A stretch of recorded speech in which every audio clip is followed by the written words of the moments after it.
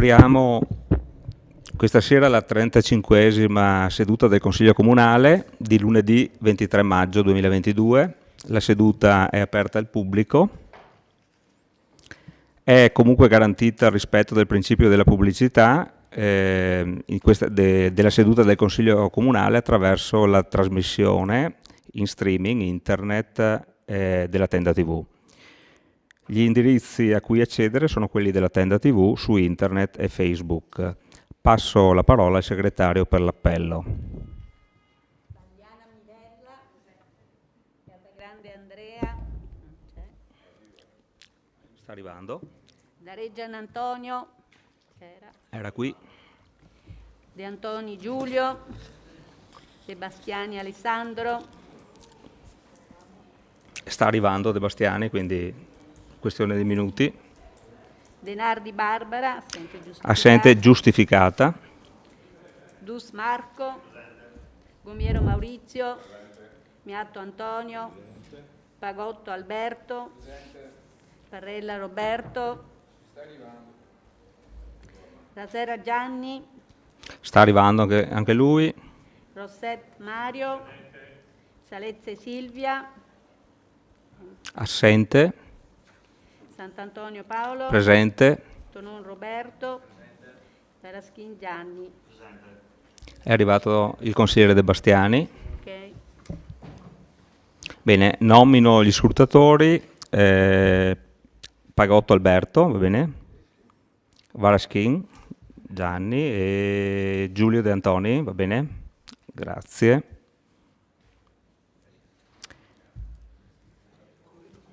Ciao. Bene, allora se...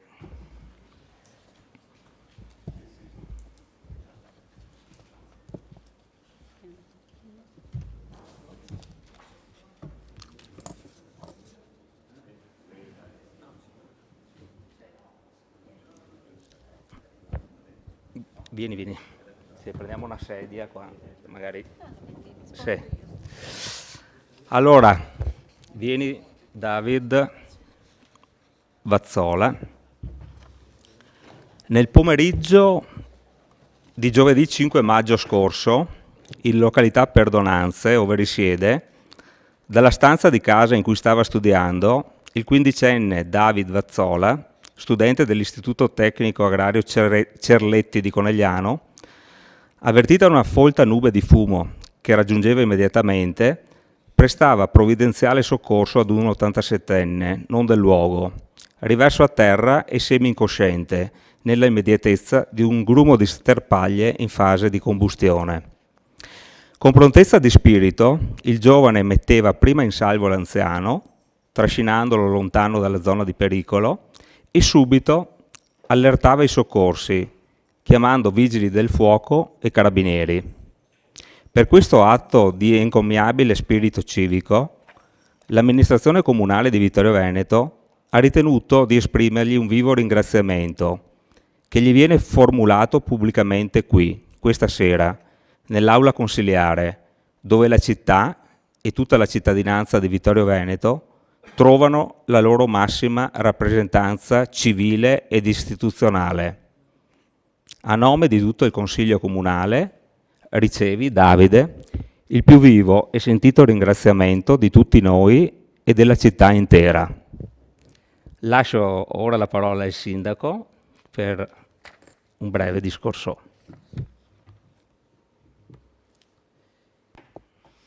Sì, Davide, è proprio bello per noi poter riconoscere quello che hai fatto, avere qua in Consiglio Comunale un giovane, il quale si è comportato perfettamente, sia dal punto di vista tecnico che anche con buono spirito naturalmente un plauso va a te, va anche però vorrei dire anche al corpo insegnante che ha trovato il tempo per addestrarvi, spiegarvi come meglio intervenire, perché a te è capitato oggi, a tutti può capitare in ogni momento di poter aiutare qualcuno. Tu sei stato in grado di farlo nel migliore dei modi e quindi non ci sono soltanto giovani che ci preoccupano un po', ma abbiamo anche degli ottimi esempi che è bene premiare come facciamo questa sera. Complimenti David.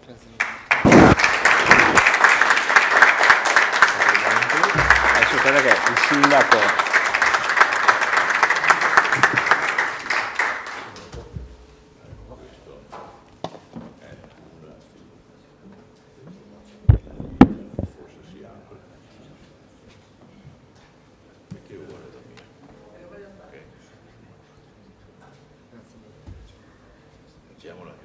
Sì, lo spigliamo.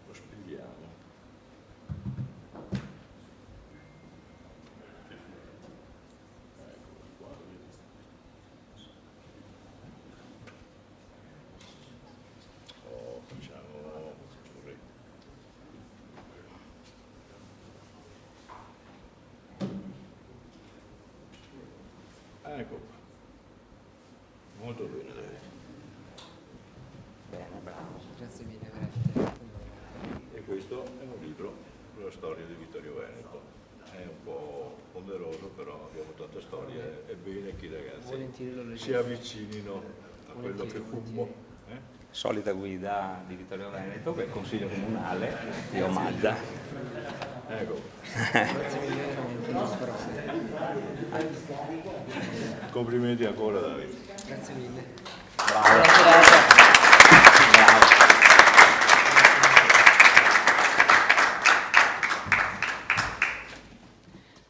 Bene.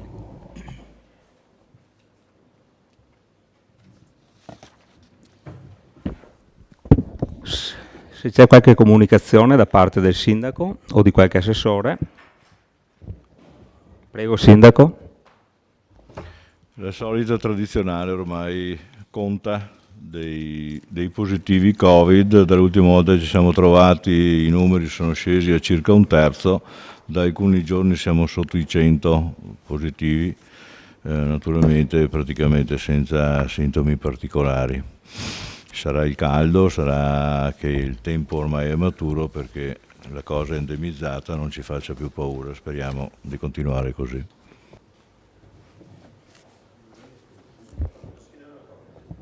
Prego.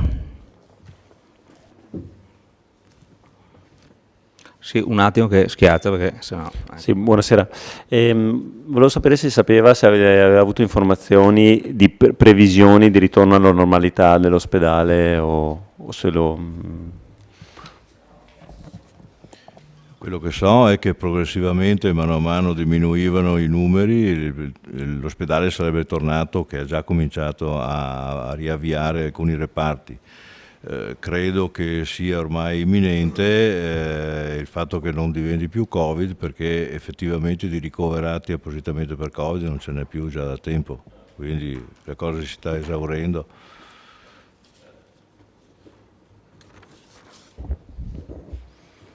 Bene, apriamo ora il Consiglio Comunale con l'ordine del giorno, col primo punto all'ordine del giorno, proposta di ordine del giorno presentata dai consiglieri comunali Paolo Sant'Antonio, gruppo Forza Italia, Berlusconi, e Gianni Varaschin, gruppo Toni Miatto, sindaco. Ad oggetto abolizione delle certificazioni verdi Covid-19 a decorrere dalla cessazione dello stato di emergenza avvenuto il 31 marzo 2022. Allora lascio la parola per la illustrazione o lettura al collega consigliere Varaschin.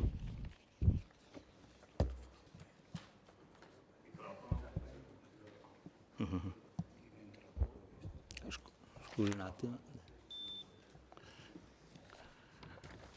Grazie Presidente e buonasera. Allora, ordine del giorno. Abolizioni delle certificazioni verdi Covid-19 a decorrere dalla cessazione dello stato di emergenza avvenuto il 31 marzo 2022. Premesso che a seguito dell'introduzione dei seguenti decreti, non sto qui ad elencarli, sono ben 7, il Governo della Repubblica Italiana ha istituito e progressivamente esteso l'obbligo delle certificazioni verdi Covid-19 a diversi ambiti della vita sociale, dell'istruzione, del lavoro pubblico e privato, dei servizi pubblici. Che nonostante il 31 marzo scorso sia cessato lo stato di emergenza pandemico, L'obbligo delle certificazioni verdi Covid-19 è rimasto in vigore fino al 30 aprile per vari ambiti della vita lavorativa e sociale, in palese contraddizione con la fine dello stato di emergenza, e rimarrà in vigore fino al 31 dicembre per alcuni ambiti. Che in ogni caso la struttura informatico-digitale destinata a gestire la certificazione e denominata Piattaforma Nazionale DGC, gestita dalla SOGEI, di proprietà al 100% del Ministero delle Finanze, resterà in vita per i prossimi 3 anni. Preso atto che a seguito dell'esperienza fino ad oggi vissuta, quale conseguenza dell'uso di detto strumento, debbano essere assolutamente tenuti nella dovuta considerazione i nuclei familiari in difficoltà economica per sostenere il costo dei tamponi, per un costo che si aggira in media attorno ai 15 euro, con un possibile impatto mensile di 180 euro a persona, in una situazione economica già pesantemente condizionata da 2 anni precedenti, in taluni casi aggravata dalla perdita dello stipendio a causa delle sospensioni applicate ed oggi ulteriormente appesantita da bollette e rincari diffusi. La limitazione per quanto riguarda l'accesso dei cittadini ai servizi pubblici e agli spazi pubblici, anche per quanto riguarda l'accesso a luoghi di cultura e istruzioni, quali biblioteche, musei, istituti universitari, corsi di formazione, attività culturali e di associazioni. L'impatto economico sul tessuto sia produttivo che turistico-ricettivo composto dei lavoratori e imprenditori, causato dall'applicazione e estensione del Green Pass. L'isolamento sociale che si abbatte in particolar modo sulle fasce giovani giovanissimi con la limitazione dell'accesso a luoghi e occasioni ricreative, isolando ulteriormente gli adolescenti e aggravando situazioni delicate.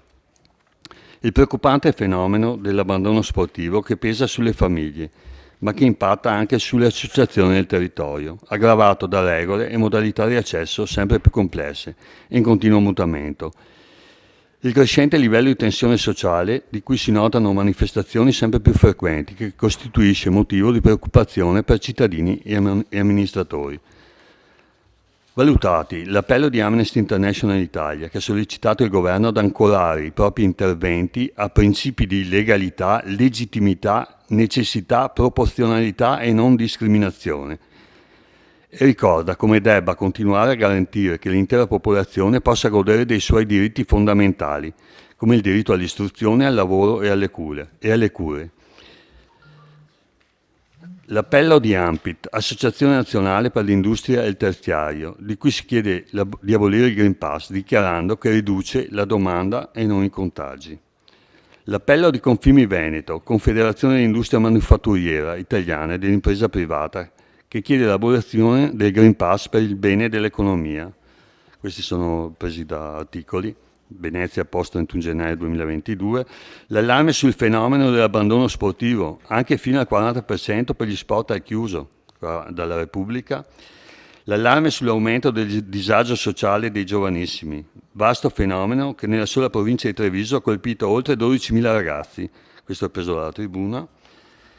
L'emendamento presentato in Commissione Affari Sociali della Camera per l'abrogazione delle disposizioni in materia di impiego delle certificazioni verdi Covid-19 a decorrere dalla cessazione dello stato di emergenza epidemiologica dichiarato con deliberazione del Consiglio dei Ministri del 31 gennaio 2020. Il Consiglio Comunale esprime la sua più viva preoccupazione per i problemi che potrebbero ricadere in futuro sul tessuto sociale, sul sistema produttivo e sui cittadini a seguito dell'obbligo di utilizzo della certificazione verde. Chiede al Parlamento di intervenire legislativamente affinché l'utilizzo di tale strumento straordinario ed emergenziale, atto a comprimere diritti costituzionalmente garantiti ai cittadini, non possa essere ammesso nella situazione di normalità in cui il Paese è tornato a seguito della cessazione dello stato di emergenza sanitaria. Chiede che l'ordine del giorno venga trasmesso per opportuna conoscenza ai Presidenti di Camera e Senato, al Presidente della Regione Veneto, al Presidente dell'ANCI e alle associazioni di categoria. Paolo Sanantonio, consigliere Forza Italia, e Gianni Varaschin, consigliere lista Tanimiato, sindaco. Grazie. Grazie, consigliere Varaschin. È aperto il dibattito.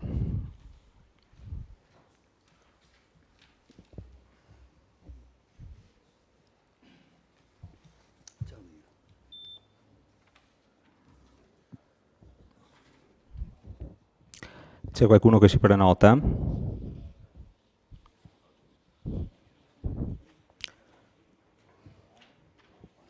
Nessuno? Bene, allora faccio io un intervento come consigliere di Forza.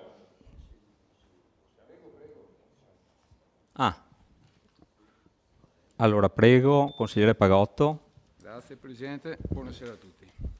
Più vicino al microfono, grazie. Questa proposta all'ordine del giorno, a mio avviso, tratta una tematica molto delicata e, se proprio vogliamo dirla tutta, anche scomoda parlarne. Come tutte le cose, se c'è un lato positivo c'è anche un lato negativo. Col senno di poi, forse a livello di governo centrale, si poteva affrontare... Più vicino, consigliere, perché... Grazie, scusi. Niente.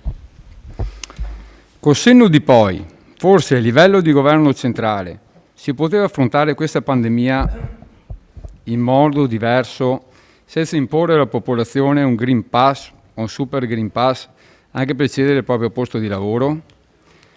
Non sono un virologo, un medico o un tecnico che lavora nel settore della medicina. Non so se l'utilizzo del Green Pass sia stata una pedina fondamentale per rallentare la diffusione del virus. Spero proprio di sì. Ma sicuramente ha creato non pochi disagi tra le famiglie, sia a livello economico che sociale. Non vorrei che il Green Pass, nelle mani sbagliate, possa essere in futuro utilizzato come strumento per limitare la quotidianità di ogni cittadino, anche l'emergenza pandemica terminata. Il nostro Paese, la nostra città, tutti i cittadini devono ritrovare la serenità che c'era prima della pandemia e l'economia deve ripartire il prima possibile. Mi sembra che sia sotto gli occhi di tutti che la nostra economia stia attraversando un momento non felice, molto delicato e fragile, anche a causa, senza entrare in merito, per quello che sta accadendo tra Russia e Ucraina. Dunque, secondo me, mantenere in vigore anche una forma di controllo come il Green Pass, che può essere ripristinato in qualsiasi momento, ho forti dubbi che sia la soluzione migliore. Grazie. Grazie, consigliere Pagotto. Consigliere Rosset, prego. Grazie Presidente, buonasera a tutti. Questo oggi, se non odiato, ma certamente contestato, Green Pass, ha origini antiche. Ma chi lo ha inventato? Lo ha inventato la Serenissima Repubblica di Venezia. Per la precisione, lo hanno inventato i medici del Bo di Padova su richiesta dei dogi della Serenissima, i quali nominarono 3 esperti. Sempre la Repubblica nominava 3 esperti per qualsiasi, per le foreste, per i fiumi, per il mare. E in 3 qualcosa veniva fuori sicuramente. E questo qui era stato inventato per combattere le ondate di peste che dal 1347 fino al 1713 devastarono Venezia. Anche allora, come oggi, vennero subito chiusi i luoghi di aggregazione, cioè le chiese e le osterie. Ovviamente non si chiamava Green Pass, ma si chiamava o fedi di sanità o passaporti di sanità, ed erano attestati che Venezia rilasciava per contenere il diffondersi dei contagi, per garantire l'immunità delle persone e per consentire viaggi sicuri, salvaguardando così salute e affari. Venezia viveva di commerci, quindi se bloccavano tutto, Venezia sarebbe già fallita allora. I passaporti di sanità non furono in uso solo a Venezia, i veneziani furono per primi, ma successivamente anche altre città italiane come Napoli, Trieste, Lubiana e anche straniere come Lubiana, Corfù, Amsterdam lo adottarono. Ora il Covid, come allora le epidemie di peste, molte sono le analogie. Le armi impegnate per combatterle consistono principalmente nel distanziamento e la necessità di certificati che attestino le proprie condizioni di salute per poter muoversi. Sono del parere che adottando quei comportamenti suggeriti dalla comunità scientifica internazionale potremo guardare al futuro in modo positivo e non fantasioso. Grazie. Grazie, consigliere Rosset.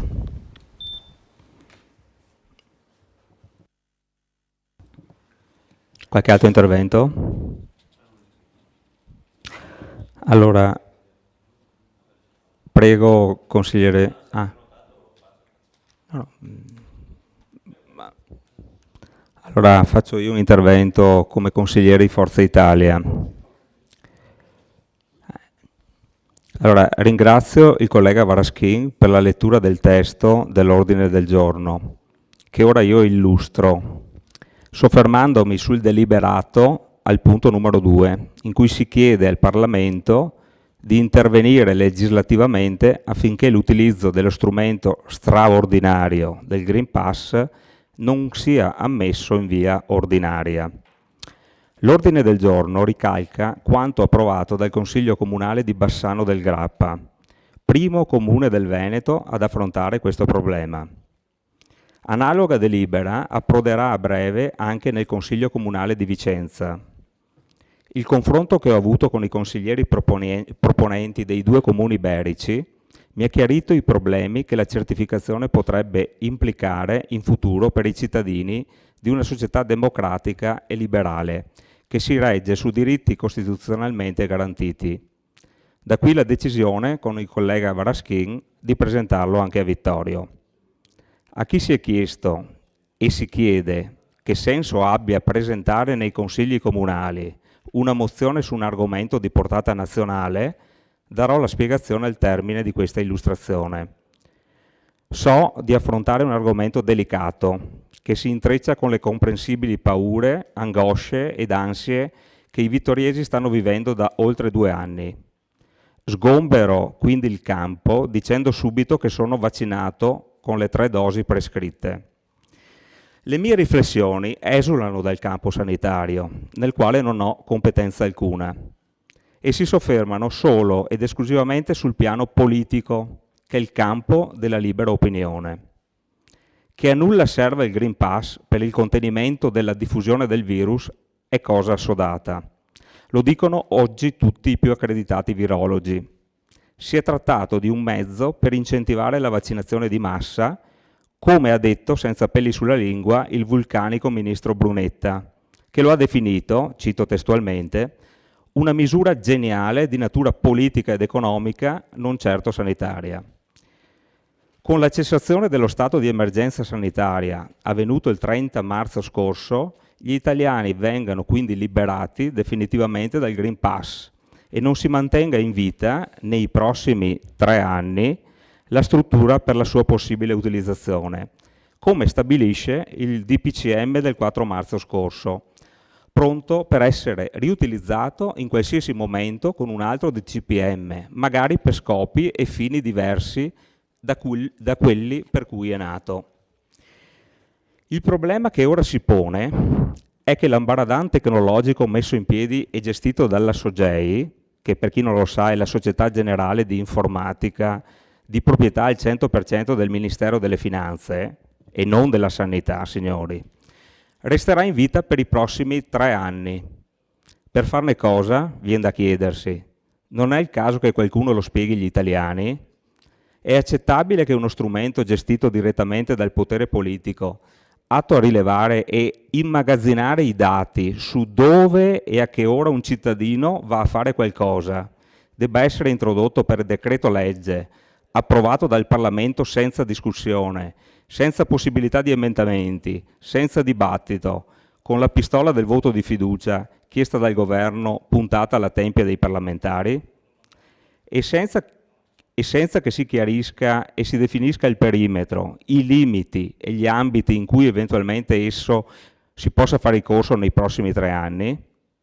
Chi può dare garanzie oggi su che uso un futuro governo possa fare domani di questo strumento? Siamo consapevoli di dove possa portare la sterminata potenza di questo strumento tecnologico? Qui mi ritornano alla mente le riflessioni che un docente faceva a noi studenti di informatica dell'Università Statale di Milano nei primi anni '80.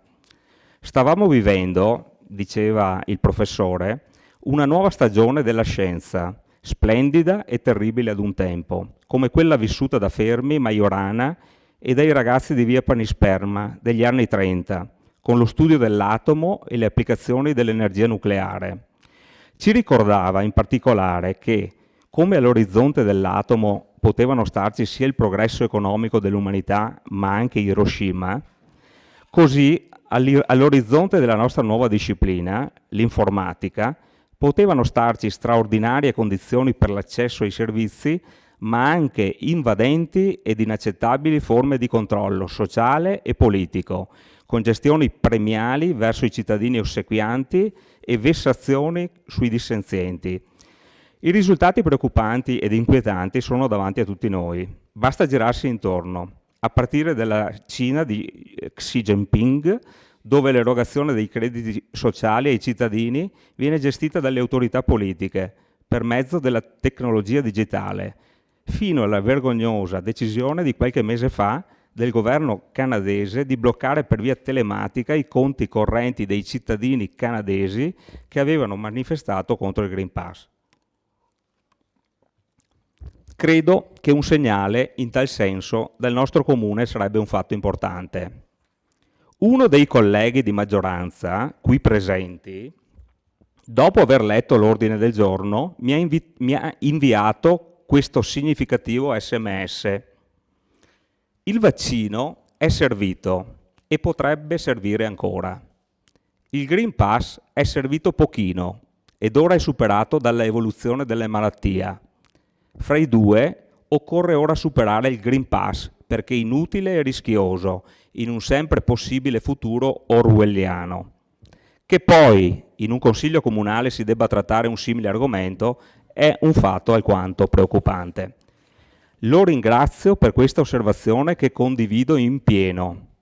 È davvero preoccupante che di queste cose discutano i consigli comunali, o meglio, ne discutano solo i consigli comunali. D'altro canto, è bene che lo facciano, se il Parlamento non lo fa, in quanto la bocca gli viene chiusa dal governo con il voto di fiducia. Anche se gravati da compiti sempre più ingenti e stressati da minori risorse economiche, in virtù del loro storico legame diretto con i cittadini, anche in questa circostanza i comuni possono essere l'unica istituzione idonea a richiamare i livelli superiori di governo della cosa pubblica ai loro doveri verso il Paese e il popolo italiano, come lo sono stati più volte nella storia italiana, a partire da Pontida, nel 1167, quando proprio i comuni, per cortesia, silenzio, dell'Italia settentrionale rivendicarono il loro diritto di presenza attiva nella società italiana di allora, dando inizio alla straordinaria stagione che la storiografia chiama età comunale, con la quale l'Italia si avviò ad uscire dal Medioevo per entrare nella fertile, feconda e produttiva stagione civile e politica delle cosiddette libertà comunali. Grazie.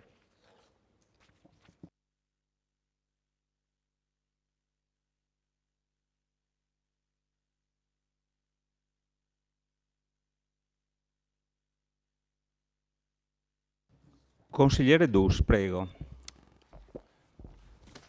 Grazie Presidente. Allora, innanzitutto devo dire che sottoscrivo tutto quello che ha detto il consigliere Rossette e lo ringrazio perché quando interviene spesso fa un excursus storico su argomenti che francamente non conosco e che non ho mai approfondito, per cui è anche interessante e un piacere, devo dire, ascoltarlo. Quindi non solo condivido i contenuti del suo intervento, ma anche lo ringrazio per appunto il lavoro che c'è stato dietro lo studio, che probabilmente per lui è naturale, per me sono materie che non conosco e quindi interessanti. Venendo un po' al merito della mozione, io condivido con lei, Presidente, che quest'Aula abbia pieno diritto di discutere di tutti gli argomenti che ritiene essere attinenti alla vita dei cittadini vittoriesi, per cui anche questo.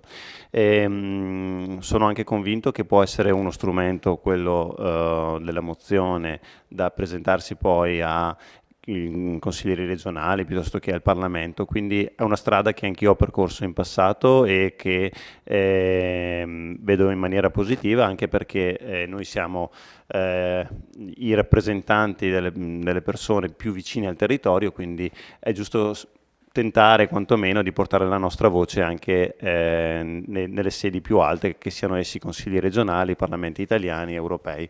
Per cui anche questo punto qui è assolutamente condivisibile, anche se può sembrare da casa una perdita di tempo che il Consiglio rimanga impegnato per 10, 20 minuti, un'ora, quello che serve, a discutere di argomenti nazionali che poca attinenza possono avere con la città.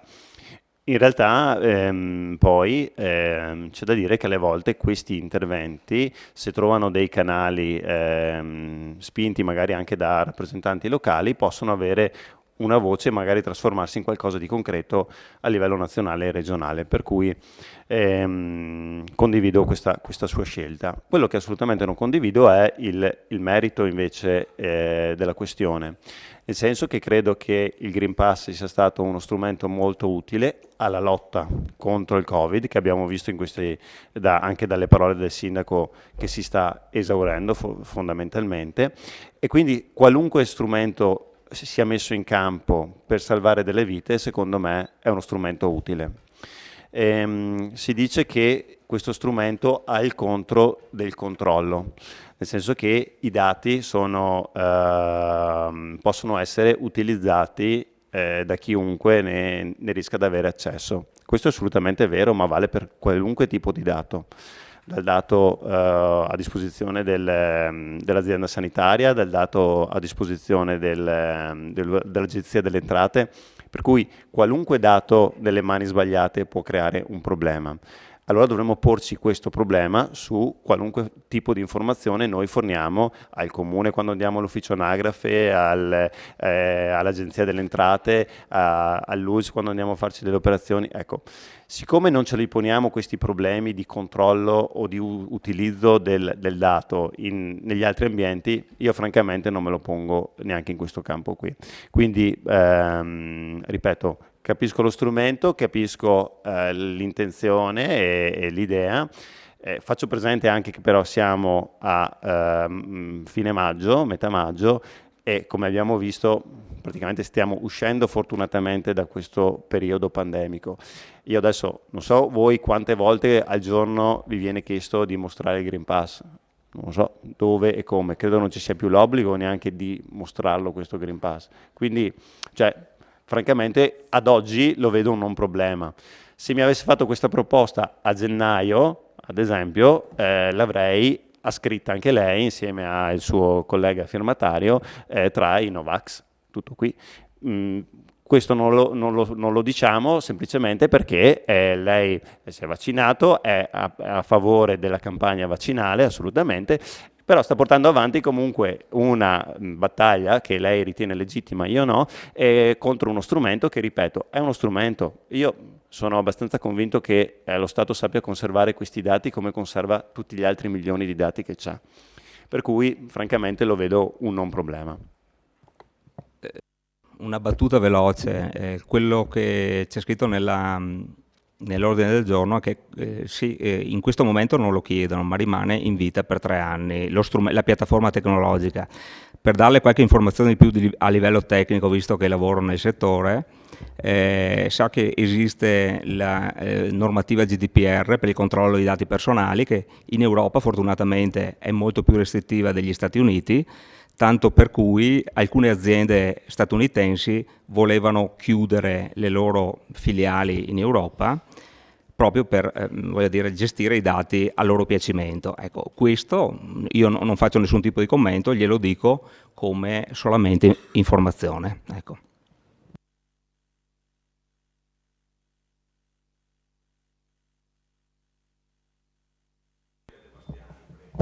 De Bastiani, prego. Buonasera, faccio anch'io delle considerazioni premettendo che non sono un teorico del complottismo e che comunque ritengo il Green Pass un provvedimento superato È un provvedimento, tra l'altro, che ha pesato molto sulla libertà di molti cittadini. Questo dobbiamo tenere presente. Ho sentito parlare, e lo cita anche la delibera, di preoccupazioni riguardanti i diritti dei cittadini in riguardo alla macchina di sorveglianza e di controllo che gli stati, parlo in generale, tendono a costruire e a rafforzare. Non penso, questo non riguarda solo il nostro Stato, ma anzi probabilmente riguarda in modo più serio altri tipi di governi. E appunto il discorso è che uso se ne può fare oppure che uso potrà essere fatto da qualcun altro, perché per il momento viene introdotto, però si dice però un domani questi strumenti potrebbero essere utilizzati da persone che non hanno o istituzioni o non saprei come chiamarli, altri organismi che non hanno la stessa buona fede di quelli che adesso istituiscono questo provvedimento. E io ritengo che tutte le forme di controllo dei cittadini, della libertà dei cittadini, dovrebbero essere limitate al massimo.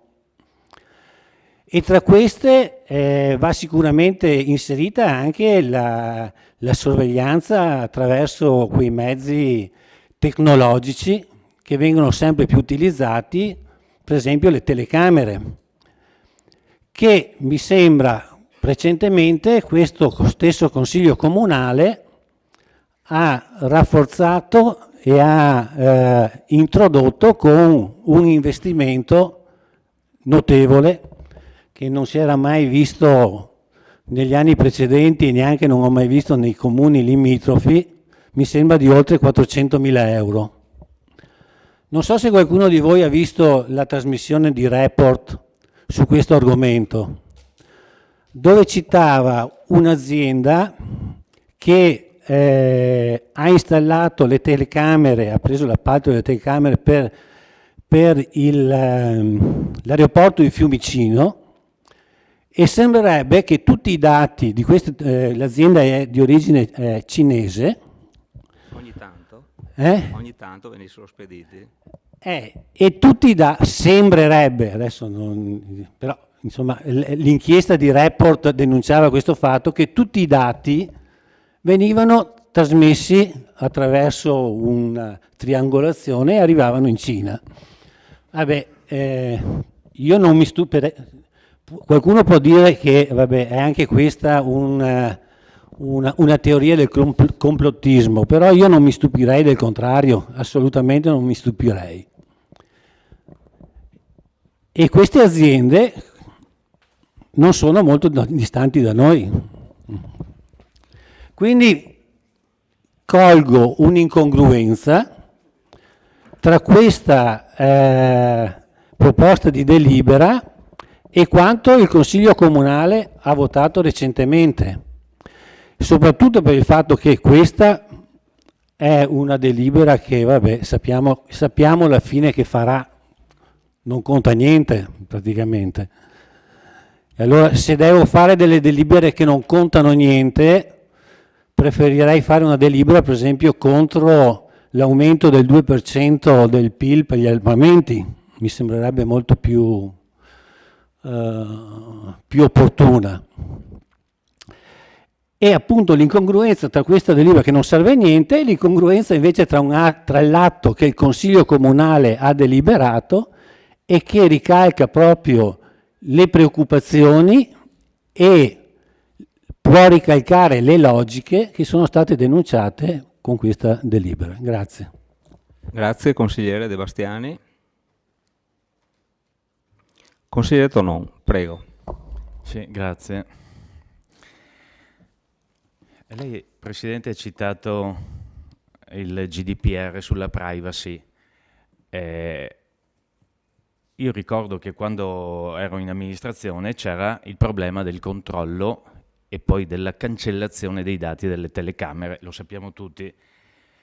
Allora ci preoccupiamo, lei si preoccupa anche legittimamente assieme ad altri colleghi per l'eventuale futuro potenziale utilizzo di strumenti e dati di cui lo Stato, perché la SOGEI è di fatto lo Stato italiano, è in possesso. Però mi pare ci si preoccupi molto meno dei dati che aziende private, privatissime, anche italiane, lei le conosce bene, hanno. Chi di noi è senza telefonino? Qui alzi la mano. Nessuno, qualcuno che ne ha due addirittura. E siamo controllatissimi.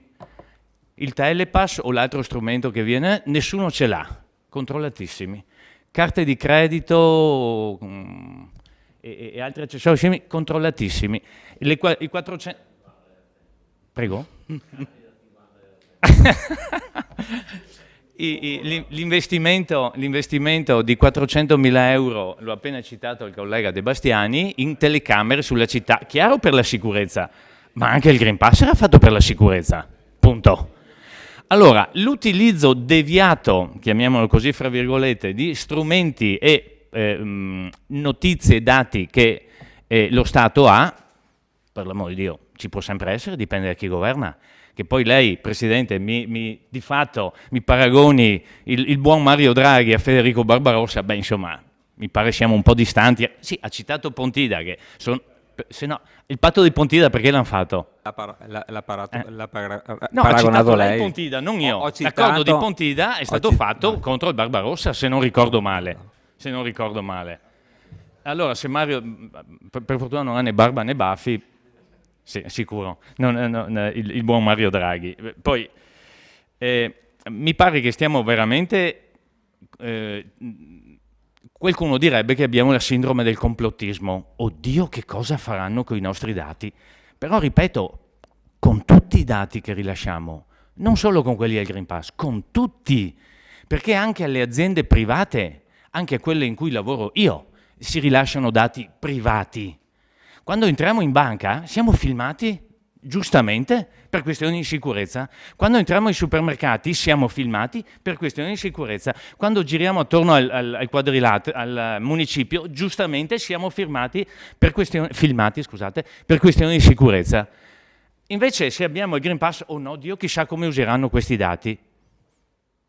Perché non ci chiediamo mai queste cose? Ce lo chiediamo solo in questo caso perché per 3 anni la piattaforma rimane. Beh, le piattaforme queste rimarranno non per 3 anni, per chissà quanti anni, decenni. E allora il Consiglio Comunale è bene, è giusto che discuta ovviamente di tutto, ma non perché non ne discute il Parlamento. Benissimo, io confesso che non lo sapevo, l'iniziativa che è stata presa all'inizio del Consiglio Comunale per questo bravissimo giovane che non si è fatto prendere dal panico e il nostro giovane concittadino. Però di altre cose ci dimentichiamo, per esempio, Presidente, ci siamo dimenticati, qualcuno si è dimenticato che 30 anni fa, poco più di un'ora fa, esattamente 30 anni fa, c'è stato l'attentato di Capaci. Credo che questo sì faccia parte della storia. Non mi preoccuperei da qui a 3 anni. Preoccupiamoci che 30 anni fa è successo questo e siamo ancora... E la lotta non è finita. Però di questo ci siamo dimenticati, di diversi morti per causa di mafia, giusto oggi 30 anni. Di questo possiamo fare a meno di parlare. Però del Green Pass no, no, di quello dobbiamo parlarne perché il Parlamento non ne parla. Perché c'è il voto di fiducia? Basta non votarla la fiducia, eh? È già successo? Presidente, basta non votarla? Ma allora se la votano vuol dire che dobbiamo votarla, appunto. Lei sa benissimo, allora, visto che ha citato la Costituzione, che uno è eletto senza vincolo di mandato. Sappiamo cosa vuol dire. In Parlamento uno è eletto senza vincolo di mandato, quindi è libero di votare quel che vuole. Se hanno votato la fiducia o la sfiducia a seconda, vuol dire che quella è la loro convinzione, punto.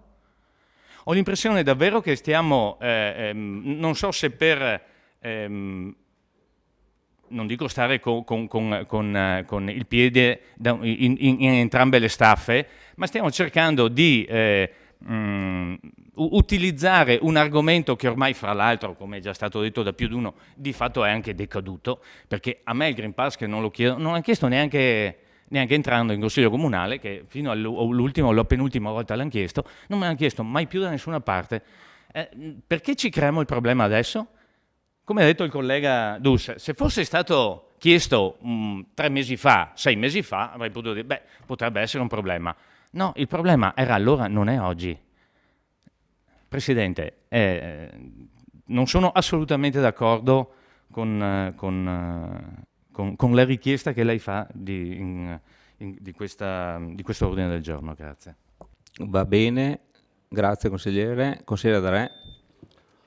Sì, grazie Presidente. Ma io entro nel merito perché su queste cose ho litigato col mio segretario nazionale e federale, in cui quando in alcuni frangenti aveva una linea ondivaga, non precisamente su questo, ma nel complesso della vaccinazione, del Green Pass e quant'altro, per cui ho espresso il mio disappunto perché si prendono queste linee proprio preventive, poi efficaci, non efficaci, non entro nel merito, non è il mio lavoro, anzi, però io l'ho vissuto girando per l'Europa e il Green Pass veniva chiesto, adesso è stato tolto dappertutto, sia in Francia che in Belgio, tra l'altro anche in Germania, quindi diciamo che il Green Pass viene mantenuto in maniera, penso preventiva, proprio nella eventualità di una ricaduta verso ottobre-novembre, come dicono le fonti, però io credo che questa sia una misura che venga tenuta così, però mi pare che in questo momento sia sospesa. Poi, ripeto, io non entro nel merito, non voterò la sua mozione, mi asterrò proprio per i principi, per i motivi che ho detto prima, sulla riservatezza e sui dati generali siamo tutti controllati dalla banca, dall'autostrada, ci sono le telecamere dappertutto, anche sui parcheggi, e questo mi dà fastidio, anche su posti dove non necessita, però ormai è così. Arriveremo anche, come hanno fatto i cinesi, che ci sarà la telecamera che è facciale, quindi proprio avranno la possibilità di vedere dove andiamo. È la tecnologia. In Europa si stanno spendendo migliaia e migliaia di euro proprio per la digitalizzazione, che è questa cosa qui, attenzione, è questa cosa qui soprattutto. Possiamo votare contro, possiamo votare a favore, in quest'Aula tutti sono in Parlamento e in maggioranza, purtroppo o per fortuna potremo magari chiedere a qualche nostro rappresentante alla Camera e al Senato di verificare se questo principio è un valore preventivo o seppure si può effettivamente togliere, perché in questo momento non ha motivo di esistere, però è giusto, noi lo facciamo come Consiglio Comunale, ma alla fine il Consiglio Comunale su una legge nazionale ha ben poca efficacia, lo sappiamo tutti come funziona, quindi non sono contro nei principi e nei valori per cui diciamo l'avete proposto, però credo che la sede opportuna da discutere e da far presente sia nel Parlamento o nel Senato italiano, dove questa legge è stata portata, votata,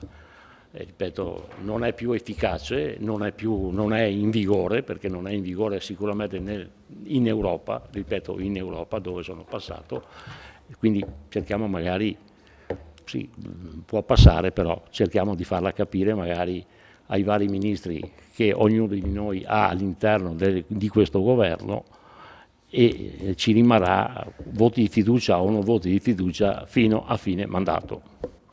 Grazie consigliere D'Arè.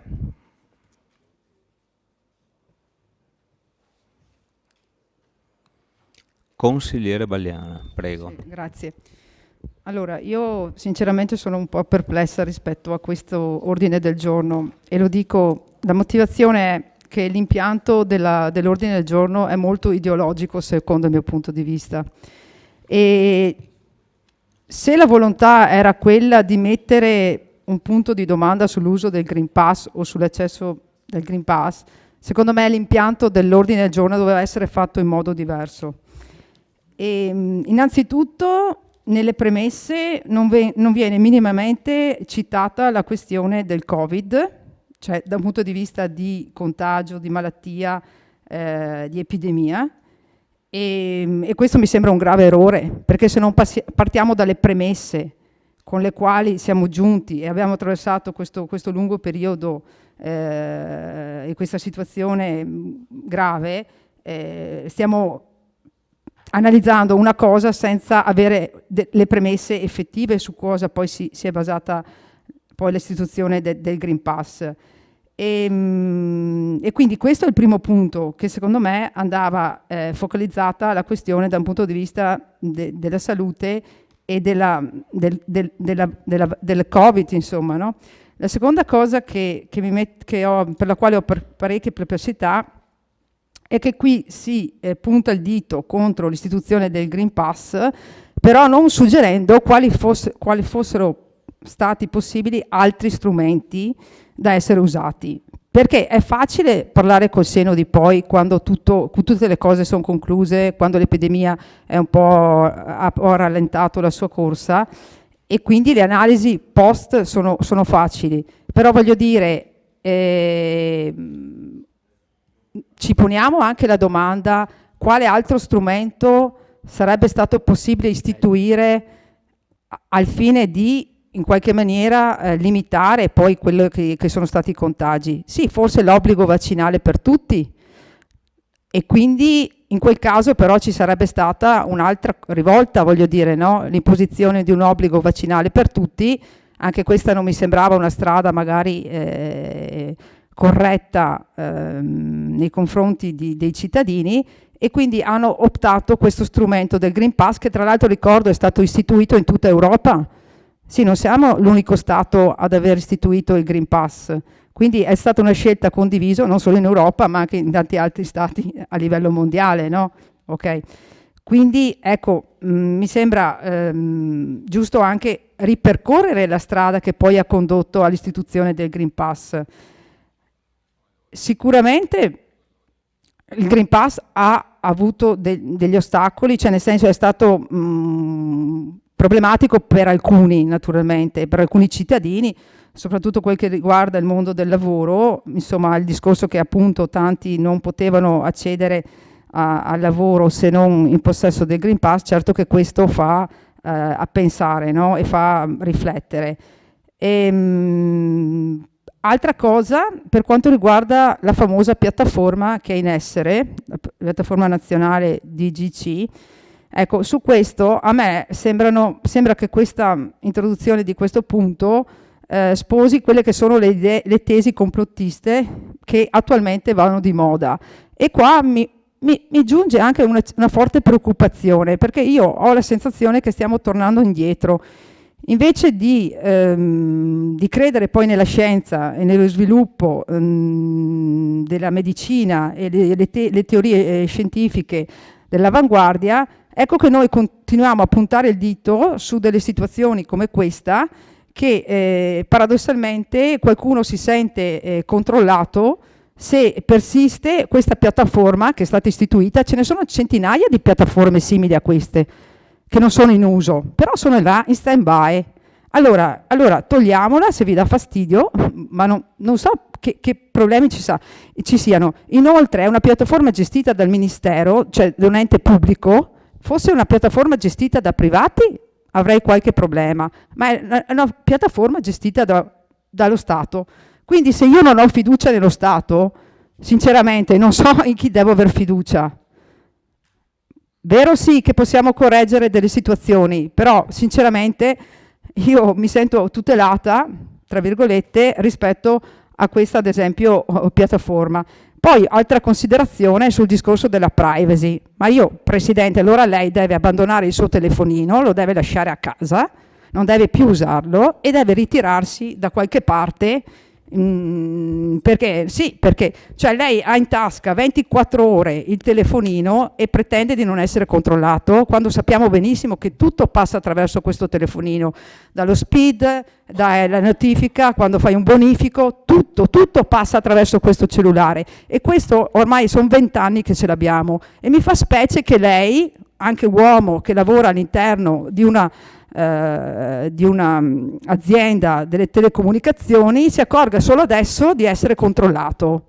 Cioè questo è veramente, non capisco questa... È una vita che vabbè, comunque, ben venga, vabbè. Mi scusi se sono un po' franca stasera, però veramente a me ha suscitato un po' di perplessità questo ma perché, ripeto, nasce secondo me da un concetto sbagliato, da teorie sbagliate di fondo. Detto questo, andando oltre, quando si fa ricorso al discorso dell'impatto a livello economico, vorrei ricordare che sulle questioni economiche ce ne sarebbe da dire, cioè non è sicuramente il Green Pass che ha portato insomma a delle situazioni di crisi economiche e sociali. Diciamo che è stata la pandemia a provocare la crisi economica e sociale, non certo il Green Pass. Detto questo, invito appunto eventualmente il governo ad aumentare le buste paga, no, non il governo direttamente, ma sollecitare eventualmente l'aumento delle buste paghe, che quello sì è veramente una situazione critica per molti che non arrivano a fine mese, per non parlare dei tagli che ci sono sulla sanità e anche sull'istruzione pubblica. Quindi questi sono i problemi che vanno affrontati fin da subito. Altra piccola considerazione che vorrei fare è che sul deliberato lei chiede, cioè l'ordine del giorno chiede al Parlamento di intervenire legislativamente affinché l'utilizzo di tale strumento straordinario e emergenziale, atto a comprimere i diritti costituzionali garantiti ai cittadini, non possa essere ammesso nella situazione di normalità. Allora, io chiederei invece che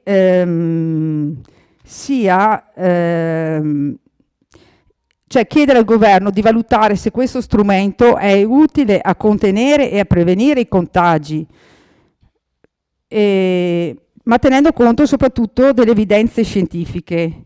Quindi alla luce delle evidenze scientifiche chiediamo se sia necessario mantenere questo strumento o se sia più opportuno ricorrere ad altre modalità di prevenzione, meno impattanti dal punto di vista sociale ed economico, ma altrettanto efficaci per evitare la diffusione del contagio e la ripresa della pandemia. Quello che voglio dire è che secondo me, messa così, noi chiediamo l'eliminazione del Green Pass, però senza dare la possibilità, cioè chi siamo noi per decidere che il Green Pass non va più bene? Punto di domanda.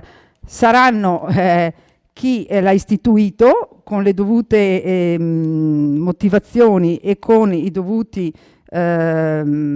supporti dalla comunità scientifica a decidere se questo strumento sia utile o meno. D'altronde mi unisco a quello che è stato detto fino adesso, che sembra che questo strumento sia ormai superato, quindi l'ordine del giorno secondo me arriva tardi, ma arriva anche, ripeto, secondo me è parecchio ideologizzato, e di questo me ne dispiace. Grazie consigliere.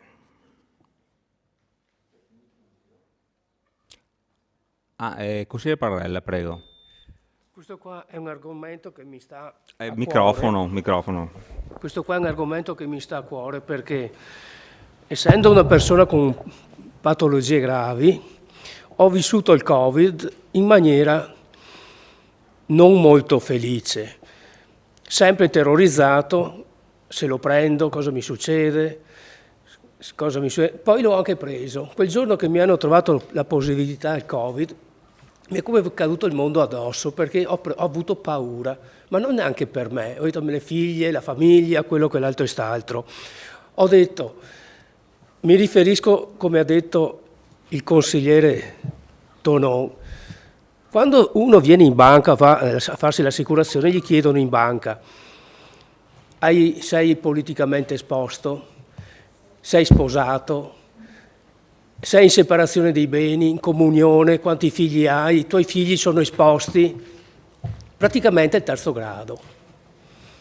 Quindi vado in aeroporto, sono passato, ormai mi hanno vista. Il problema del Green Pass per me sinceramente non è un problema, perché quando la Pasquetta sono andato fuori con la famiglia a mangiare, me l'hanno chiesto, no, glielo dat, gli avrà a posto. Secondo me, come la vedo io sono ancora di quelli che porterei la mascherina fino a che in televisione non mi dicono 0 contagiati, 0 morti. Tana libera tutti, ma devono dirmelo la comunità scientifica. Abbiamo Brusaferro, Locatelli, tutte queste persone qua. Fin quando loro mi diranno così, allora io toglierò la mascherina. Finché non me lo dicono, io mi attengo a quello che dicono loro. Per me il Green Pass, cioè non ci vedo nessun genere di problema. Nessun genere di problema. Quello che ho visto il problema invece sta nel fatto che tu mi dici non puoi andare a lavorare perché non c'hai il vaccino. Io non sto difendendo i Novax, non li sto difendendo, però se uno non vuole vaccinarsi non lo puoi crocifiggere. È previsto, mi sembra, anche da... Quindi non puoi, allora tu lo mandi a lavorare facendogli il tampone, logicamente non glielo fai pagare, sei negativo, te va a lavorare, sei positivo, te sta a casa. Tutto qua non è complicato. Grazie. Grazie, consigliere Parrella.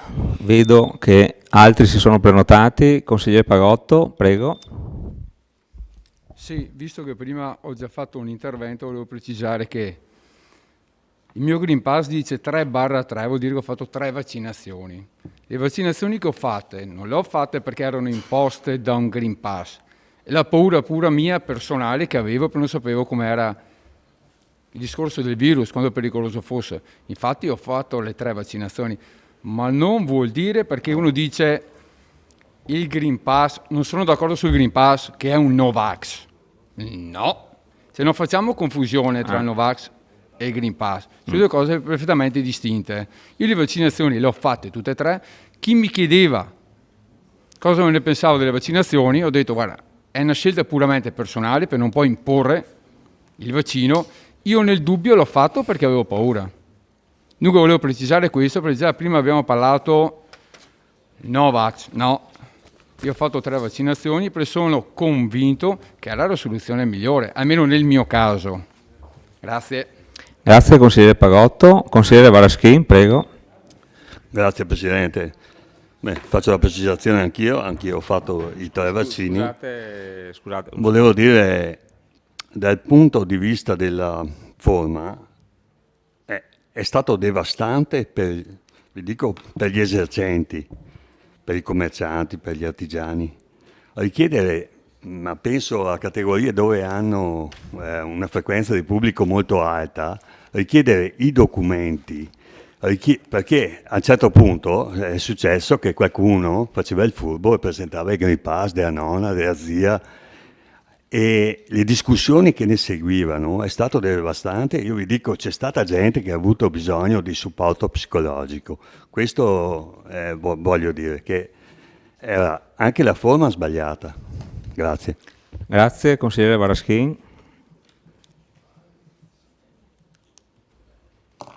Consigliere De Bastiani, prego.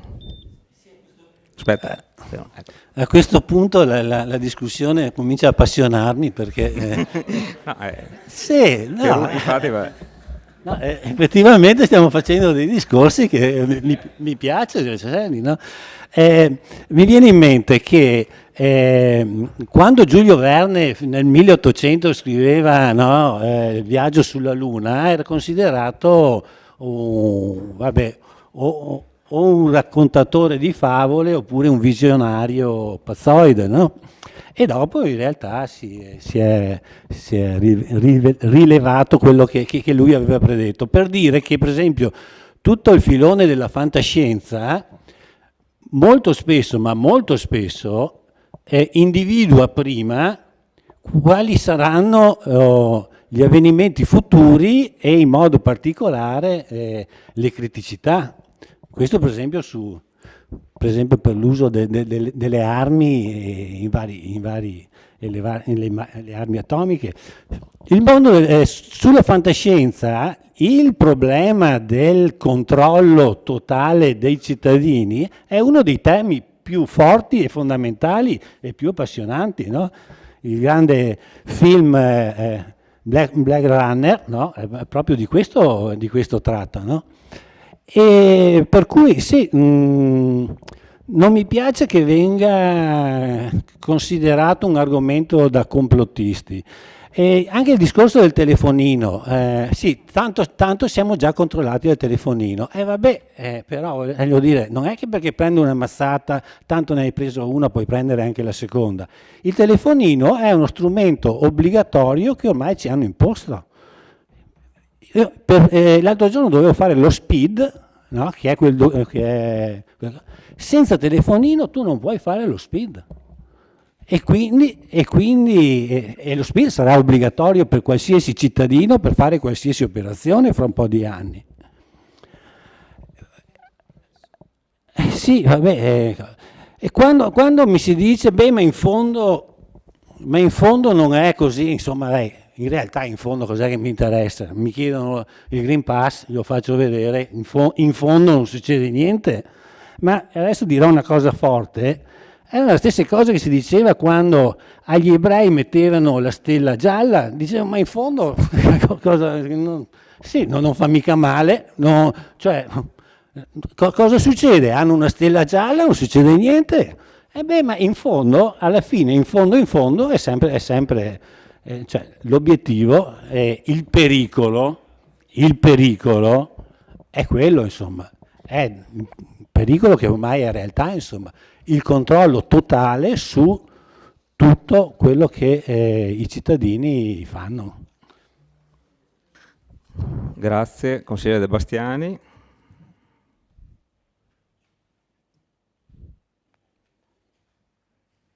Direi che... consigliere Dus, prego, interessante. Secondo intervento, no, prego. Molto sinteticamente.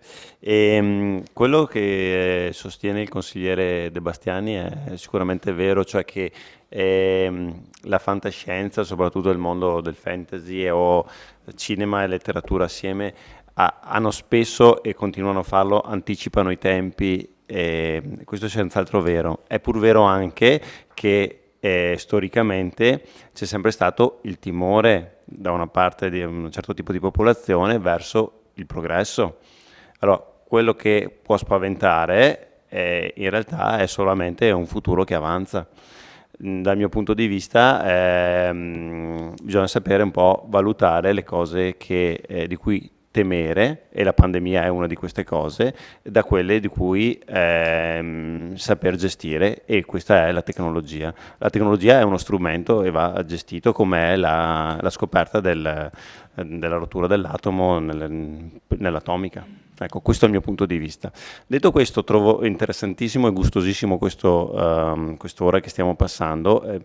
Mi preme solo sottolineare che abbiamo una variazione di bilancio al punto numero 6 e io vi voglio tanto bene, ma non vorrei stare qua tutta la notte con voi per discutere della variazione di bilancio, che è molto corposa, come ci ha ricordato il vice sindaco dalle pagine del giornale, prima che venisse approvata la delibera.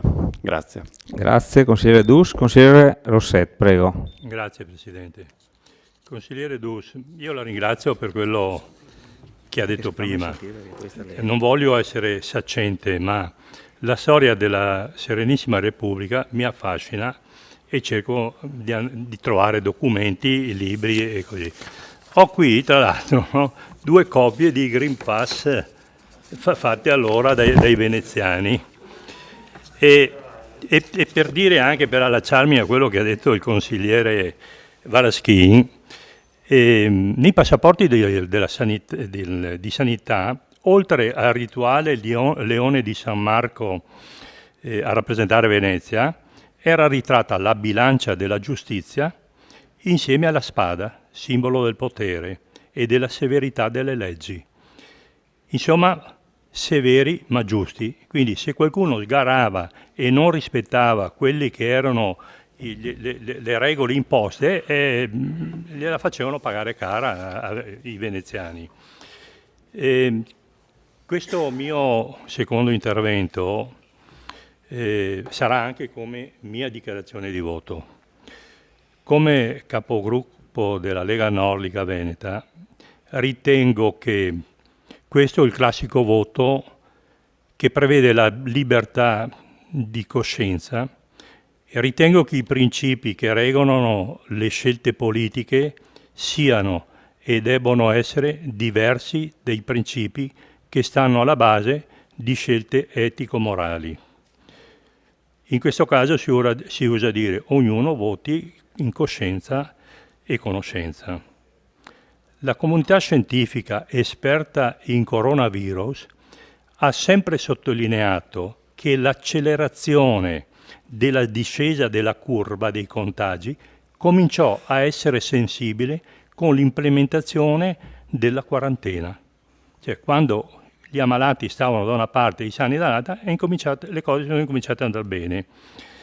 È evidente che ancora non abbiamo eliminato di tutto la problematica Covid. Abbiamo dei vaccini che hanno durata limitata e guai pensare che questa storia sia risolta e archiviata. Un malinteso messaggio di liberi tutti ci potrebbe costare caro sul piano della pandemia.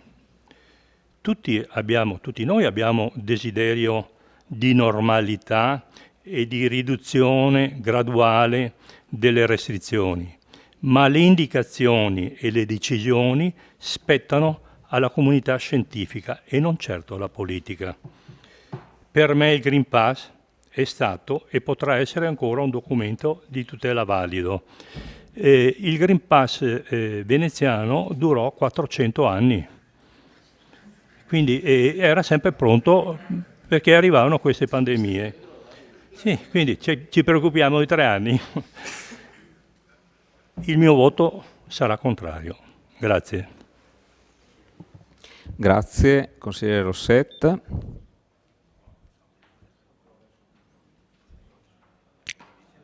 Consigliere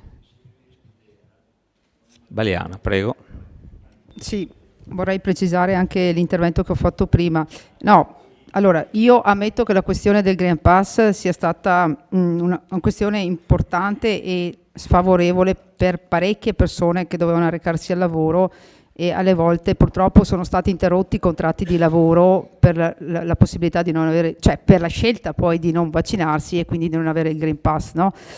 E lo vediamo tutti i giorni, cioè sono stati interrotti interrotti i contratti di lavoro o arrestati con addirittura il fermo della busta paga, no? Quindi della paga, e immagino che per molte famiglie sia stata veramente difficile affrontare questa questione di non avere un stipendio mensile di entrata, no? Quindi sotto questo punto di vista concordo per quanto riguarda le preoccupazioni.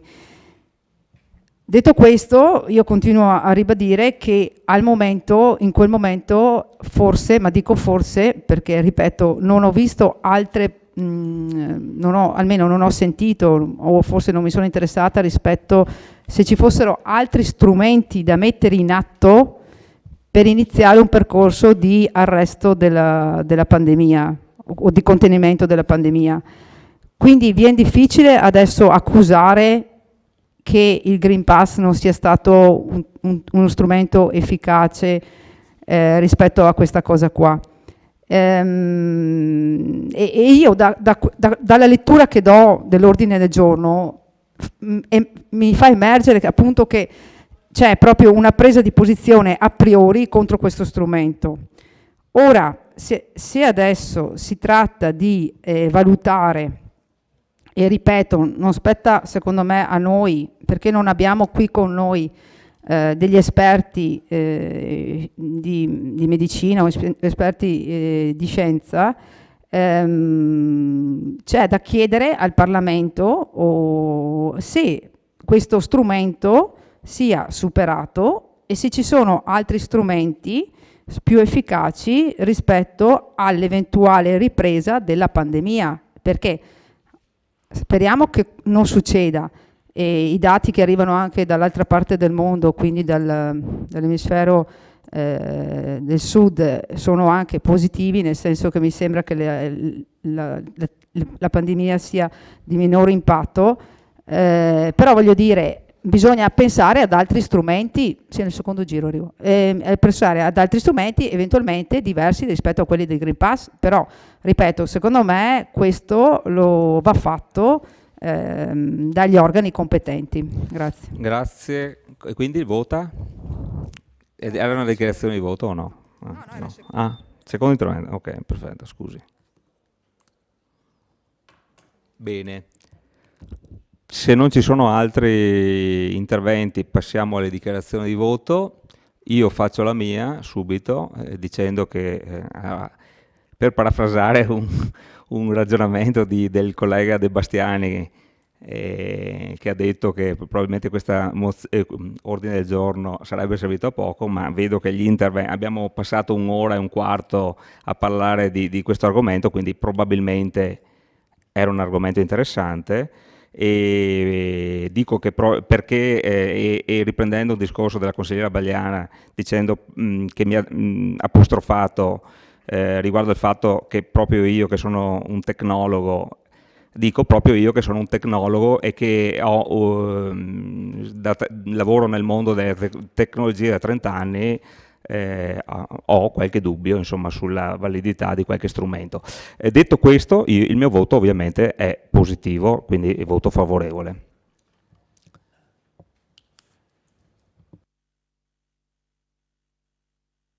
Ci sono altre dichiarazioni di voto, passiamo alla votazione. Prego, Sindaco. Già che ci sono, dico anche la mia. Beh, voi lo sapete, io sono un medico, ancorché di animali, e quindi ho le mie ferree convinzioni. Nel quarantennio quando ho operato, io non ho fatto cardiochirurgia o neurochirurgia, del resto un po' di tutto, soprattutto ho lavorato contro le malattie infettive. Non nego che i miei pazienti erano abbastanza accondiscendenti, per cui c'è stato anche relativamente facile eliminare una pletora di malattie che oggi non esistono più proprio perché abbiamo usato i metodi forti. Ecco, nel caso nostro non è che si potessero usare metodi forti, tutti i metodi sono serviti, soprattutto il vaccino e l'induzione al vaccino da parte del Green Pass. Quindi il Green Pass in sé poteva già essere tolto anche prima, ormai vedendo gli andamenti della malattia.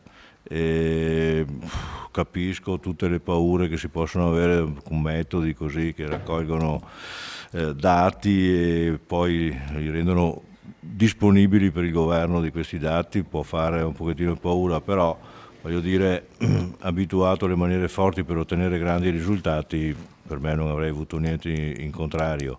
Io mi asterrò perché mi pare che anche, come diceva Alessandro, l'inutilità della cosa probabilmente sarà completamente inutile, ecco, quindi mi astengo. Grazie Sindaco. Bene, passiamo in votazione. Allora, per la delibera in oggetto, favorevoli 1, 2, 3, 4, 5. 5 favorevoli. Contrari 1, 2, 3, 4, 5. 5 contrari. Astenuti 1, 2, 3, 4, 5. Bello. Quindi la delibera non passa perché ci sono 5 favorevoli e 5 contrari e 5 astenuti. 15. Astenuti potete un attimo tirare sulla mano, gli astenuti. Allora, Sindaco, De Bastiani, Darè, Parrella e Gumiero.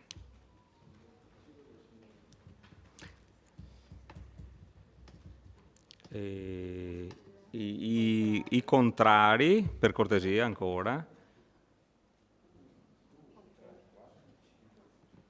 Ok, e facciamo la verifica ultima. I favorevoli.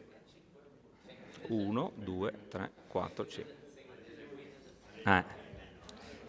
Bene.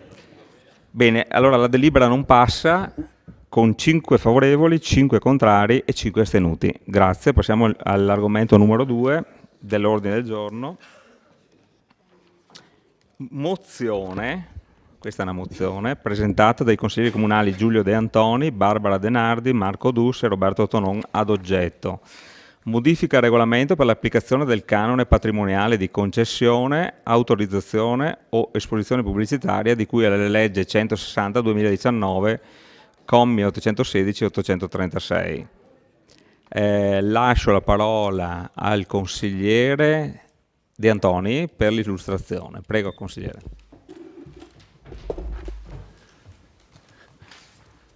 Allora, ricordate che nel Consiglio Comunale del 21 aprile era stato presentato dall'amministrazione la delibera con oggetto le modifiche al regolamento per l'applicazione del canone patrimoniale di concessione, autorizzazione e esposizione pubblicitaria di cui la legge 160, eccetera. Durante il dibattito, così approfondendo un po' il tema, mi era sorta l'idea di chiedere che l'estensione della esenzione dal pagamento della tassa di occupazione del suolo pubblico, che era riconosciuta con questa delibera a una serie di attività, fosse estesa anche agli edifici di culto, che avessero però un particolare valore artistico e architettonico. Quindi avevo presentato un emendamento alla Presidenza. C'è stato un approfondimento da parte del tavolo della Presidenza e poi alla fine mi è stato detto che l'esenzione dal pagamento di questa tassa era già prevista dal regolamento in essere e che quindi potevo ritirare questo emendamento, cosa che ho fatto.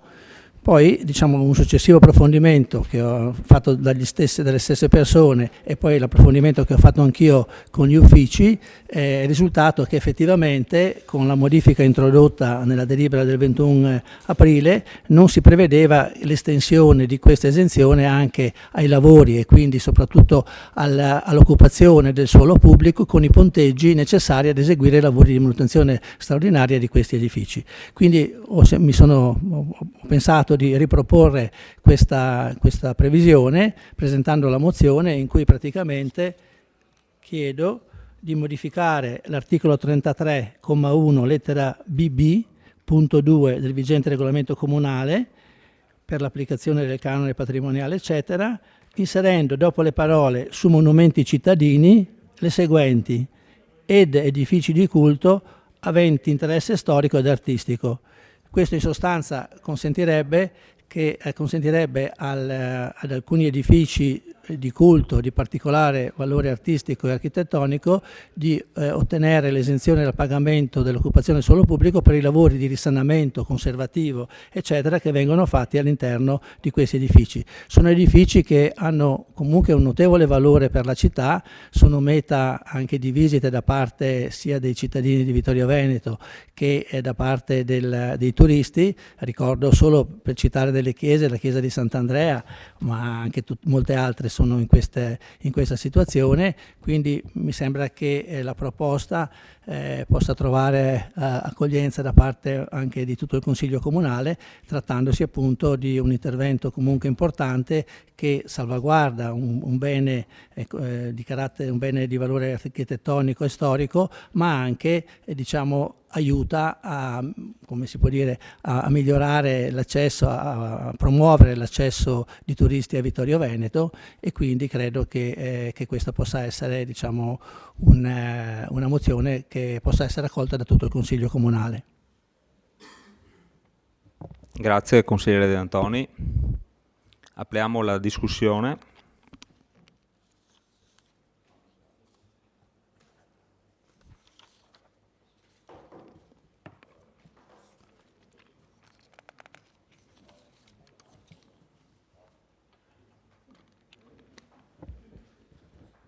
Nessuno?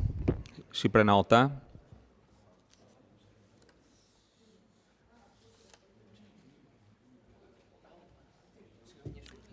Va bene, allora passiamo alla votazione. Dichiarazione di voto, scusate, un secondo.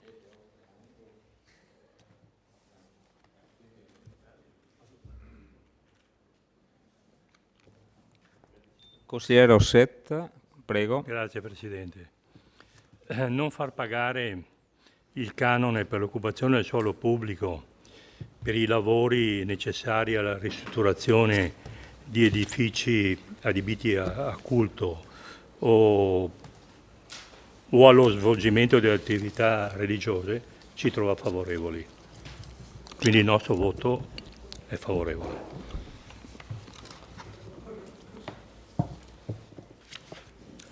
Consigliere Baraschin. Grazie. Come avevo detto in commissione, pensavamo, c'è stato un malinteso in pratica in questa sala, pensavamo fosse già inserito e ci trova favorevole anche a noi. Grazie.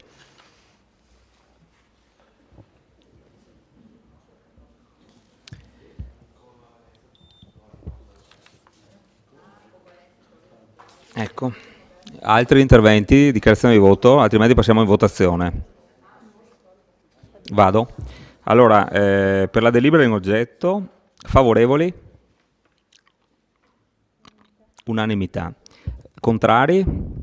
0. Astenuti? 0. La delibera è approvata.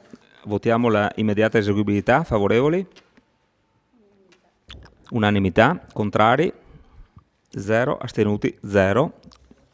La delibera è immediatamente eseguibile.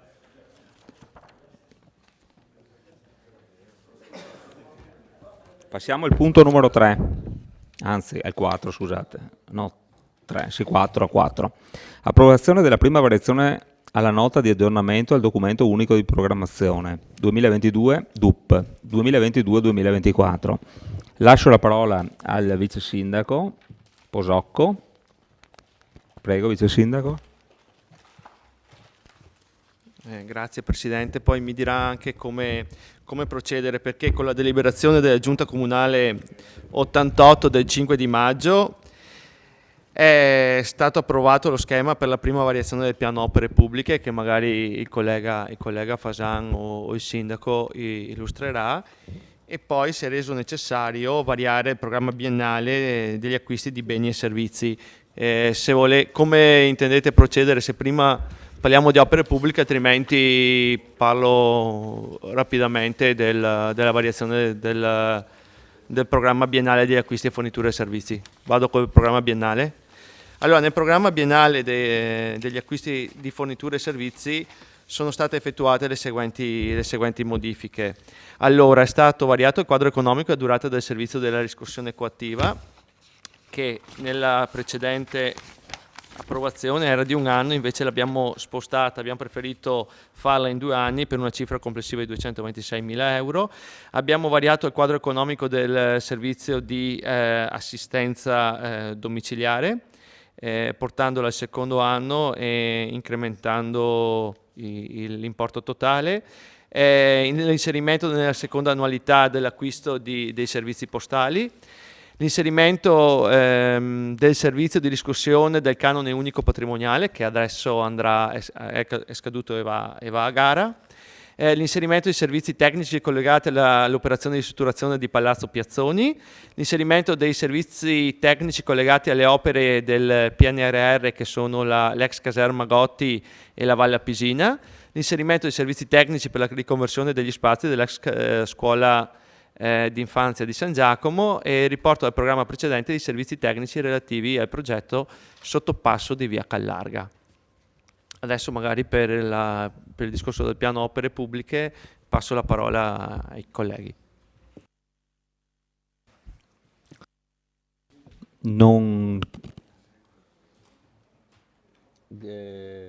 Lascio la parola al sindaco.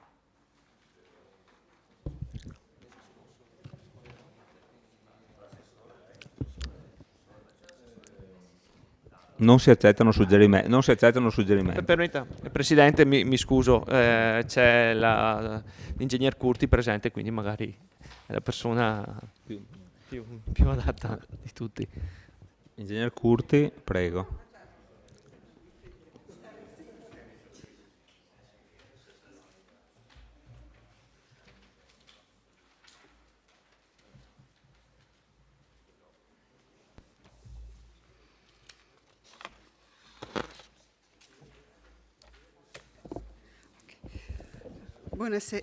Buonasera a tutti.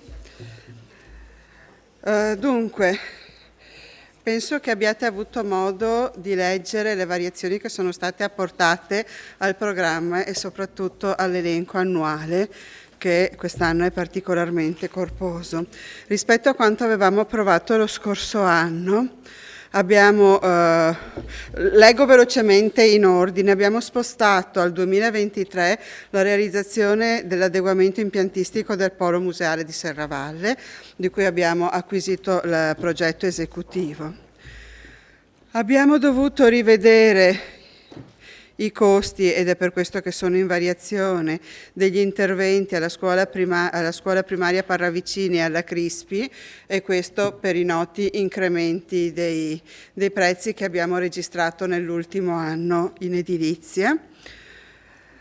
Poi sottopasso di Via Callarga, che era già presente, quindi quest'anno la progettazione e a seguire il prossimo anno la realizzazione.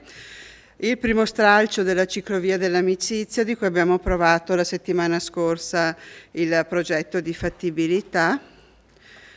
Il contratto di quartiere, quindi Palazzo Piazzoni e l'area esterna. Per il Palazzo Piazzoni i lavori sono già stati affidati e inizieranno entro l'estate. Stiamo terminando la validazione del progetto dell'area esterna e quindi anche quello verrà affidato a breve. Abbiamo incrementato leggermente anche i costi del miglioramento sismico della scuola di Via San Fermo. Poi ancora, Marco Polo, la scuola Marco Polo era già presente, i lavori sono già affidati, inizieranno a giugno. Erano già presenti dallo scorso anno l'efficientamento dell'illuminazione pubblica e viene confermato. I lavori di asfaltatura delle strade comunali per 300.000 euro viene confermato. E abbiamo portato alla prima annualità gli interventi di riconversione degli spazi dell'ex scuola dell'infanzia di San Giacomo di Veglia per 850.000 euro. Ancora abbiamo sempre nella prima annualità il percorso pedonale lungo la strada provinciale 35, siamo in attesa della seconda tranche di incentivi della provincia. Gli interventi per l'abbattimento delle barriere architettoniche per 200.000, scusate, magari 800.000 euro. Abbiamo affidato l'incarico di progettazione. Ancora, ma si conferma perché era già presente, il progetto della videosorveglianza. Anche qua abbiamo affidato l'incarico per la progettazione preliminare. Abbiamo messo alla prima annualità i lavori della discarica di Forcal, quelli di competenza del Comune, per 301.000 euro, quindi praticamente l'anello alla base della discarica e soprattutto le opere esterne. Dopodiché abbiamo portato alla prima annualità quota parte delle somme destinate al recupero dell'area dismessa dell'ex caserma Gotti e della valorizzazione della Valla Pisina, in quanto con il decreto di marzo c'è stato lo scorrimento della graduatoria, per cui siamo rientrati anche noi nel finanziamento PNRR e quindi dobbiamo avviare la fase di progettazione. Abbiamo inserito poi ex novo l'adeguamento della scuola Zanette ad uso uffici e la sistemazione degli uffici ex ATM, dove ci è stato chiesto soprattutto dalla provincia di poterne usufruire per il periodo necessario alla realizzazione del nuovo istituto scolastico. Quindi queste sono un po' tutte le modifiche o le conferme che abbiamo fatto al programma triennale. Grazie Ingegner Curti. Possiamo partire con la discussione.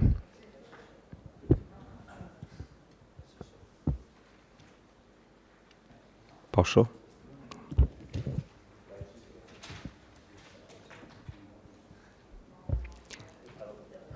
Consigliere De Antoni, prego. Solo prima un chiarimento che volevo chiedere all'ingegner Curti. Nella delibera di giunta in cui si approva il piano triennale e annuale le modifiche al piano annuale e triennale delle opere pubbliche, viene detto che dunque, scusi un attimo che...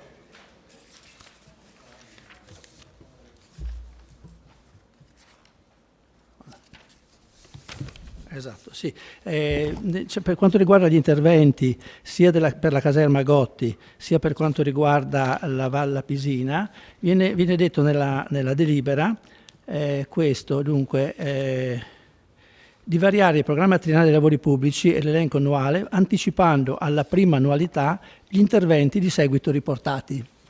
2 punti, recupero dell'area dismessa dell'ex caserma Gotti, importo complessivo di 3,5 milioni. Se vado a guardare il piano annuale triennale, trovo che nel primo anno viene riportata solo la cifra di circa 200.000 euro che corrisponde chiaramente alle spese tecniche, mentre è rimasto, cioè, nell'elaborato piano è rimasta la restante quota, diciamo, nell'anno successivo. Diciamo, nella delibera c'era scritto che tutto l'importo veniva messo il primo anno. È un problema questo? Perché la Giunta ha detto una cosa e poi ha approvato un elaborato che è diverso. Qualcosa sarà da cambiare, insomma. No, non il so. problema è l'italiano, che abbiamo sbagliato a scrivere, nel senso che viene anticipato, perché noi con il programma già approvato era tutto nel 2023. Noi abbiamo anticipato ovviamente l'inizio, che è costituito dalla fase di progettazione, anche perché... siamo bravi, ma non così bravi da riuscire a far tutto entro quest'anno.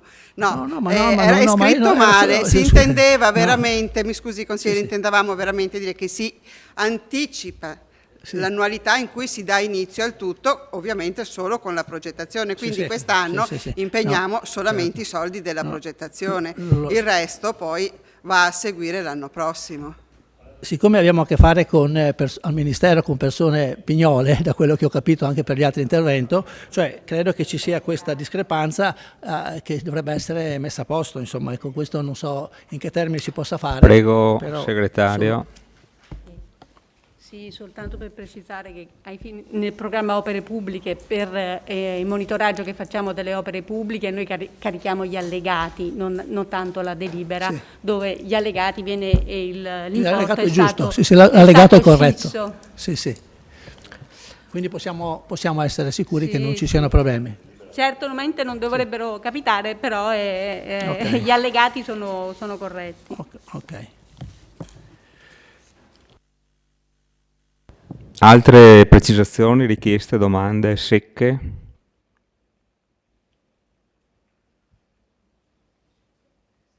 Niente.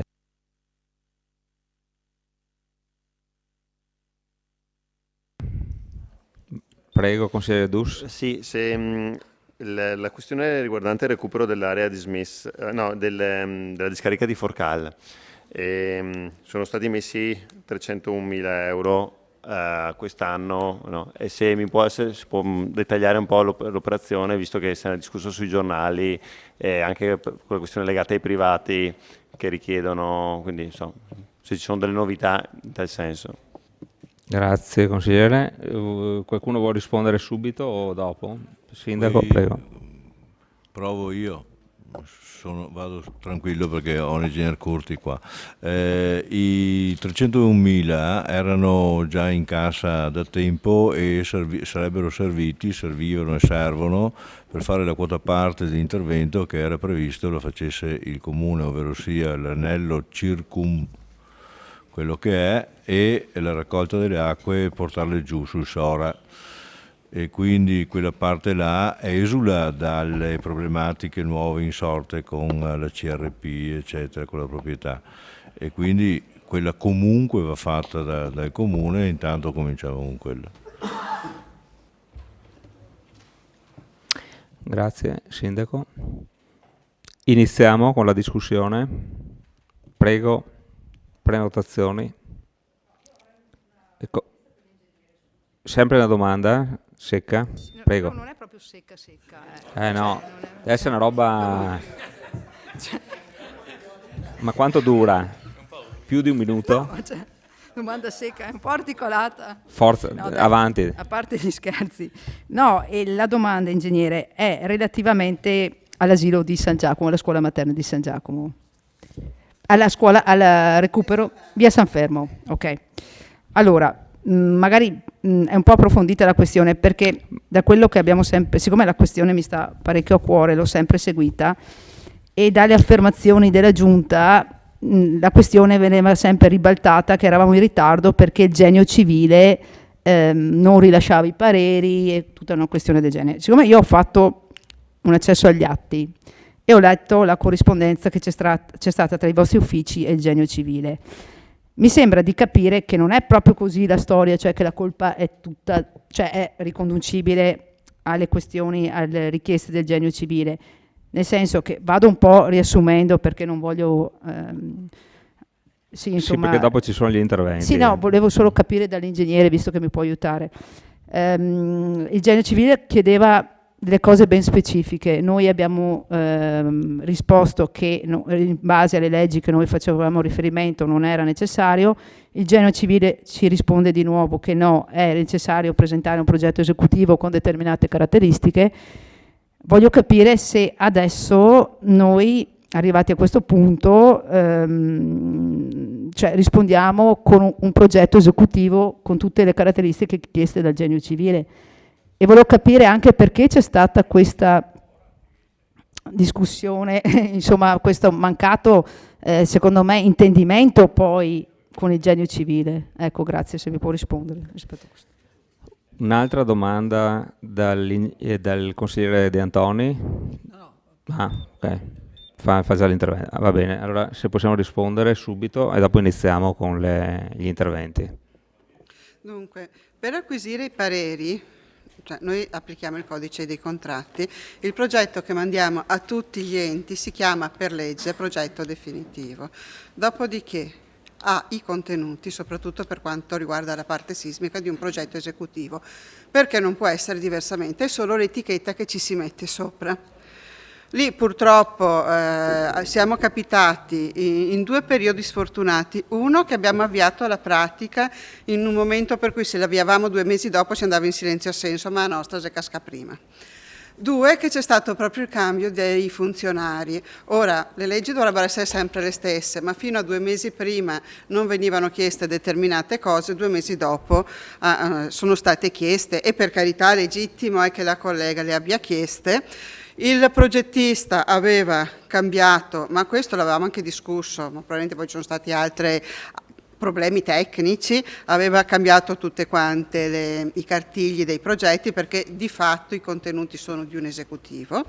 Adesso abbiamo incontrato i progettisti 10 giorni fa esattamente, abbiamo analizzato tutte le richieste punto per punto e io oggi sono arrivata in ufficio al pomeriggio perché ho avuto problemi per cui non ho potuto verificare, ma il progettista mi aveva garantito che tra oggi e domani mi consegnava tutto per chiudere definitivamente la partita. Magari se vuole passare in ufficio verifichiamo nei prossimi giorni sicuramente, perché abbiamo finalmente analizzato tutti i punti e quindi mi auguro che non ci siano più fraintendimenti. Purtroppo noi partivamo dall'idea di applicare il codice dei contratti, la collega partiva dall'idea di applicare il testo unico per l'edilizia. Le due cose purtroppo cozzano, perché hanno proprio delle previsioni diverse e sono incompatibili, per cui si è dovuto trovare un attimo un accordo per venirne fuori. Speriamo che queste che ci vengono consegnate questa settimana siano le ultime integrazioni da presentarsi. Grazie. Prego, prenotazioni.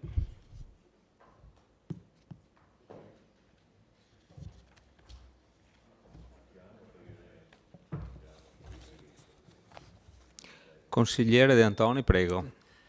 Io volevo soffermarmi su alcuni punti su alcuni interventi che sono previsti nel piano biennale degli acquisti. In particolare mi sono soffermato un po', ho approfondito un po' il tema degli interventi su Palazzo piazzoni.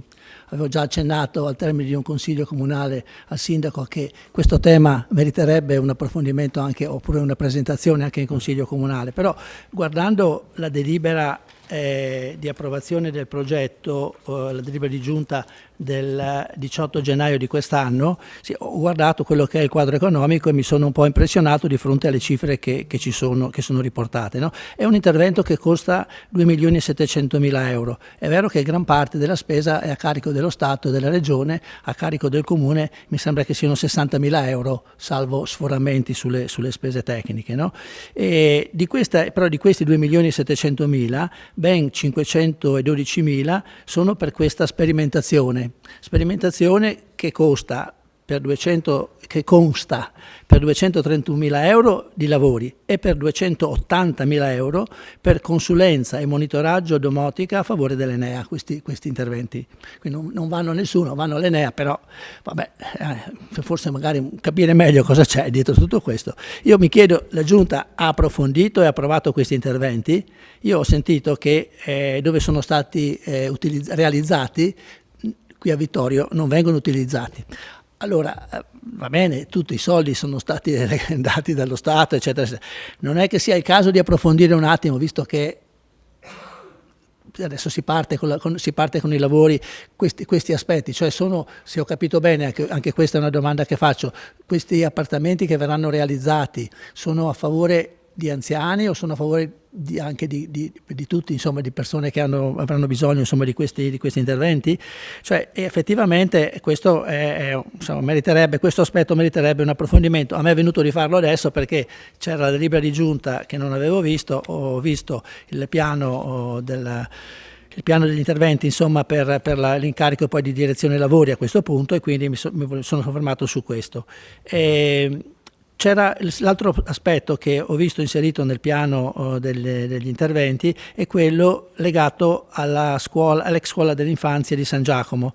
Avevo letto sulla stampa che in un primo tempo c'era un decreto che dava questi soldi al Comune, il Comune poi c'è stato un ritiro di questo decreto, c'è stato un ricorso al TAR da parte del Comune, e ho provato a chiedere in commissione se era successo qualche cosa. Dico, abbiamo vinto il ricorso al TAR, no, però ci hanno detto, domanda, insomma, abbiamo già la certezza che questi soldi ci verranno dati, perché ho visto che sono stati inseriti nel piano già nel 2022. Poi un'altra, purtroppo anche questo problema del riporto degli interventi degli anni precedenti mi costringe a parlare di nuovo del sottopasso di Via Callarga. Probabilmente nel 2021 non si è potuto fare l'assegnazione, non si è potuto fare la gara per assegnare l'incarico per la progettazione, e quindi adesso viene riportato nel 2022. Ecco, tra l'altro anche questo circa 200.000 euro, adesso la cifra esatta 190.000 euro nel 2022, il resto nel 2023. Ricordo che l'assessore Fasan si è scritto nella sua agenda che i lavori devono terminare entro maggio 2023. In base alla convenzione che c'è con Rete Ferroviaria Italiana. Cioè, com'è che pensiamo, nella convenzione firmata con Rete Ferroviaria Italiana c'è scritto che i lavori del sottopasso di Via Callarga devono essere terminati entro il maggio a memoria del 2023. Lo verifichi? E quindi se mettiamo 1.800.000 nel 2023, penso che sia impossibile riuscire a fare per maggio. Allora, a questo punto ritorno su un accenno fatto nel precedente Consiglio Comunale, in cui avevo detto, stante la situazione generale, stante i problemi che abbiamo legati all'acquisto del teatro, su cui tutti siamo d'accordo, perché non pensare di rinegoziare con Rete Ferroviaria Italiana i termini della convenzione, sia nell'ipotesi secondo me migliore, quella di dire non facciamo più l'intervento, nell'ipotesi peggiore comunque dal mio punto di vista, perlomeno rinegoziare i tempi dell'intervento, e quindi questo ci potrebbe consentire di disporre immediatamente di più di 1.200.000 risorse che abbiamo messo utilizzando gli avanzi di amministrazione per la realizzazione del sottopasso di Via Callarga, rinviare l'intervento al 2024-25, quando avremo, come ha già detto il sindaco l'altra volta, ci saremo liberati dal pesante orpello del nostro bilancio dato dai derivati, e avremo la possibilità di fare tutti i mutui che vogliamo. secondo me questo è un aspetto che invito nuovamente, insomma, a ragionare. Ecco, un altro motivo per cui si può parlare con Rete Ferroviaria Italiana è anche quello che è successo dal momento in cui è stata firmata la convenzione ad oggi, l'aumento dei costi, il Covid, va bene, che ha rallentato un po' tutte le iniziative, cioè evidentemente potremmo anche discutere di questa cosa, tenuto conto, torno a dire, che anche Rete Ferroviaria Italiana avrebbe dovuto realizzare degli interventi nella stazione che non ha ancora realizzato. Quindi una mano lava l'altra e cerchiamo di trovare una soluzione. Avevo già scritto nel mio intervento, per quanto riguarda il piano delle opere pubbliche, una richiesta di capire come mai si rifinanziava l'intervento per la scuola, quella diciamo vicino al Vigneto, adesso che si chiama via San Fermo, sì. Ecco, come mai siamo ancora fermi quando ancora 2 anni fa, quando abbiamo parlato di questa cosa, si ricorda il sindaco aveva detto, cioè, quella scuola non manderei mai mio figlio se avessi un figlio in età di.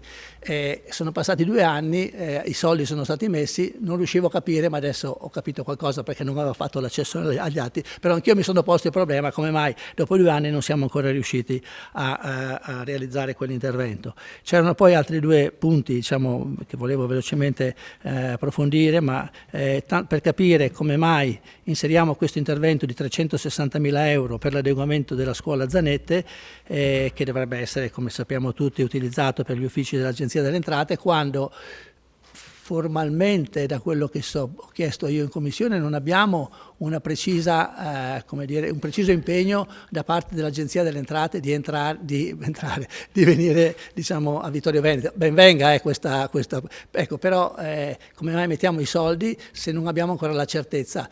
Sul giornale abbiamo letto che il sindaco di Cornegliano è andato, insomma andrà anche il sindaco di Vittorio Veneto e cercherà di dire quello che... Presidente, non mi richiami sul tempo perché questo stiamo parlando del piano delle opere pubbliche che richiede, come da Ha ragione, tempo doppio. Dai, se no ogni volta mi fa queste cose, mi interrompe ogni volta e io anche mi stanco, no. Ecco, per favore, dai. No, ogni volta così. Ma legga il regolamento che ci ha detto anche di studiare, io me lo sono riguardato.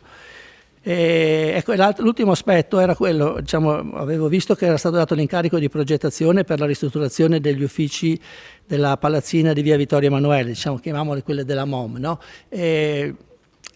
Non ho capito come mai non siamo riusciti a cedere questo immobile alla MOM. Perché c'è stata una interlocuzione, come dice il sindaco, però alla fine non si è conclusa in una cessione. Mi è sembrato, e ho letto poi sul giornale, che questo non ricordo esattamente i termini, ma la sensazione che ho recepito da quell'articolo era che MOM non avesse fatto un'offerta, il comune non l'avesse fatta propria e quindi MOM ha deciso di fare una nuova sede per tutti i suoi mezzi da un'altra parte. Questo era... mi sembrava logico che, stante tutti gli immobili che abbiamo a disposizione a Vittorio Veneto, se si poteva cedere direttamente alla MOM questo immobile avremmo fatto un grosso affare, insomma. Per ora mi fermo qui.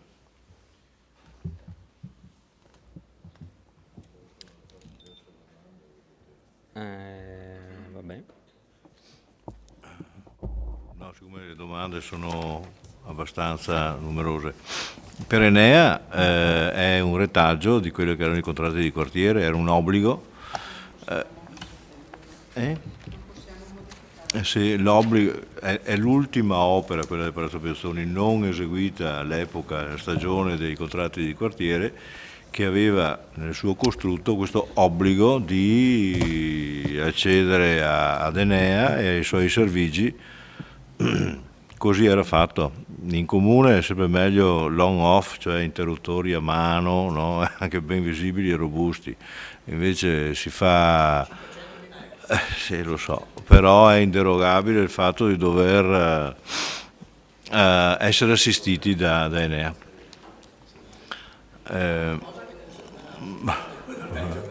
No, ma guardi che tutti i sistemi centralizzati che Enea non erano non c'è un esperto sopra tutti i giorni, c'è un ricambio di gente, per cui i problemi sono grossi, non è un sistema applicabile a edifici pubblici di uso pubblico, però tant'è, è un obbligo che abbiamo.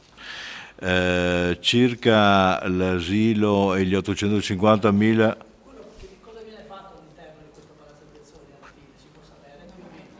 Praticamente rispetto al progetto esistente all'epoca, che era fatto con piccole unità per anziani, abbiamo cambiato la filosofia e cerchiamo di far convivere persone anziane, ancorché autosufficienti, con famiglie giovani. Ricreiamo artificialmente un ambiente normale, no, di quello che conoscevamo. Ecco, questo è 9.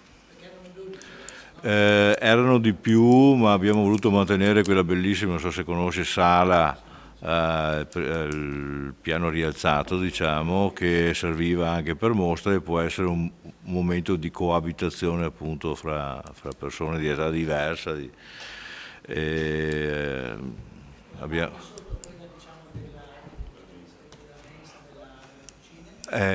Quella esterna, diciamo, al palazzo. Quella lì si interverrà, ma la sua finalità sarà sempre quella storica che c'è sempre stata. Gli 850 che arrivano e poi spariscono, sì, eravamo stati assegnatari di quegli 850, dopodiché con motivi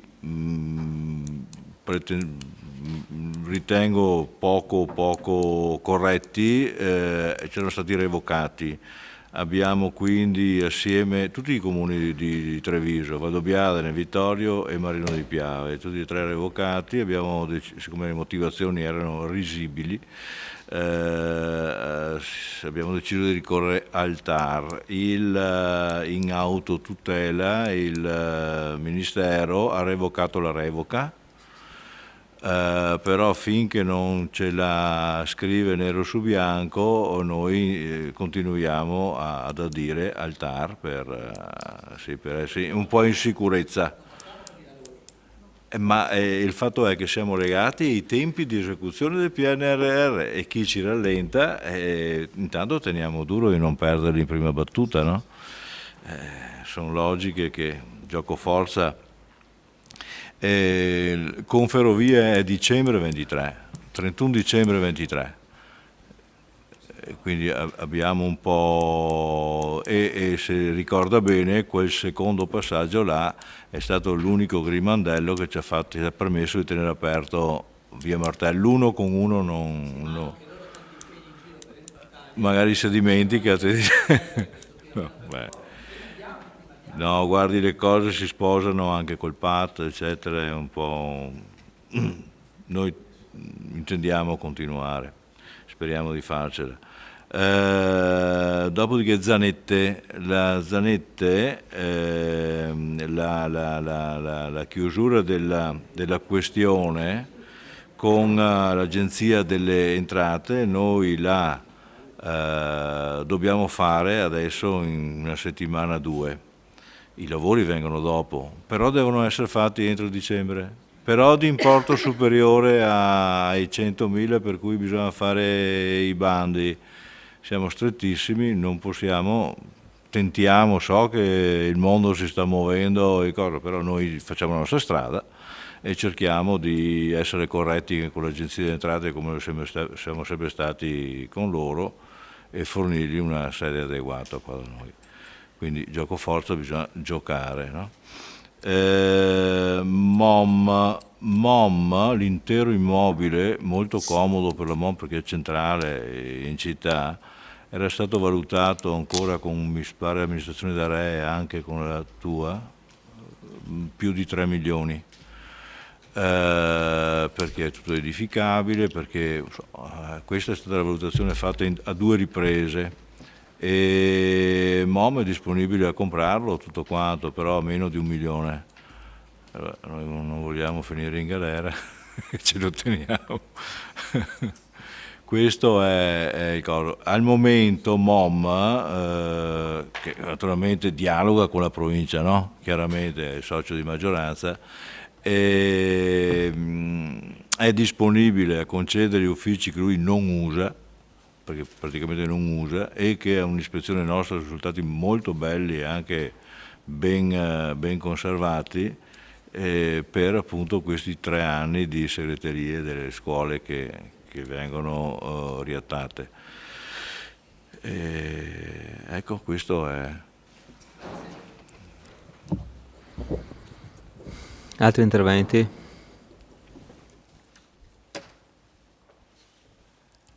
Consigliere Dus? Siamo nell'ambito politico o tecnico?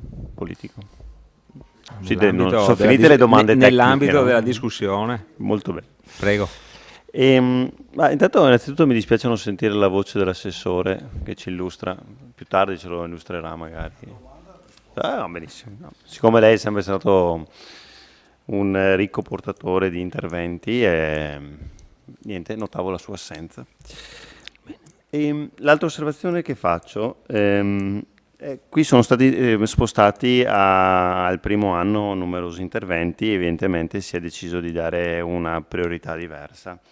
Vedo che però ad esempio l'intervento riguardante le piscine rimane lì come annualità.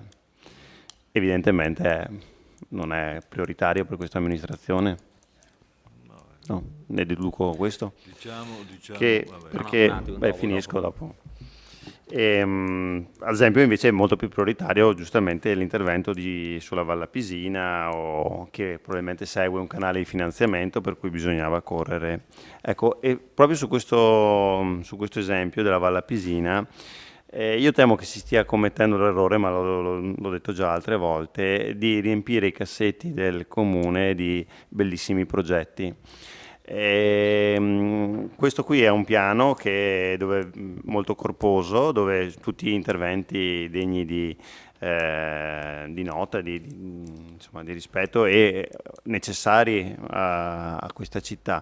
Però quanti di questi riusciremo a portare a casa, realizzare, concretizzarsi? Perché se vediamo poi fattivamente quello fatto, per colpe, come abbiamo detto più volte, di tutti e di nessuno, si fa fatica. Allora, benissimo che studi di progettazione possano agevolare, cioè avere a disposizione un foglio bianco e disegnare, progettare, eccetera, però poi a noi cosa ci rimane in mano? Perché, ripeto, abbiamo tanti soldi che stiamo investendo, sono sulla progettazione, che naturalmente è propedeutica poi alla realizzazione dell'intervento, però francamente io non lo so di tutto ciò quanto si riuscirà a portare a casa. E a differenza di quando c'eravate voi, io non dico che è colpa di questa amministrazione, perché le regole, i bandi, i soldi che ti danno e poi ti revocano e poi ti ridanno, però non posso spenderli. Cioè, questo è il mondo in cui vi trovate ad operare. E non vi faccio una colpa, sto solo dicendo che però vedo che comunque degli interventi trovano comunque una corsia preferenziale, poi però bisognerà vedere se si riesce a realizzarli, altri invece ai quali magari io sono più legato, come quello delle piscine, continuano a essere spostati di anno in anno. Anche il campo da rugby viene spostato, però sul campo da rugby mi si risponderà che non venne più realizzato il campo da padel alla caserma Gotti, come era previsto in quella proposta progettuale che era circolata, perché il parco da padel nel frattempo l'hanno fatto al Marco Polo.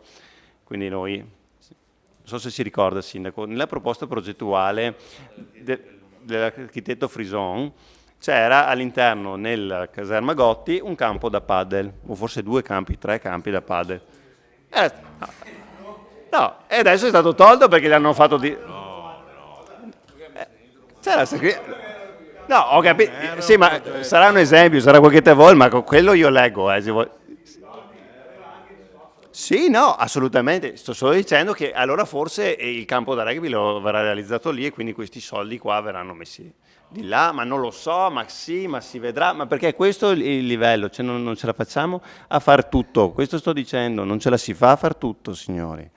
Anche con la buona volontà, Tanto è vero che nel mentre che noi scriviamo su un foglio forse realizzeremo un campo da padel, il padel è già passato di moda perché l'hanno già fatto e fra 4 anni, quando penseremo di farlo noi, sarà già una moda obsoleta probabilmente. Gli interventi della MAFI, so che sono stati fatti degli interventi ma non rientrano qui, sono state spese altri 30.000 euro, li vedremo successivamente sul punto successivo. E sul Palazzo Piazzoni, dopo 15 anni io credo che, come dice lei Sindaco, un'interlocuzione anche a Roma o ovunque, cioè voglio dire, le tecnologie si evolvono, sono passati 15 anni dai contratti di quartiere. Probabilmente nel bando di allora c'erano delle prescrizioni ben definite, per carità, che però valevano per 15 anni fa. Ora, se una prescrizione è superata perché c'è una nuova tecnologia, c'è qualcosa di nuovo, io credo che su questa cosa qui si possa trovare un canale di interlocuzione dialogante per far capire che magari quel tipo di tecnologia non ha dato quel tipo di struttura. Perché altrimenti stiamo già dicendo che spendiamo 2 milioni di euro per una struttura che sarà comunque, avrà un utilizzo particolare e non sicuramente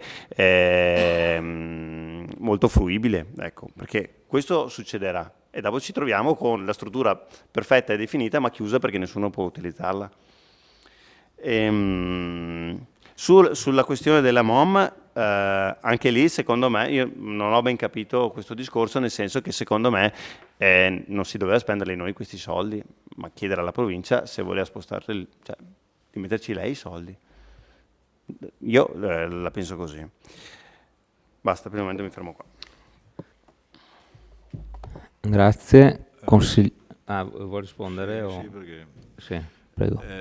Sì, c'è tantissima roba, il Covid ha aiutato nel creare questa coda, no? di tante opere, oltretutto finanziati con modalità anche nuove come il PNRR che impegna oltremodo i nostri uffici. Io e noi tutti quanti ci stiamo impegnando per portare a casa tutto, se tutto non ce la facciamo ci perdonerete, ma la volontà, e se lo auguri anche lei che ci riusciamo.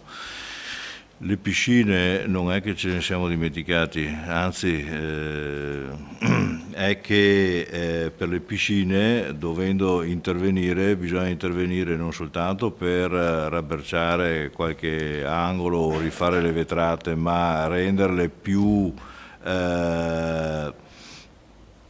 risparmiose nel tempo, ovvero sia bisogna negli impianti intervenire con la cogenerazione, riceveremo con ogni probabilità un po' di soldi da lato con la quale creare dei pozzi di acqua che naturalmente sarà potabile per toglierci quel costo dell'acqua che non è di poco conto, perché dalla fornitura che serve piscine, palazzetto e piste di atletica vengono emunti 102 metri cubi di acqua al giorno di media, quindi è un grosso costo anche quello là e proprio in questo periodo qua ci stiamo approcciando a un intervento complessivo su quelle piscine là.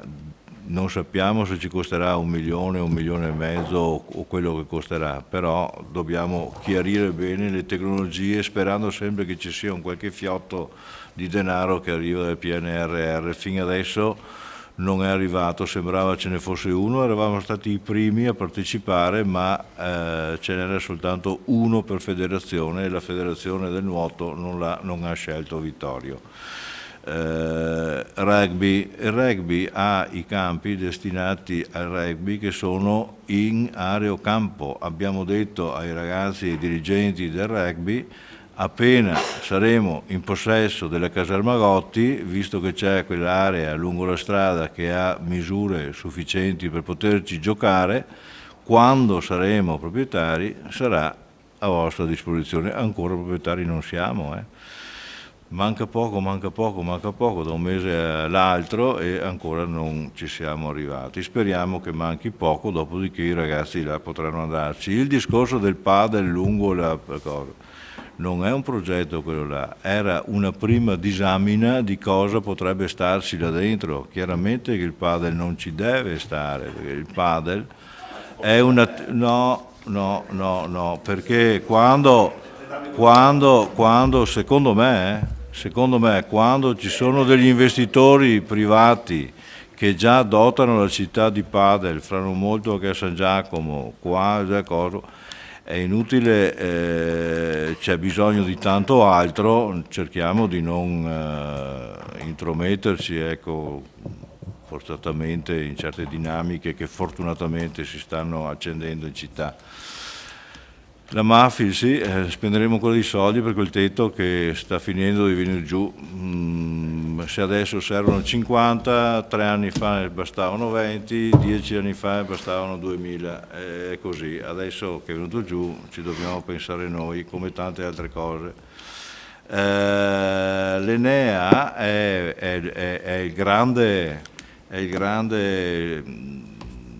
sono dei tecnici che vengono a proporre delle tecnologie che risultano, perlomeno fino adesso, sempre ridondanti, inutili per i nostri, e sono qua a proporci loro le ultime e noi non possiamo liberarci di Enea. I contratti di quartiere così erano strutturati e come conferma anche l'ingegner Curti, non è che magari si potesse dire vabbè facciamo a meno, mettiamo il pero della luce come una volta, no? No, non si può, e quindi dobbiamo tenerci il suo intervento con le tecnologie che verrà a proporci.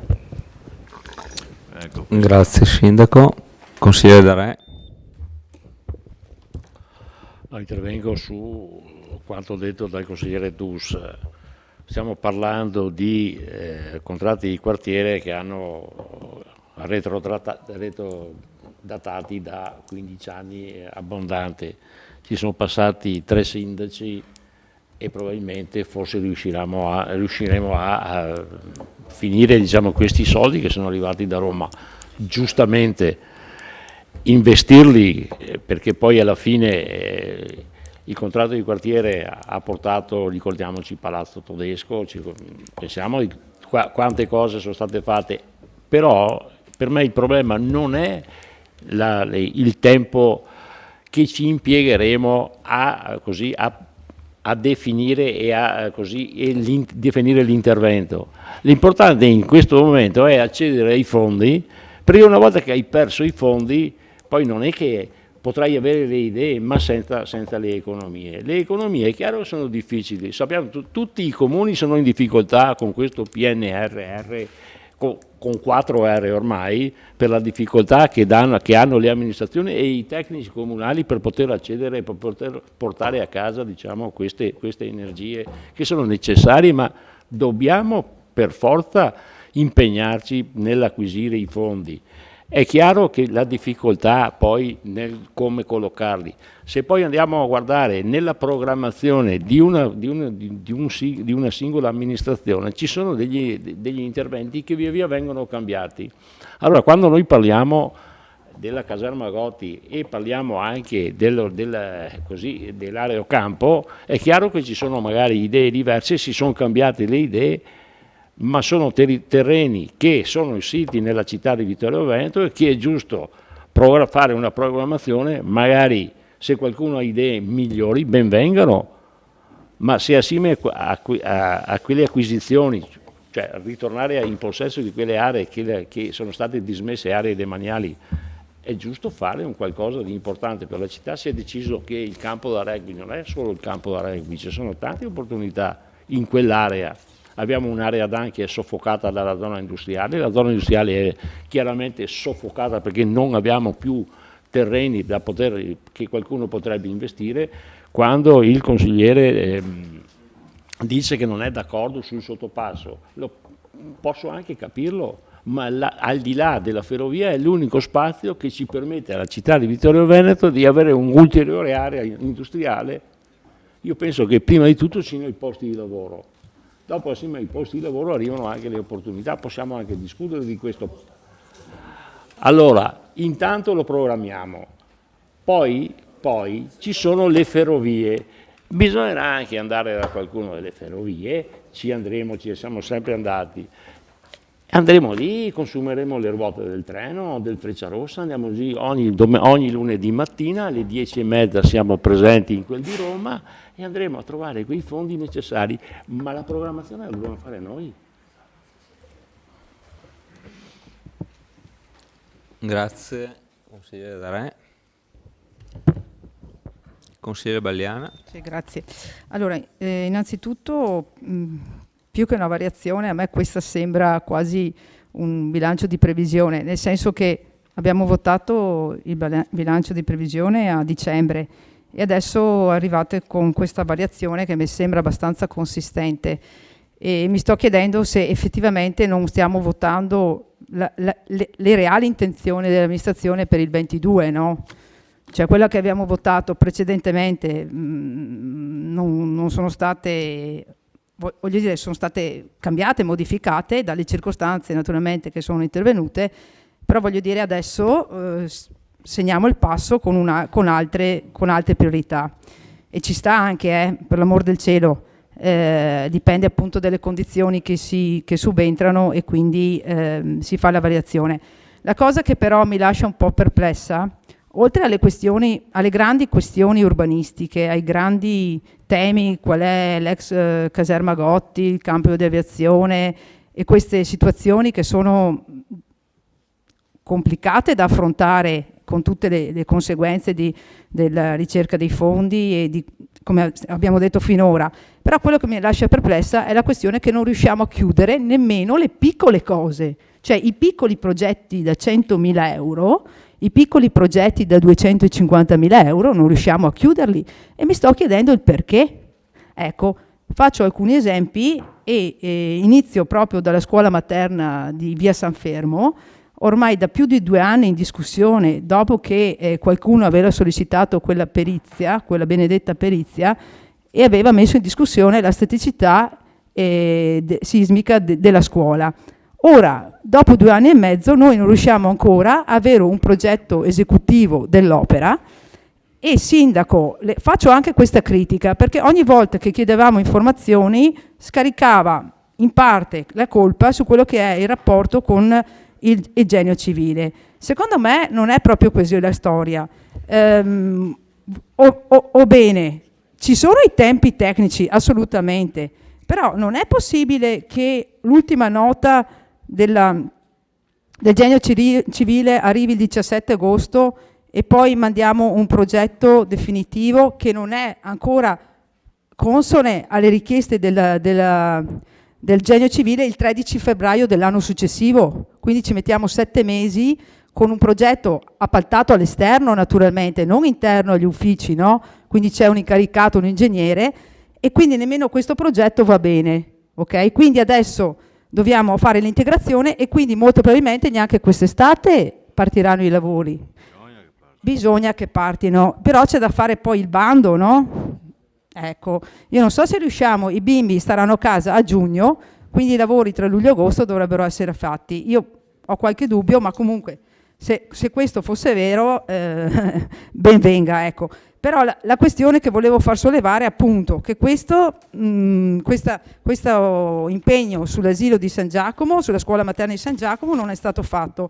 Tra l'altro sulla scuola materna di San Giacomo dobbiamo metterci un po' d'accordo se vogliamo potenziarla o lasciarla un po' alla deriva, perché il problema abbiamo, assessore Fasan, guardo anche lei, abbiamo tagliato gli alberi che forse erano pericolanti, però mi sembra che non abbiamo ancora piantumato nessun tipo di alberatura per quanto riguarda, non so se sbaglio, per quanto riguarda il periodo primaverile i ragazzi sono all'aperto o là col sol che in testa che si cucina, poretti, quindi voglio dire, cioè o questo asilo che tra l'altro è di proprietà del Cesana, ricordo, facciamo una considerazione, è l'unica scuola, l'unico immobile in cui c'è all'interno una scuola di proprietà di un altro ente, non è di proprietà del comune, quindi anche qua andrebbe fatta una riflessione.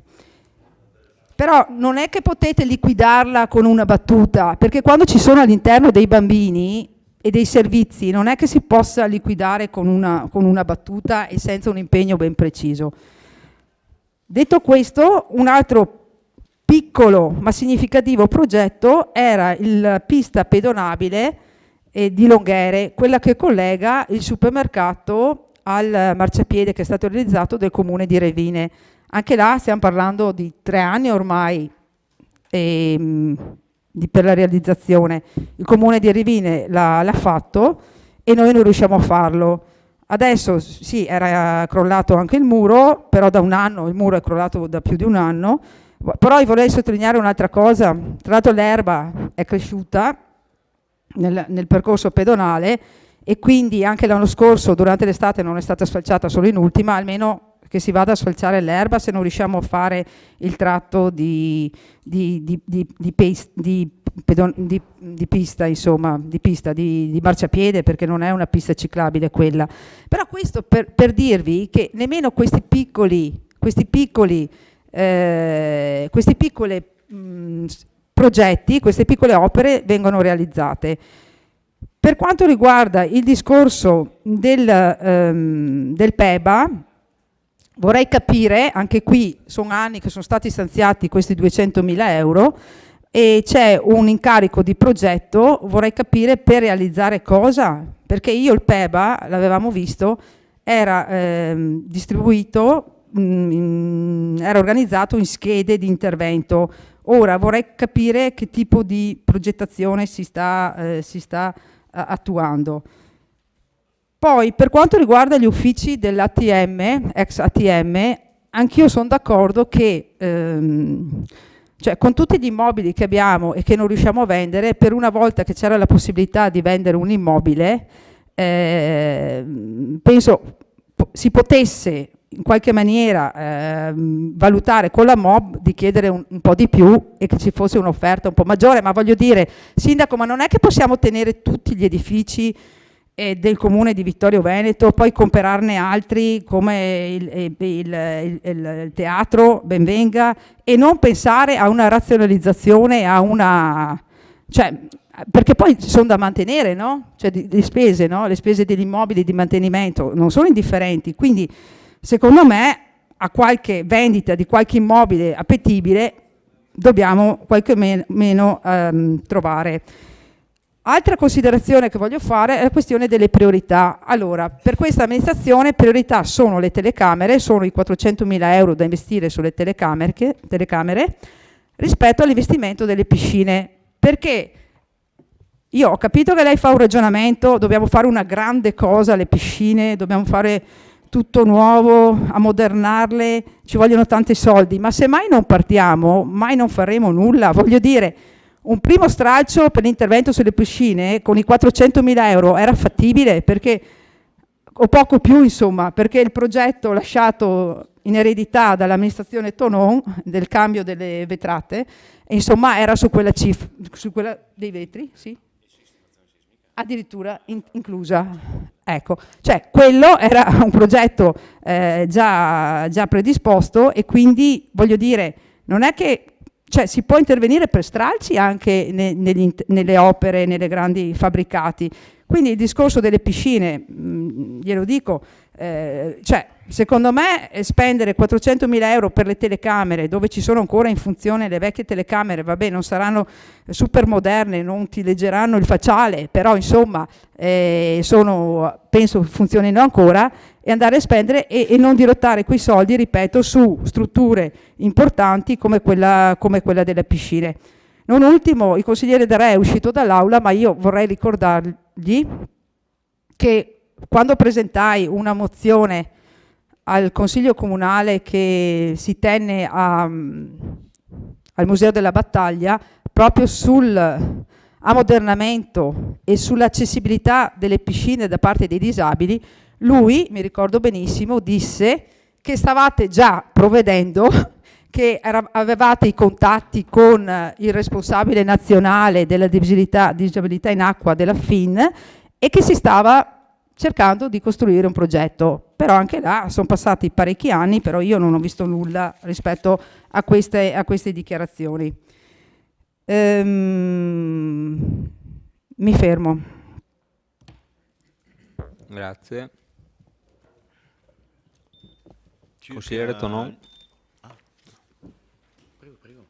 No, circa gli alberi di San Giacomo hai perfettamente ragione. Dobbiamo andare a piantare gli alberi. All'inizio non faranno tanta ombra. Circa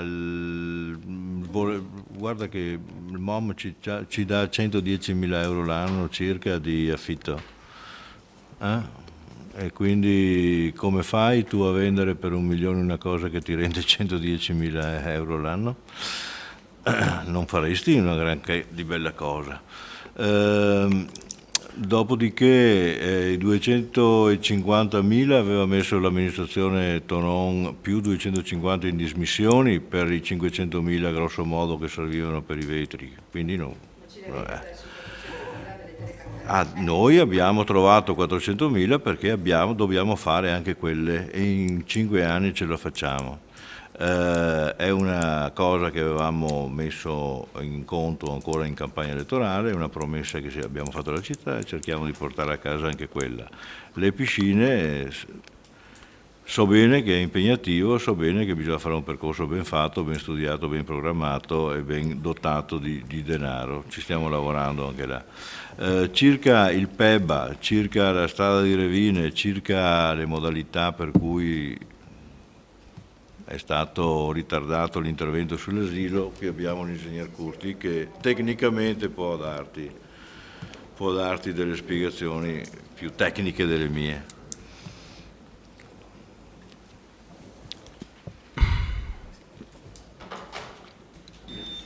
Prego. Grazie. In premessa chiedo al vice sindaco se si ricorda che in commissione avevo chiesto se si poteva vedere la corrispondenza, se c'è o non c'è, insomma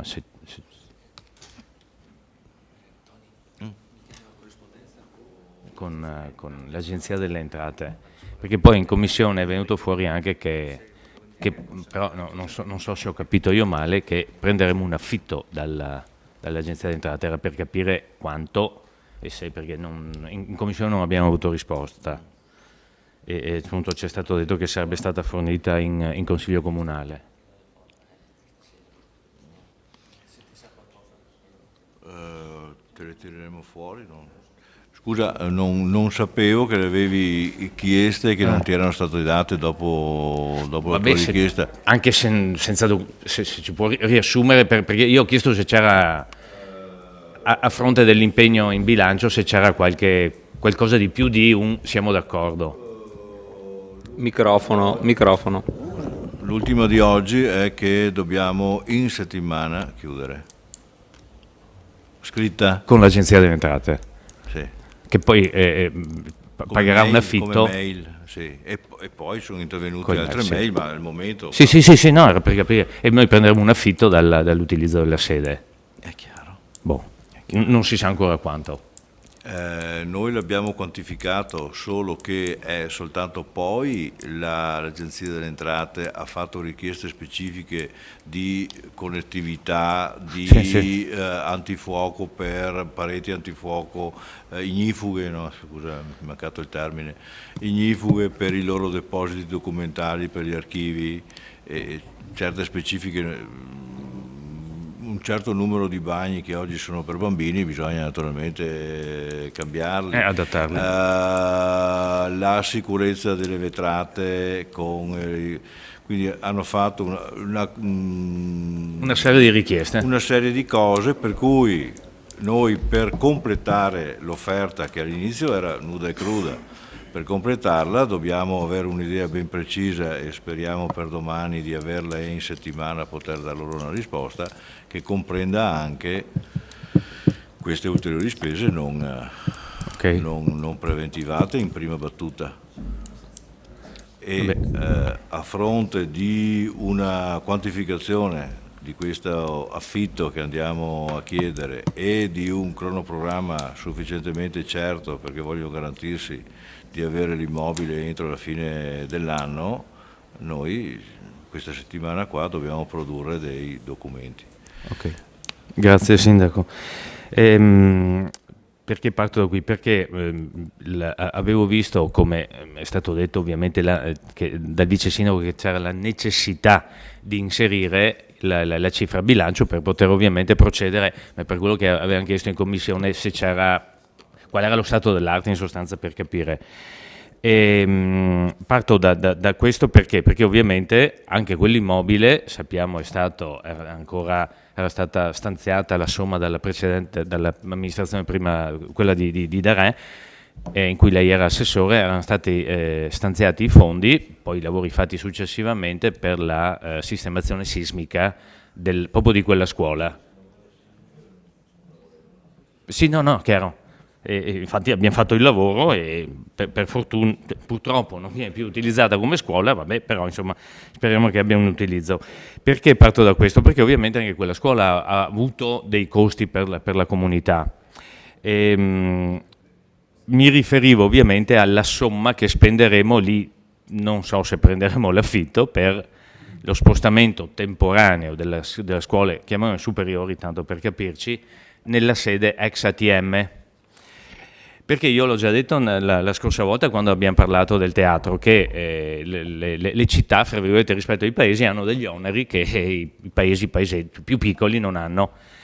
Solo che non vorrei che ci accollassimo sempre anche costi che, fra virgolette, ci competono fin là, e mi spiego.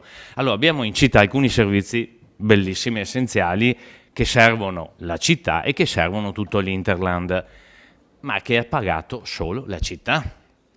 Vigili del fuoco, per esempio, abbiamo pagato tutto noi, e non è che il territorio di competenza sia solo il Comune di Vittorio Veneto.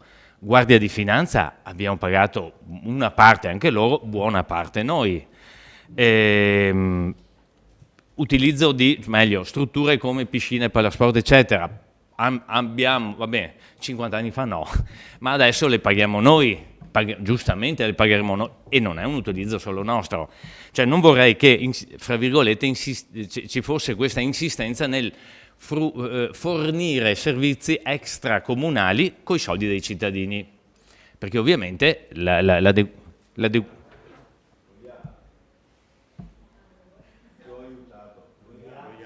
lo IAT, sì, ma quello è tutto sommato una spesa, no, dico rispetto alle altre, anche lo IAT paghiamo noi, sì. Teatro, ovviamente, vabbè, sappiamo. Perché dico questo? Perché la provincia anche ha una barca di soldi, ha tanti soldi anche la provincia. Lo ha detto in maniera molto chiara l'ex presidente dell'Anci Veneto, la sindaca Pavanello, che soldi come in questo periodo, ma penso che tutti quelli che hanno amministrato, io non sto dicendo farei cambio con lei, perché anche avere tanti soldi e doverli spendere è un problema, soprattutto per le difficoltà che a volte ci sono a spendere. Ma soldi come in questi ultimi 2 anni, mai nessuna amministrazione nei 30 anni prima ha visto, nessuna. Quindi risorse ce n'è a volontà. Il problema, come ha detto il mio capogruppo, è riuscire anche a spenderli correttamente. Quando prima ha detto, e mi ricordo che fra l'altro non si era potuto né con l'amministrazione Darè né con quella che ho avuto l'onore di presiedere io procedere con i lavori del Piazzoni, perché c'erano dei vincoli di spesa anche molto ferrei, penso che la segretaria possa confermarmelo, cioè non si poteva fare più di tot lavori pubblici rispetto alle spese storiche, eccetera. Quindi la sua amministrazione non poteva intervenire, la mia neanche, punto. Per fortuna adesso sì. Però, come è stato detto, sono passati almeno 15 anni. Allora, è vero che il contratto di quartiere 2, cioè il bando era di allora, ma la domanda è: noi facciamo questo intervento, come ha detto Darè, noi dobbiamo portare a casa i soldi, sono d'accordo, però facciamo questo intervento. Io lo dico per una piccolissima esperienza che ho avuto ogni tanto frequentando la torre dell'orologio, per dirla in dialetto, da mettersi le mani sui cavei. Cioè se uno sbagliava uscendo a schiacciare il bottone della luce, uno si ritrovava 2 piani sopra, al buio, senza la possibilità di, per fortuna, ecco, un vantaggio di telefonini che hanno la lucetta, perché sennò si trovava senza e non sapeva come fare a scendere.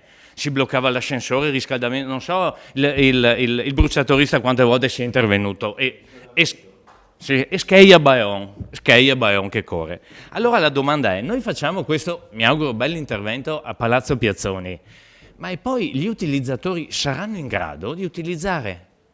Il mio timore forte è questo, per cui porta in casa Sky, facciamo un bellissimo intervento E poi verranno da lei, no, forse da lei no, perché non so se riuscirà a finire, da quello che verrà dopo di lei, ma sindaco, non penserà mia che ho 80 anni, che ho stampei magari, e non so, on, off, le scritte in inglese, mi non capisce mia,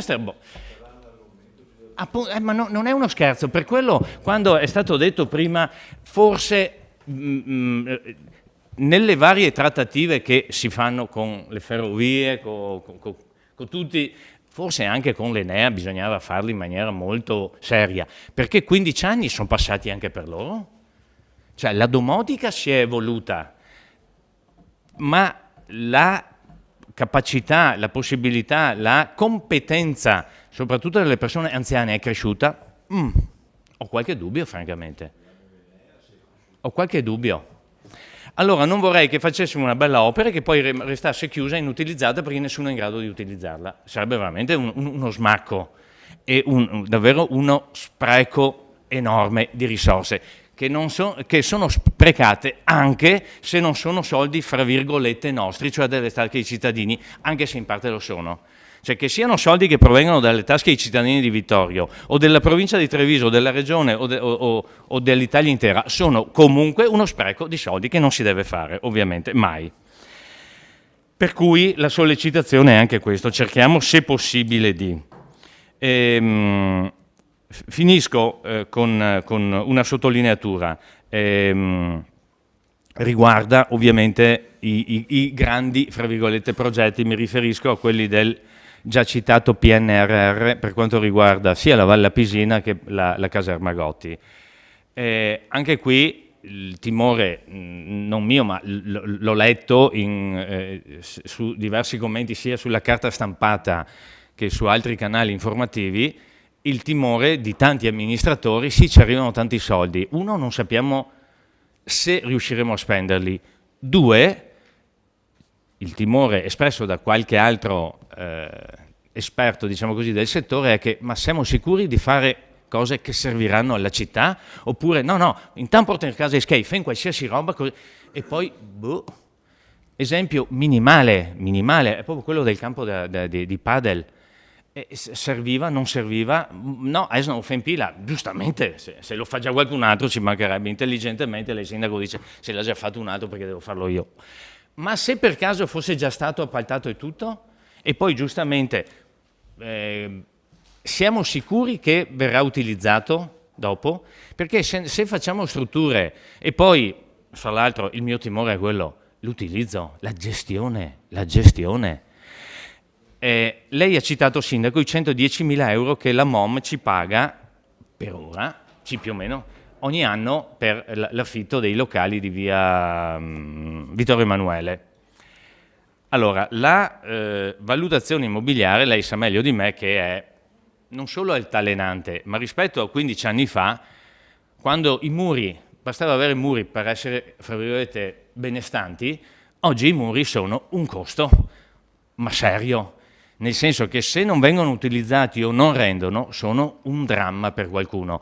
Ricordo che il collega Dus, quando si parlò dell'aumento dell'IMU, lesse una o due mail di persone che non erano assolutamente in grado di disfarsi dell'immobile, erano costrette, che era Vittorio Veneto, costrette a pagare l'IMU, ovviamente. Quindi se non vengono utilizzati sono un problema i muri.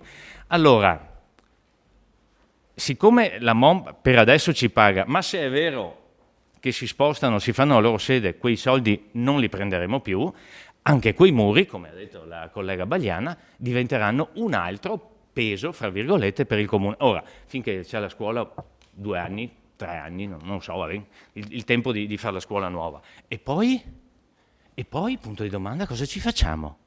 Cosa ci facciamo dopo? Perché sono altri muri che aggiungiamo al patrimonio vittoriese. Ma è patrimonio o è costo? È patrimonio o è costo? Perché sappiamo benissimo poi quanto ci costano gli immobili da mantenere. Quindi una riflessione in merito, anche se la valutazione è chiaramente non, come si dice, spero mi venga perdonata, senza calare le braghe ovviamente, però andare a un accordo, a una negoziazione, perché l'accordo si negozia quando entrambi cedono qualcosa. Allora, secondo me sarebbe ancora, credo, spero, intelligente verificare la possibilità e la disponibilità, anche perché si fa presto a fare i conti in tasca alla MOM. Se loro hanno la sede fuori del centro, che tempi hanno di percorrenza dalla nuova sede, non so dove sarà, che tempi avranno di percorrenza, è vero che fanno la strada nuova per cui, ma che tempi hanno poi per gli autisti avanti e indietro visto che la sede è qui? Allora mettere insieme una serie di dati per andare a trattare seriamente, anche perché da quel che ho conosciuto io il presidente Colladon era assolutamente persona a modo e disponibile, per cui andare con carte in mano e dire senti, magari troppo poco quello che ci date, non pretendiamo quello che ci piacerebbe avere, però vediamo di trovare un accordo. Sarebbero altri fondi a disposizione per il comune di Vittorio, probabilmente basterebbero giuste per le piscine, fra l'altro, o per qualsiasi altra opera che serve subito, e poi soprattutto fra 3 anni non avremo più il costo, Grazie.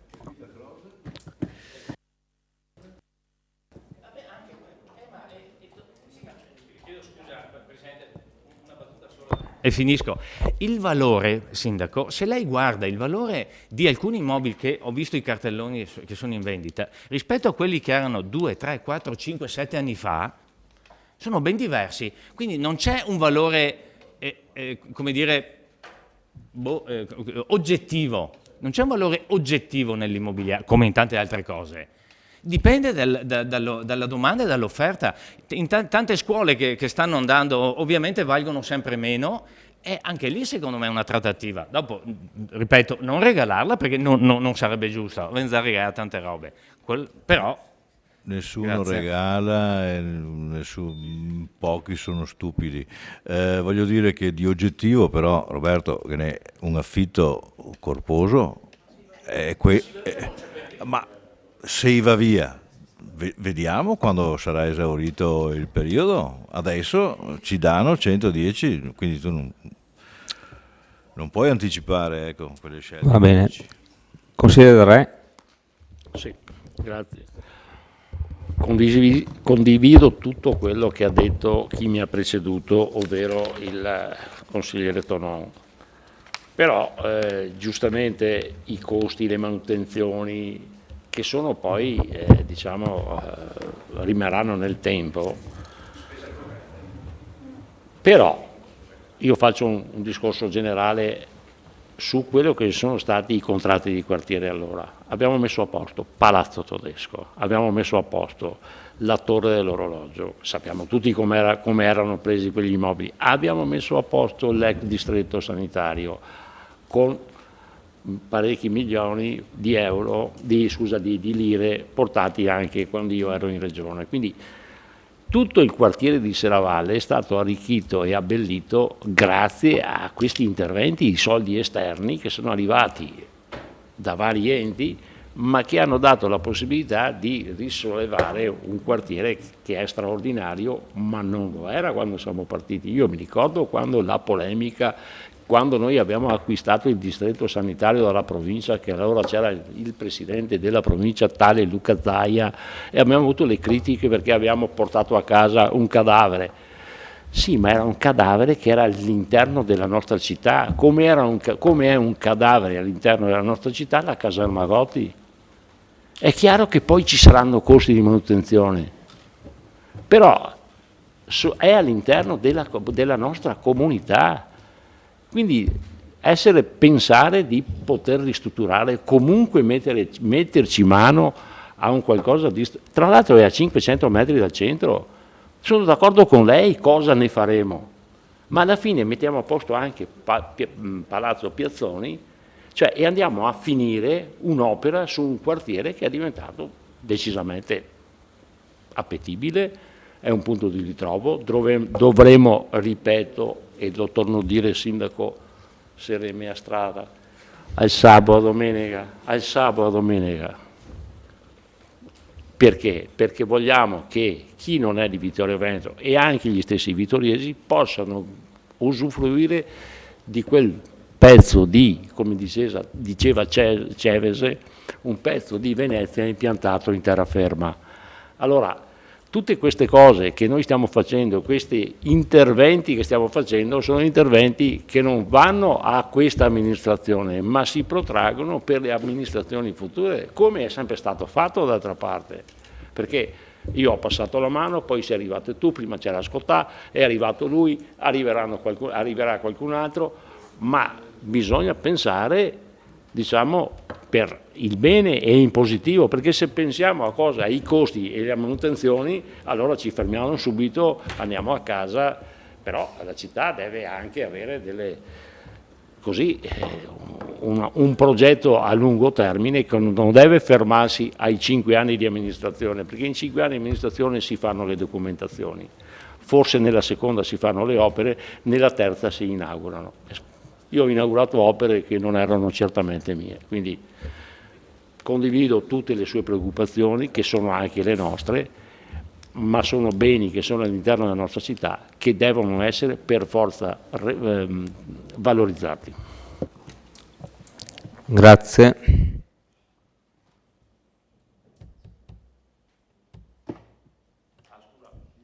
Prego. Che io mi ricordo quando è stata messa a posto, ed era la vostra amministrazione mi pare, e non tutti erano d'accordo, però è un bene della città, alla fine qualcuno cioè è un valore, è chiaro che ha dei costi, è chiaro, allora la vendiamo?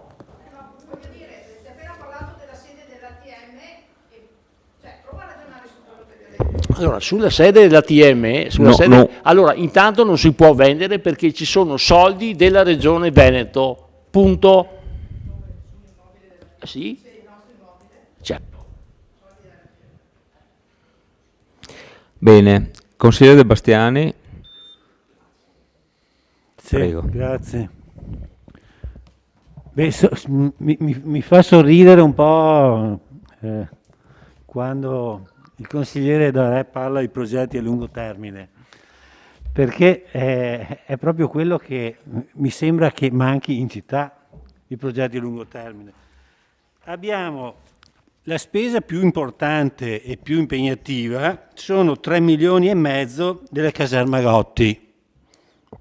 Io devo ancora capire che intenzioni avete voi di cosa fare della caserma Gotti. Io non l'ho capito, qualcuno me lo chiede e non glielo so spiegare, forse sarà il caso che voi lo spiegate alla città, perché effettivamente non si sa, non si capisce. Su Villa Croce, un piccolo appunto, il problema non è Villa Croce, il problema è il funzionamento di Villa Croce, che merita una riflessione che non è mai stata fatta, perché le cose bisogna capire come farle funzionare. Delle cose che abbiamo detto e stiamo parlando in questo punto dell'ordine del giorno mi colpiscono più quelle che mancano che piuttosto di quelle che ci sono, di cui appunto i miei colleghi precedentemente hanno parlato. Per esempio non vedo la voce biblioteca civica,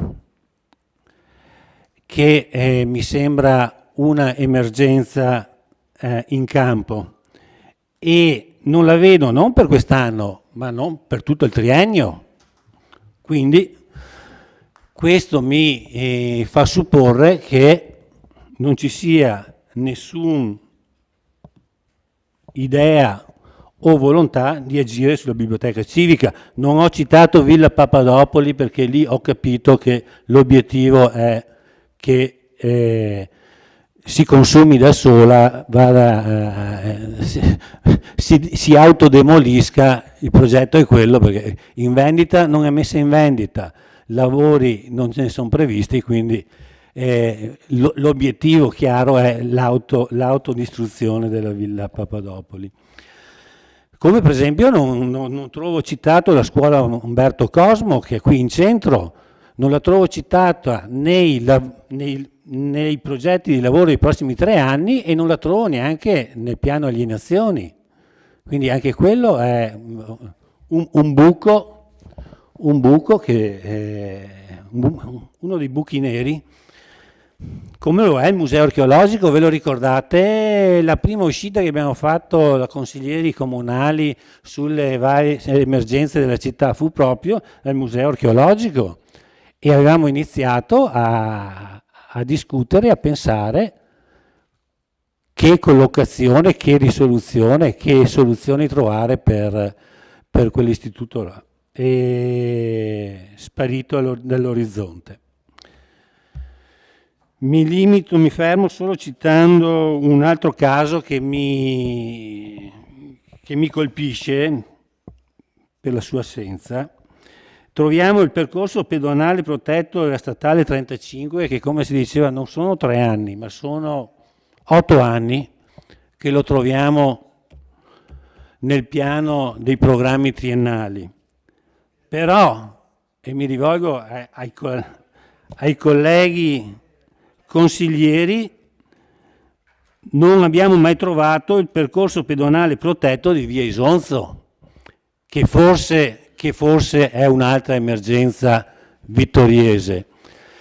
Non è Vittorio. Cioè, voglio dire, ci fosse anche fra qualcosina sul triennale, ultimo anno del triennio, magari, ecco, per esempio, questa è un'emergenza che sicuramente la città deve tenere presente.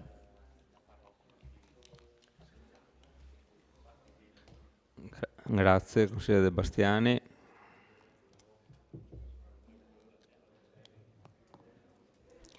C'è qualche altra prenotazione?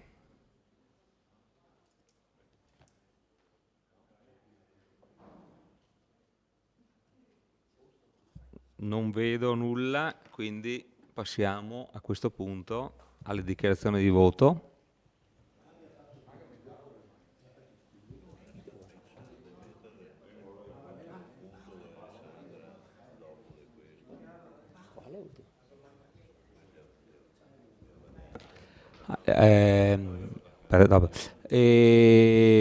Dichiarazione di voto, prego. Dichiarazioni di voto non ce ne stanno. Prego, consigliere De Bastiani. Al volo, sì, dichiaro il mio voto contrario, e per quanto è stato discusso prima per 1 ora e mezza, cioè sulla privacy e sui problemi dei controlli e della libertà dei cittadini, mi aspetto che chi ha votato a favore alla prima mozione voti contro al progetto di videosorveglianza, il vigile digitale per 400.000 euro. Credo che sia una doverosa coerenza. È all'interno di questo? È all'interno? Sì, è all'interno, è qua. È qua, 400.000 euro.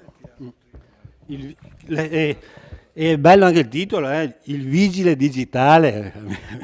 Abbiamo invitato... No, ma io dico solo per coerenza con quanto è stato detto prima e per 1 ora e mezza di discussione. Altra dichiarazione di voto?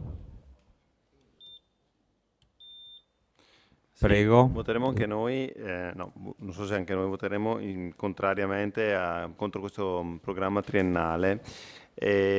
Naturalmente siamo a favore che questi interventi vengano fatti. Come abbiamo detto, però, ci sono interventi che riteniamo debbano essere a priorità 1 ed altri invece che possono essere anche evitati di essere fatti, e abbiamo cercato di spiegarlo. Non è la prima volta che votiamo contro, e francamente a me non piace votare contro il piano di opere pubbliche, perché sono delle opere che comunque hanno una necessità di essere fatte perché la città ne ha bisogno. Quindi quando si fanno interventi sulle scuole vanno sempre bene ed è giusto che abbiano la priorità 1. E quando leggiamo degli interventi sui sottopassi nel deserto, che crediamo che crediamo non debbano essere fatti. Oppure quando quegli interventi là stanno a significare che è una prima pedina per poi espandersi aree, no? Abbiamo sentito l'area DAN deve essere spostata di qua, di là, cioè pianificazioni che sono già in corso, no? Di cui noi francamente non abbiamo conoscenza perché giustamente siamo dall'altra parte della barricata, e però francamente non ne condividiamo il metodo. Io non condivido il metodo, facciamo questo perché poi pian pianino vedrete cosa salterà fuori. Spiegatelo quali sono le vostre intenzioni. Fateci capire come volete disegnare la città. Quindi il voto sarà contrario. Grazie. Altre dichiarazioni di voto? Passiamo alla votazione. Allora, per la delibera in oggetto, favorevoli? 1, 2, 3, 4, 5. Sindaco, vota favorevole o 1, 2, 3, quanti sono? 10 favorevoli, contrari 5, astenuti 0. La delibera è approvata con favorevoli 10, contrari 5, astenuti 0. L'immediata eseguibilità della delibera, favorevoli? Sempre 10, contrari? 5 sempre e astenuti 0. La delibera è immediatamente eseguibile. Passiamo al punto numero 5, bilancio di previsione 2022-2024, terza variazione con applicazione parziale dell'avanzo di amministrazione 2021. Chiedo al vice sindaco Posocco di illustrare la delibera. Grazie.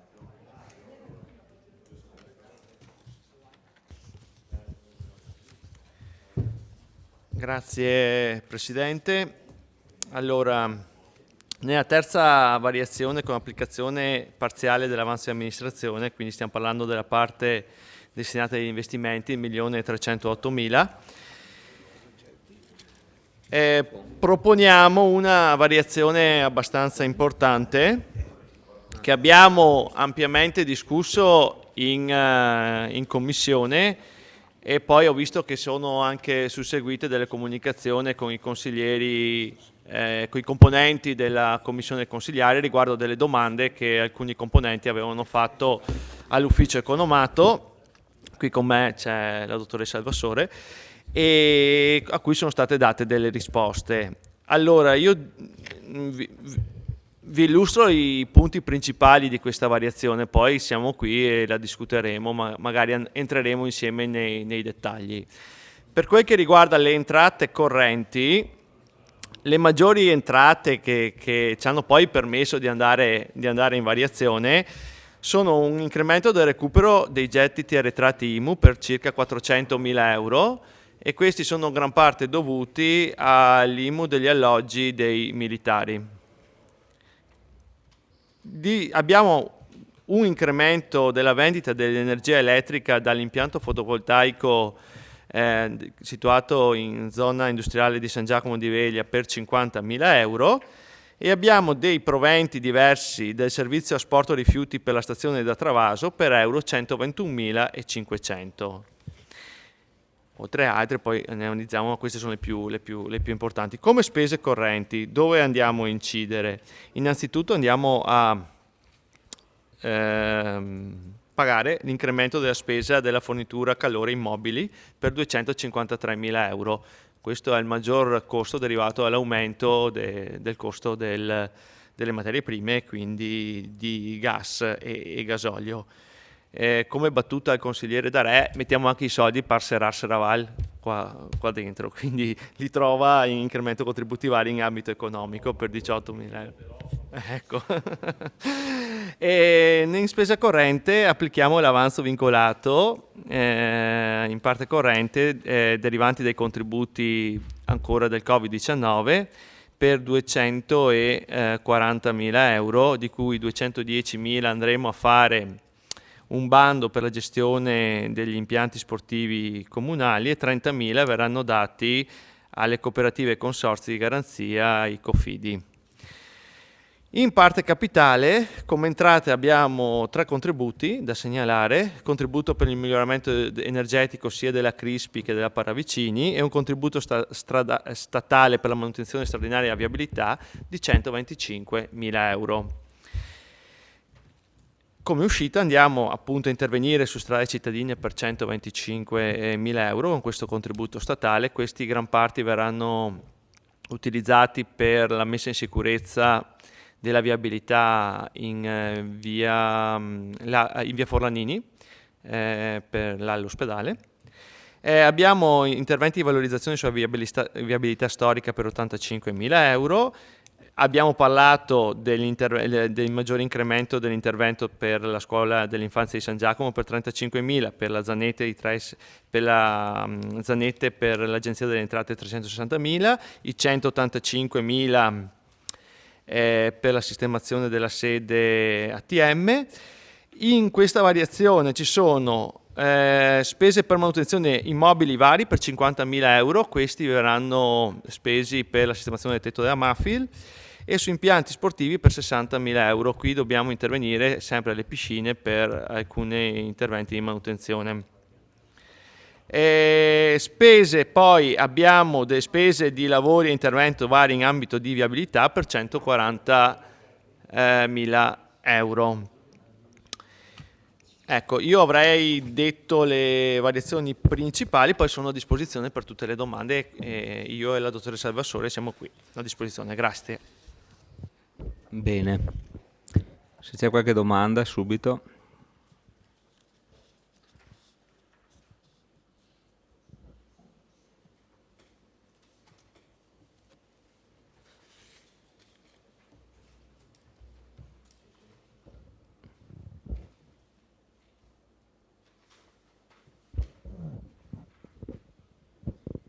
Nessuna domanda.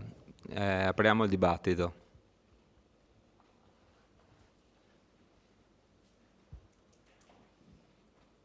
Chi si prenota?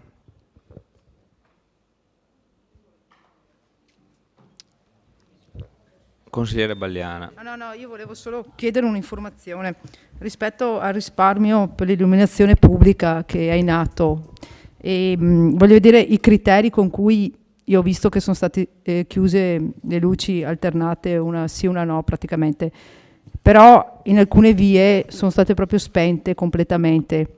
Quindi mi chiedevo appunto che criterio è stato seguito, se gentilmente me lo potete spiegare, e penso che l'alternanza di un lampione sì, uno no, possa andare bene, sì, dove c'è, però le altre solo da un punto di vista tecnico non è possibile. Allora chiedo, perché ci sono alcuni tratti di vie spente, mi risulta. Gentilmente se... Grazie. Consigliere De Antoni, domanda o intervento? Allora magari rispondiamo se tecnicamente è possibile gestire i lampioni uno a uno oppure la domotica, vero? Il controllo punto punto si chiama, ma non saprei risponderti con precisione, nel senso che in base alla tipologia delle strade è stato scelto di fare uno sì, uno no, salvo un controllo ex post per vedere che non fosse spento proprio quello del crocevia, eccetera. Per i monumenti abbiamo deciso, ma sono 15.000 watt tutte le notti, quindi fa per 10 ore e viene fuori a Sky.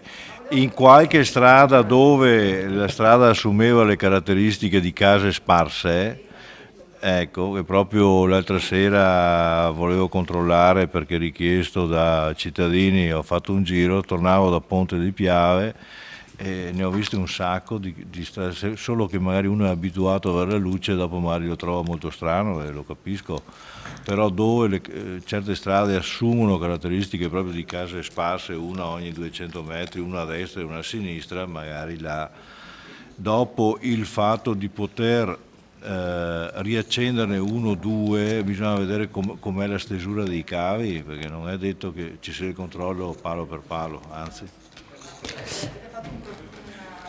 di massima Sì, ma 109 sono i circuiti stradali, in più tra i 20 e i 30 di altro tipo, quindi ci è voluto anche molto tempo, no? E poi io non ho controllato se sono passati dappertutto. Bene. Consigliere De Antoni vuole... Prego.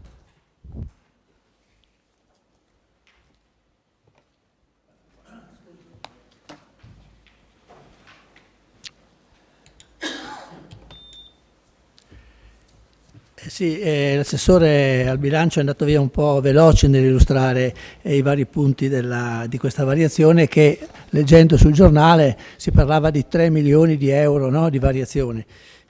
In effetti è dovuto andare via veloce perché alcuni di questi interventi, per una certa cifra, sono interventi che erano già previsti, diciamo, nel bilancio precedente e sono stati adesso riportati praticamente a nuovo, no? Allora, in pratica, con questa variazione sono stati, diciamo, svincolati, se così si può dire, circa 1.400.000 euro, 1.178.000 per interventi in opere pubbliche e 251.000 euro per spese correnti, di cui di questi 250, 210 sono i fondi, 240.000 sono i fondi Covid. Quindi gli interventi più grossi sono quelli che sono stati riportati esaminati, diciamo, nei punti precedenti quando abbiamo parlato del piano delle opere pubbliche, però ecco, qual è una prima osservazione che viene da fare? Cioè, anche in questo caso interventi già programmati, già finanziati nel corso del precedente anno non sono stati portati ad appalto e quindi vengono riportati nel 2022. E qui, diciamo, tanto per ricordare quali sono gli interventi, ci sono i 400.000 euro della videosorveglianza di cui abbiamo parlato prima, i 250.000 euro per la via della Vallata, 200.000 euro per interventi vari sulla viabilità, cioè anche qui continuiamo a finanziare opere sulla viabilità ma poi non riusciamo a spenderli, no? E ne abbiamo parlato quando abbiamo esaminato il conto consuntivo, parlando dell'altissima cassa che aveva a disposizione il Comune, che è raddoppiata nel giro di 2 anni, vi ricordate 9 milioni di euro di fondo cassa, proprio perché per gran parte sono risorse che erano già state, iniziative che erano già state finanziate, non si sono realizzate, quindi le riportiamo in qualche modo a nuovo. Su alcuni aspetti ero già intervenuto in sede di discussione del piano delle opere pubbliche. Mi restava da capire il discorso c'è un intervento, una previsione di spesa per incarichi tecnici di 80.000 euro e mi è stato detto in commissione che sono relativi una parte alla progettazione della scuola di Savassa. Vorrei capire meglio di che cosa si tratta. Grazie consigliere. Ci sono altre prenotazioni? Prego, consigliere Pagotto. Sì, immobile ex Mafil.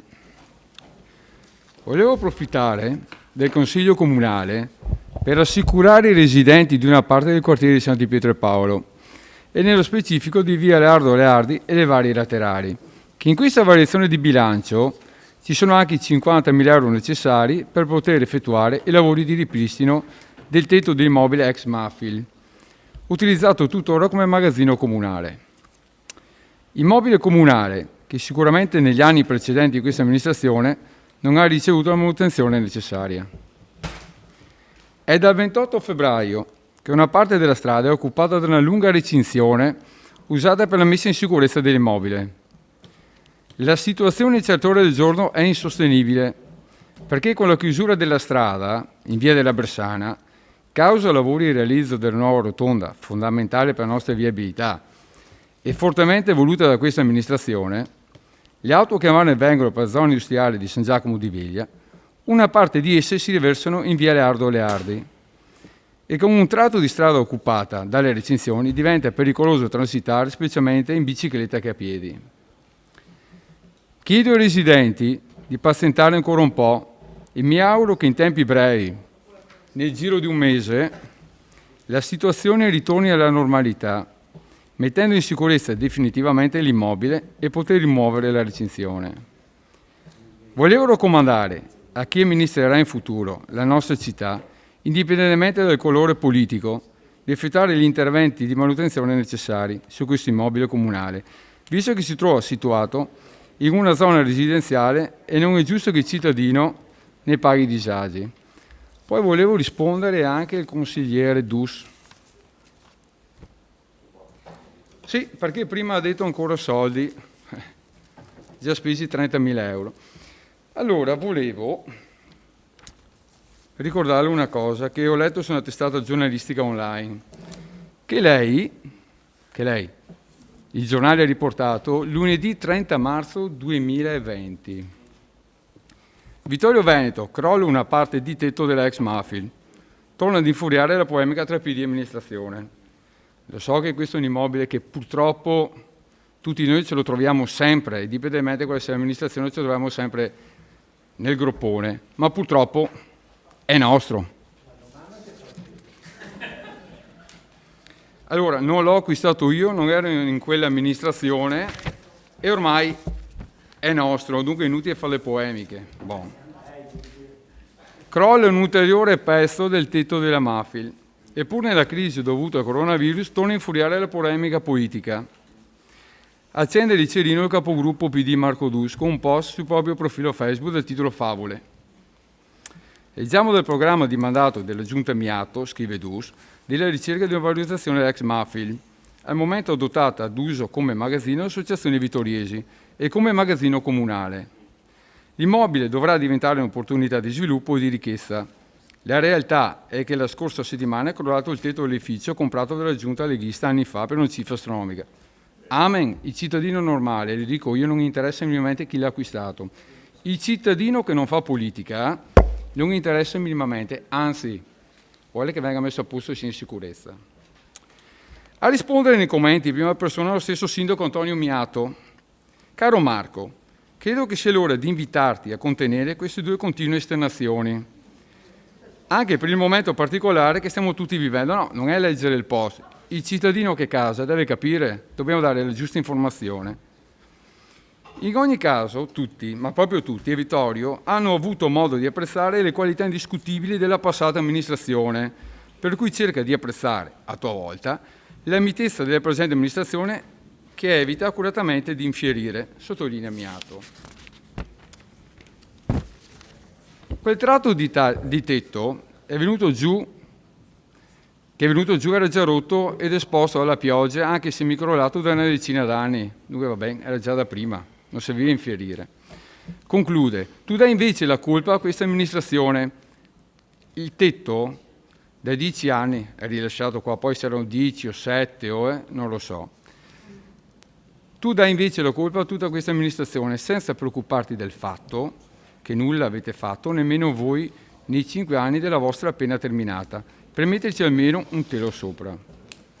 Allora, passo semplicemente per dire che quando si parla specialmente di questo immobile, che è in una zona che è un caos totale se viene messo solo una recinzione, io dico che quando si amministra bisogna fare o amministrazione, si fa politica.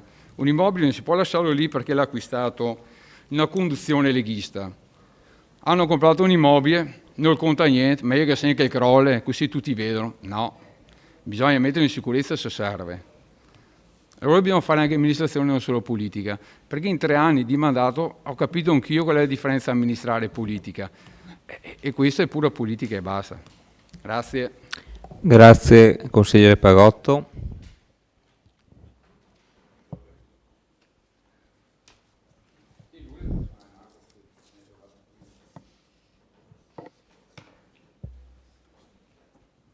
Altri interventi? Consigliere Dus, che replica. Sono stato chiamato in causa. La mia pagina Facebook è stata portata agli onori della cronaca di questo consiglio comunale. Accidenti. Sì, è in alienazione la Mafil? No, voglio dire, non è che stiamo valorizzando un immobile, lo stiamo vendendo questo immobile.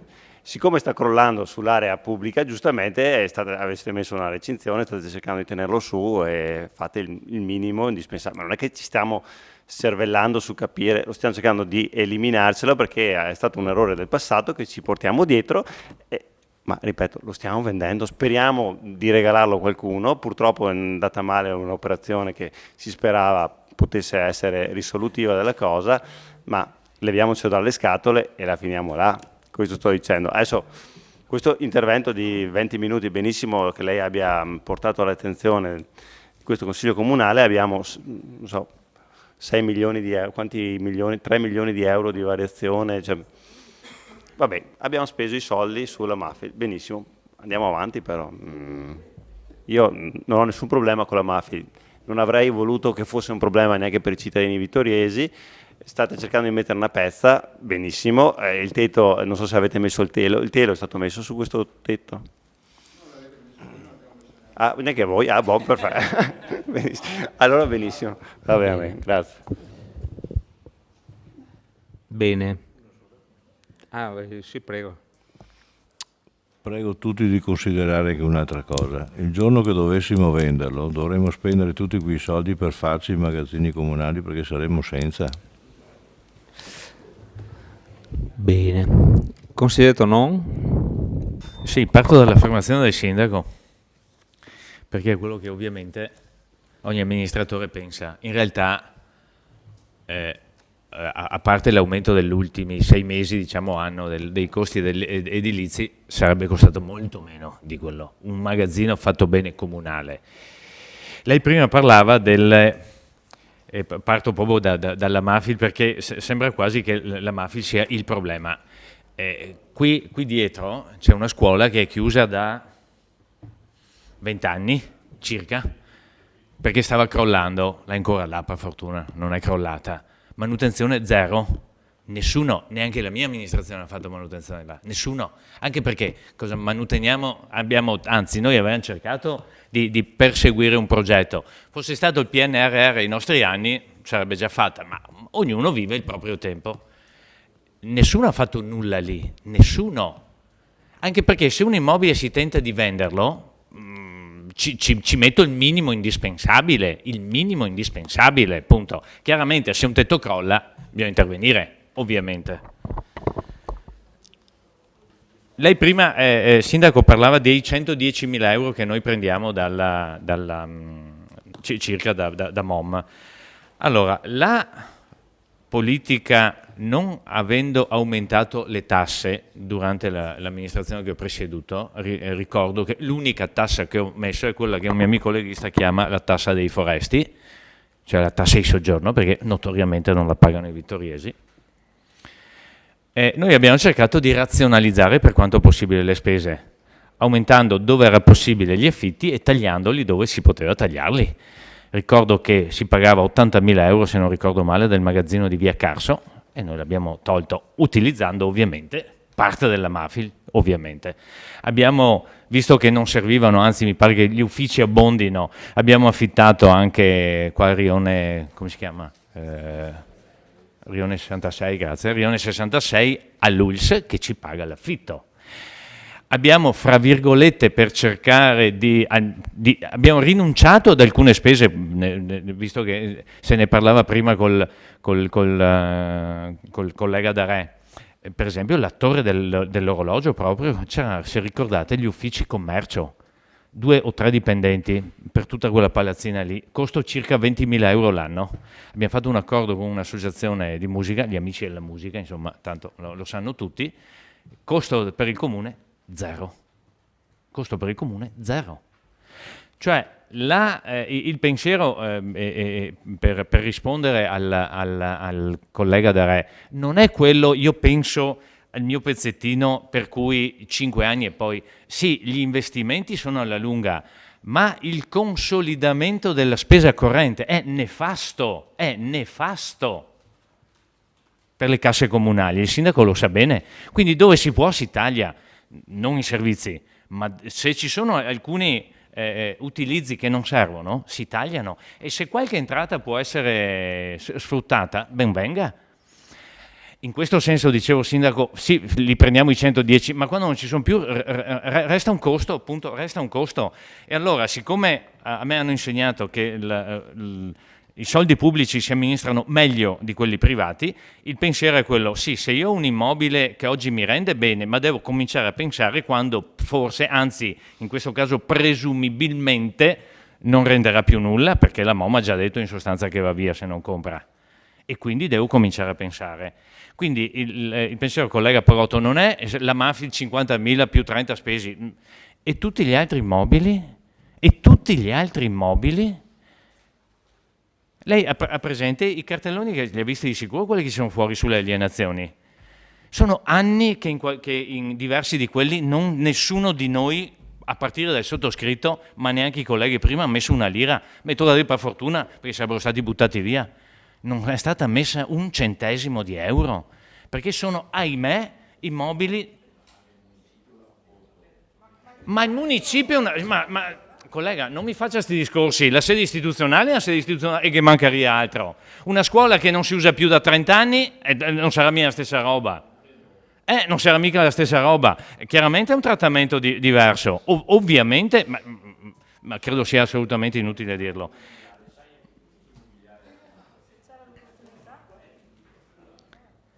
Sì, ma è per quello che io ho detto. Allora, siccome sono esattamente d'accordo con lei, per quello ho detto: se abbiamo un'occasione di vendere, anche se non è esattamente il prezzo, il ricavato che vorremmo, si tratta, perché non è una cosa facilmente fungibile un immobile, tanto più fra l'altro, è vero che è in centro, però ha una conformazione, è fatto apposta per l'ATM o MOM che sia. Non è facilissimo modificarne l'uso se non con investimenti, e oggi gli investimenti costano ben di più di ieri. L'aumento, abbiamo visto anche solo, è del 17,5% l'aumento del costo per la scuola, per la scuola di San Fermo, 10, 15, 20%, l'abbiamo visto, ma non è colpa di nessuno, così è.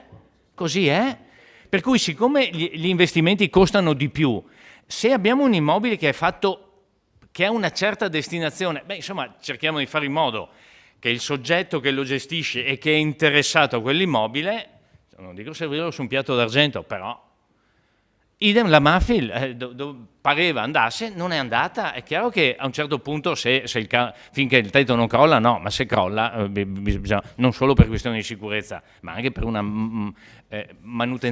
mantenimento del valore di un immobile, ovviamente. Perché? Ma perché lo stiamo utilizzando?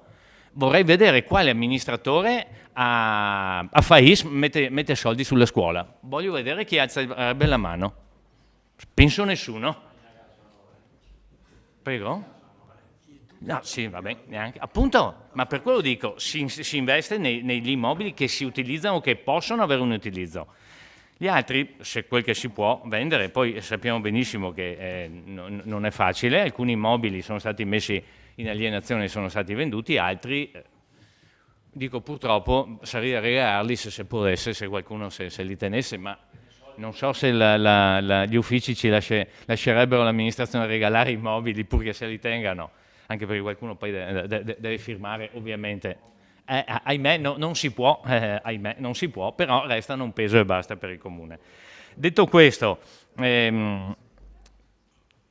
le dico la verità, vice sindaco, io sono rimasto sorpreso quando ho letto circa 3-4 settimane fa sul Gazzettino manovra da 3 milioni di euro, ma non per il sottoscritto, perché ho detto, forse i consiglieri di maggioranza lo sanno già, però prima ancora che venga convocato il Consiglio Comunale, 2 settimane prima, 3, che venga convocato il Consiglio Comunale, trovarsi la manovra spiattellata sul Gazzettino, diciamo così, non è stato bellissimo secondo me da un punto di vista. Sì, ho capito. Ho capito, no, ho detto non è stato elegantissimo, appunto, tutto qua. Io sono solito dire che in talune cose anche la forma è sostanza. Capita a tutti di scivolare, anche al sottoscritto. Grazie, consigliere. Adesso mi sembra che l'assessore abbia... No, un secondo solo. Roberto, la tua enunciazione di principi non... La tua enunciazione di principi non fa una piega, però ogni cosa va fatta con granus salis al momento giusto. Non è che perché il principio per cui cerco di recuperare recuperabile perché un domani sia da farsi domani, si fa quando è il momento giusto. Perché che ne è delle logiche commerciali, voglio dire. D'altra parte non ovviamente in PIA. Sì. Bene. Seguo. Tu? Consigliere Rasera, prego. No, consigliere Tonon, mi scusi. Lei continua a parlare di IMU, di aumenti, eccetera. Io qua ho una delibera del Consiglio Comunale del 27 febbraio 19 e recita questo: aliquota e detrazioni IMU e TASI per gli anni 2019, 2020 e 2021, che voi avete votato. Allora, richiamata la deliberazione della Giunta Comunale numero 24 del 4 febbraio 19, con la quale è stata approvata la proposta del Consiglio Comunale riguardante le aliquote IMU e TASI per gli anni 2019, 2020 e 2021. Avevate previsto anche voi di aumentare l'IMU? O no? Non l'avete fatto perché avete perso le elezioni, ma non perché... Fermo, dopo... Un attimo, dopo. Considerato che dalle stime operate sulle basi imponibili l'equilibrio di bilancio di previsione 2019, 2020 e 2021 per l'esercizio 2019 può essere garantito, confermato le attuali aliquote IMU e TASI, mentre per quello degli esercizi 2020 e 2021 può essere garantito confermando le aliquote TASI e aumentando con decorrenza il 1 gennaio 2020 l'aliquota base IMU per tutti gli immobili diversi dall'abitazione principale dal 7,6 all'8,8 per 1000.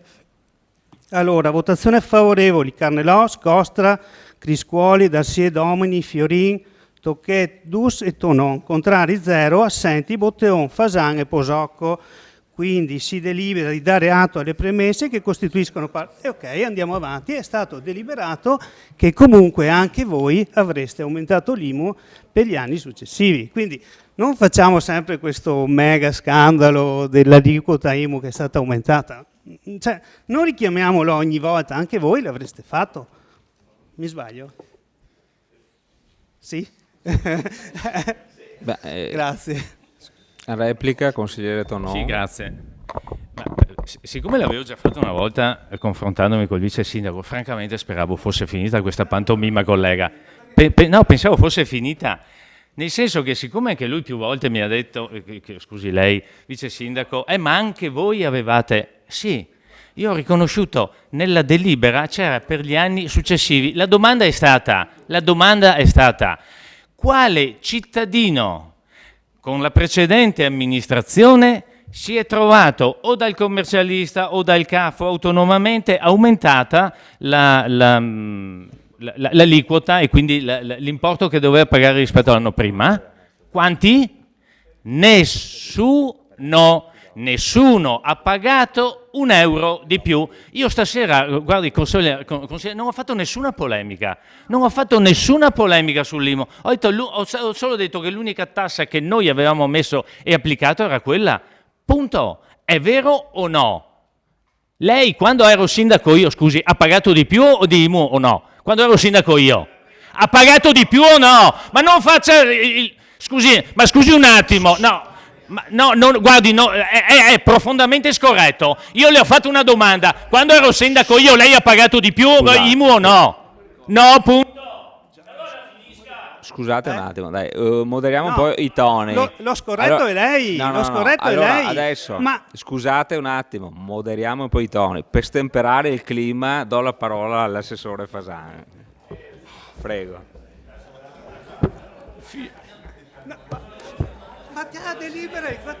Dai, silenzio.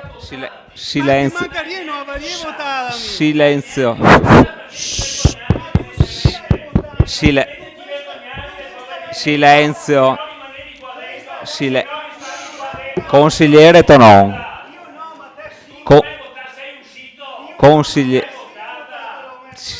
Allora, Consigliere Tonon e consigliere Rasera, calmi. Prego, consigliere, assessore, prego. Silenzio in aula. Silenzio in aula, dai. Se posso dire, sono costernato, consigliere Tonon. Qui ognuno dice quello che crede di dire urbanamente, a voce tranquilla, e ognuno pensa come vuole. Però se ben ricordo di quello che diceva Rasera, voi avevate aumentato ed è stato Renzi che vi ha bloccato. Scusi un attimo, assessore, andiamo sugli... No, io dico quello che so. E poi sugli argomenti... È stato Renzi che ha bloccato l'aumento delle tasse. Vabbè, chiuso. Andiamo sugli argomenti. Sì, un attimo. Siccome ero capogruppo io, questo è personale. 1-1. Dai, sugli argomenti, no, non sull'aumento. Perché finora il sindaco mi ha tenuto in panchina e per il finale mi ha rispolverato. Grazie sindaco. Finora siamo ancora 0-0. Vabbè. Allora, la scuola di Savassa, rispondo. La scuola di Savassa insieme alle frane, alle 12 frane che sono nell'area UNESCO e un progetto di teleriscaldamento per ottimizzare il consumo energetico del municipio e degli uffici sono stati inseriti nell'ultimo bando PNRR. Cosa si farà a Savassa? È un immobile abbandonato da 40 anni, che ha vissuto sede di un'associazione con l'ingegnere De Poli per 20 anni e adesso è lì e che ha bisogno di manutenzione. Quello che ne faremo dopo lo concorderemo con le associazioni del territorio e con la futura amministrazione, ma noi abbiamo l'obbligo di sistemare gli immobili comunali, solo quello, non è una cosa. Poi rispondo a Pagotto. A Pagotto rispondo che via Leardi l'intervento sulla Mafil verrà fatto adesso dopo questa variazione del bilancio perché avevamo bisogno di soldi e prima non è stato possibile intervenire. Quanto prima faremo l'intervento sulla Mafil e libereremo via Leardi, ma è una cosa che senza i soldi non si fa niente. Poi Tonon, sempre Tonon, ma il modo di pensare del consigliere Tonon proprio è al di là del mio modo di pensare, per carità, ognuno... Sì. Lui dice che le precedenti amministrazioni erano vincolate dal patto di stabilità, ma il patto di stabilità è finito nel 2016 e i soldi, i piazzoni, non è vero? Mi corregga dopo per favore, perché io non mi arrabbio se mi corregge, mi arrabbio solo se grida. Allora, nel 2016 è finito il patto di stabilità e i soldi erano lì da 15 anni. La prima cosa che ho fatto quando sono arrivato a fare l'assessore con l'amministrazione Miato, sono andato in regione a vedere se erano ancora là. E adesso li abbiamo inseriti nel piano opere pubbliche. Ecco. Poi lei dice che, mi viene da pensare quando lei dice che i soldi vanno oculati, che non bisogna spendere, bisogna guardare. Però c'è un altro modo di fare, lei dice che le spese vanno centellinate, bisogna stare attenti a quello che si fa, però c'è un altro modo di pensare, andare in cerca di soldi dove sono. Le faccio un esempio. I soldi dell'Enel, che anche lei ha usufruito, anche se era, si ricorda, il milione che le è arrivato per implementare le spese, le entrate correnti. Era 1 milione di euro che qualcuno della precedente amministrazione aveva preso insieme a altri 5 milioni e complessivamente abbiamo portato a casa 7 milioni andando in cerca dove erano e dove erano dovuti. È chiaro che se poi chiudi i magazzini comunali risparmi 70.000, chiudi dall'altra parte e risparmi gli altri 50.000, ma non vai mai in cerca di soldi, avrai una decrescita felice, decrescita però. Va bene, grazie. Grazie consigliere, do la parola al consigliere Tonron per fatto Grazie personale. per fatto personale. Uno, allora lei evidentemente ignora profondamente cosa abbiamo fatto durante l'amministrazione che ho presieduto io, per quanto riguarda i finanziamenti che abbiamo avuto. Evidentemente li ignora, però non mi addosso la colpa di questo sicuramente, perché lei è ignorante. Poi un'altra cosa, per quanto riguarda l'IMU, a quant'è l'IMU adesso? Punto di domanda. Quant'è l'IMU adesso, la percentuale? 10? E lì era 8,8? Bon, e adesso appunto. No, infatti voi avete sempre aumentato di più e ripeto, noi non l'abbiamo uno alla messa, volta. noi non l'abbiamo. Quando amministravo io, nessuno ha pagato un centesimo in più di IMU, punto. Nessuno ha ancora. Ma veramente, cioè, sono anche stufo. Cioè, Dopo, francamente consigliere vabbè, Rasera, senta, lei può dica quello che vuole, pensi dopo. quello che vuole. Ho chiesto a quale cittadino ha pagato di più quando c'era l'amministrazione che ho presieduto io. Nessuno, punto. Dobbiamo ancora... Dopo il microfono, dopo. Prego, consigliere Tonron. No, è questione di correttezza. O si è corretti o no, punto. Vabbè. Come no? E poi aggiungo un'altra cosa a quello che ha detto l'assessore Fasan. Non mi pare che quando è arrivata la nuova amministrazione si sia trovata senza finanziamenti, anzi lo ha riconosciuto più di una volta anche il vice sindaco, hanno ovviamente, come abbiamo fatto noi precedentemente, usufruito delle azioni che erano state messe in campo, per esempio per il recupero dell'IMU, eccetera, come fanno tutte le amministrazioni. Io non ho mai detto, cioè è solo lei che viene a dire ma voi avete utilizzato e non avete fatto niente. Io non ho mai detto all'amministrazione precedente voi non avete fatto niente, avete fatto quello che ritenevate giusto fare. Poi lei dalla sua, ovviamente, siccome scende dall'alto, si ritiene al più bravo, con i suoi 100.000 bigliettini post-it gialli pieni di opere, però le opere finora quali abbiamo visto? Quali opere abbiamo visto? Punto di domanda. Quali opere abbiamo visto? Le piscine le ha fatte? No. Le piscine? Il Palasport l'ha messo a posto? No. Quante scuole ha messo a posto? Noi 5 da un punto di vista sismico, però no, forse lei non se n'è neanche accorto perché probabilmente è distratto. Consigliere. È distratto dai laghetti blu. Allora, se vuoi replicare un attimo sul fatto dell'IMU e dopo la chiudiamo qua, per quanto riguarda... a posto. Allora, avanti con altre prenotazioni che non vedo. Sì, consigliere Dus, prego. Allora, quando eravamo in maggioranza ci prendevamo le colpe delle scelte che facevamo. È correttissimo perché uno ha oneri, onori e si prende la responsabilità delle scelte che fa. Ora, trovo paradossale che si stia facendo un processo alle intenzioni su delle scelte che non abbiamo fatto, ma neanche che possiamo fare, perché non governiamo noi. D'accordo? Quindi lei sta dicendo che noi, se avessimo vinto, avremmo messo l'aumento dell'IMU, ma lei non lo può sapere, neanch'io posso saperlo, perché non vivo in quel tempo lì, lo state vivendo voi questo tempo, e voi avete deciso di aumentare l'IMU. Va bene? Mi sembra abbastanza... No, vabbè. Non puoi dire vabbè. No, guardate. Siamo qui, se dici le cose, le difendi. Scusate un attimo. Adesso, scusate un attimo. Se no interrompo. Se no interrompo per 10 minuti. Interrompo per 10 minuti e andiamo a casa a mezzanotte. Allora, un attimo di calma. Continui il suo discorso, consigliere Dus, ma deve essere un discorso fluido senza botta e risposta, e prego i consiglieri che fanno botta e risposta non vengono sentiti a casa perché il microfono è spento. Continui. Sì, ma guardi, il mio discorso era molto fluido, è che è stato interrotto nella sua fluidità. Sì, ma continui pure.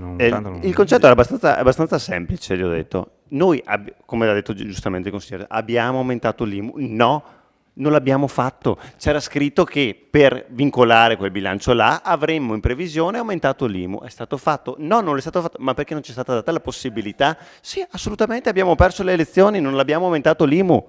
Abbiamo perso le elezioni e non abbiamo aumentato l'IMU. Sono due cose...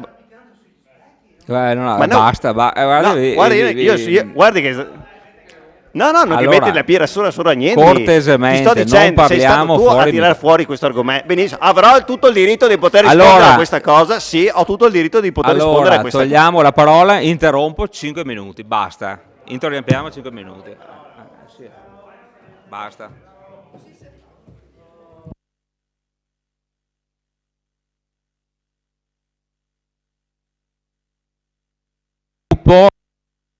Per cortesia.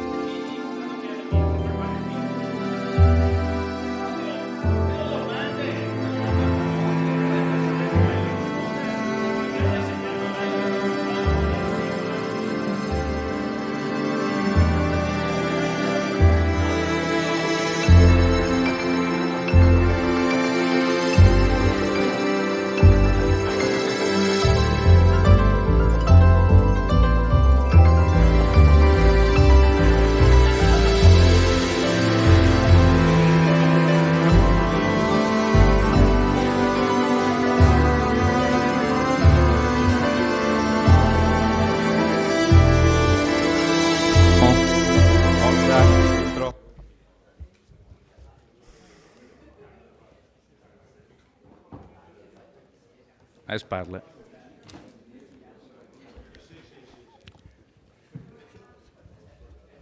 Allora, ricominciamo. Forza.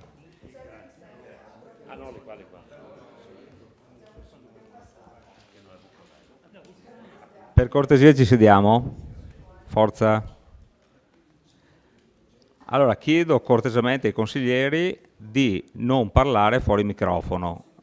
Ho chiesto ai capogruppi di darmi una mano a gestire questa situazione qua e quindi per cortesia cerchiamo di contenerci. Prenotazioni, avanti.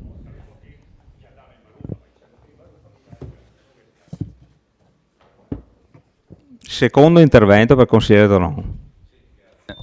Chiedo scusa per la foga, però quando non riesco a fare in modo che pacificamente si comprenda quello che sto dicendo, a volte mi altero. Facciamo gli La domanda è questa. Qualcuno di voi si ricorda chi ha approvato il bilancio di previsione 2014, quando è stato approvato? Qualcuno se lo ricorda? 2014, forse la dottoressa se lo ricorda, amministrazione da Re. Quando è stato approvato? Forse luglio, non mi ricordo più. 2019, quindi è stato approvato dall'amministrazione nuova. Cioè io ho approvato il preventivo che avrebbe dovuto approvare la precedente amministrazione che per vari motivi non ha fatto. Caro collega Raserra, la mia amministrazione l'ha approvato nella seconda metà dell'anno. Allora, se avessi voluto fare il furbo, come forse qualcuno avrebbe avuto piacere, a lei, ahimè, sarebbe mancato l'intervento che ha fatto stasera, che ha replicato stasera, ma mi sarebbe bastato fare come amministrazione esattamente come aveva fatto l'amministrazione precedente, cioè non approvare il preventivo, mentre noi l'abbiamo approvato, se non ricordo male, febbraio o marzo del 2019. Se avessi tergiversato sarei arrivato a votazioni senza proporre, fra virgolette, non nell'annuale, nel pluriennale, perché? Perché dovevo far fronte anche ai derivati che io non avevo fatto e che come ogni amministrazione si prende oneri e onori di quello che arriva, sarebbe stato sufficiente non approvare il preventivo, per cui lei sarebbe stato zittito, non sarebbe riuscito a fare nessun intervento stasera. Chiaro? Solo che noi responsabilmente, come amministratori, non abbiamo fatto finta di niente, non abbiamo detto approverà qualcun altro, ci siamo presi la responsabilità, sapendo anche i rischi, tant'è vero che li abbiamo pagati perdendo le votazioni, ci siamo presi i rischi però seriamente, come seri amministratori, e abbiamo approvato il nostro bilancio preventivo. Non si parla fuori microfono. Abbiamo approvato Silenzio. il bilancio preventivo, punto. È questione di serietà. Grazie consigliere Tonon. Consigliere Da Re, prego. Allora, io non capisco la foga, non mi sento preso in mezzo a questa diatriba, però insomma non siamo stati seri ad approvare il bilancio. Mi pare che anche in quei periodi ci fosse anche dei problemi di bilancio per tutti. Comunque ci siamo sempre presi le nostre responsabilità e quando lei ha detto avete fatto 5 scuole e noi non abbiamo fatto niente, no. Cortesemente adesso lasciate finire l'intervento al consigliere che parla. Hai detto, basta. Noi abbiamo messo a norma 5 scuole, voi non ne avete fatto neanche una. Abbiamo fatto qualcos'altro, probabilmente, perché replico a qualcosa che ha detto lei, la vedo particolarmente... Comunque scusate un attimo, adesso un attimo consigliere Da Re, mi scusi. Allora, non siamo qua per dire noi abbiamo fatto questo, noi no, abbiamo fatto quest'altro, no, noi abbiamo, come i bambini dell'asilo, o qualcuno fa un ragionamento logico dall'inizio alla fine senza dire noi abbiamo fatto questo, oppure io chiudo il microfono. Prego consigliere Da Re, mi scusi se l'ho interrotta. Allora, avete fatto le scuole, nessuno dice che non le avete fatte, qualcun altro ha fatto, secondo la logica o il programma o le opportunità, ha fatto qualcos'altro, dalla caserma dei vigili, dalla caserma della Guardia di Finanza, il museo della battaglia, la bretella la famosa bretella infame che è sempre stata contestata in questo Consiglio Comunale. Ci sono state altre opere, ma ogni amministrazione fa.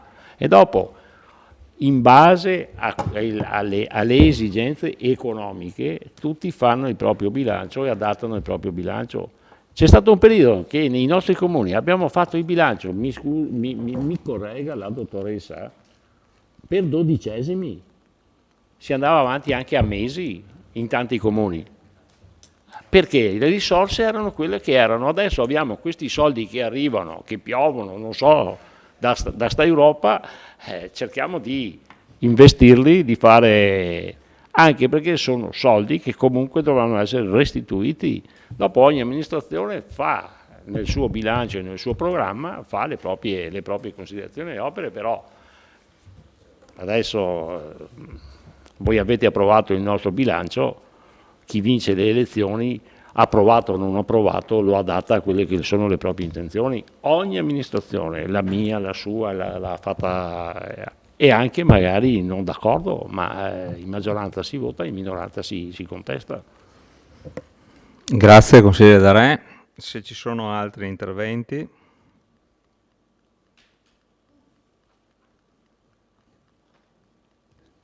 Non vedo altri interventi. Dichiarazione di voto. Forza. 5 secondi. 4, 3, 2, 1. Passiamo in votazione. Allora, per la delibera in oggetto, bilancio di previsione 2022-2024, terza variazione, favorevoli? 10. Contrari? 5. Astenuti? 0. La delibera approvata con favorevoli 10, contrari 5, astenuti 0. Votiamo l'immediata eseguibilità, favorevoli? Sempre 10. Contrari 5, astenuti 0. La delibera è immediatamente eseguibile. C'era il vice sindaco che voleva fare 2 parole relativamente al saluto della dottoressa. Grazie, avevo promesso alla dottoressa Alversore che non avrei detto niente, infatti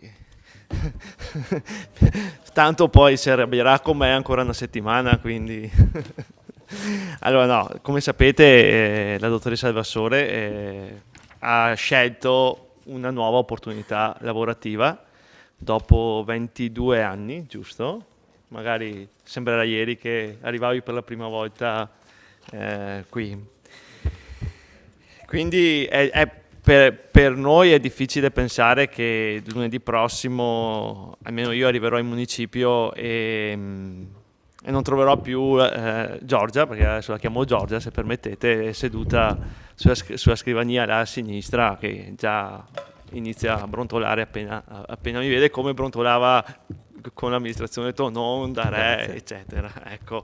E quindi lascerà un grande ricordo di lei e personalmente posso dire che quando entravo in quegli uffici mi sembrava entrare in una famiglia con un gruppo compatto, e anche in questi 2 anni di avversità, diciamo, è riuscito a rimanerlo e non ha mai perso la grinta e il sorriso.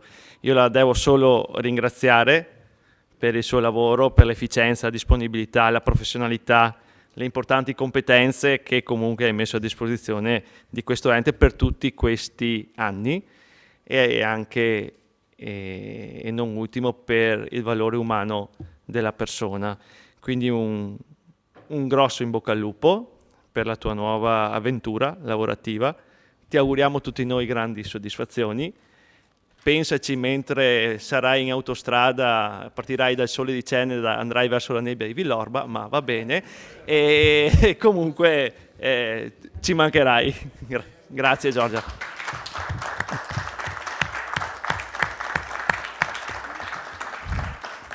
Grazie. Prego. Solo velocemente, saluto tutti. So che dopo stasera potrebbe sembrare non vero, ma mi mancherete, quindi è chiaro che, come dice l'assessore, 22 anni sono tanti. Sono stati comunque anni diversi, con diverse amministrazioni, con diverse persone, sono stati anni comunque che mi hanno cambiata e formata sia personalmente che professionalmente.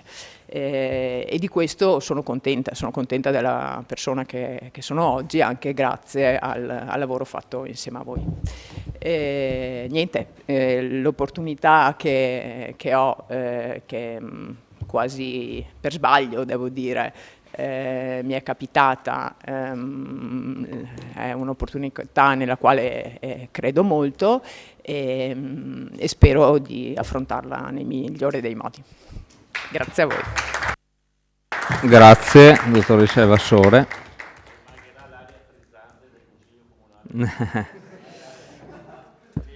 Bene, passiamo all'ultima proposta di delibera.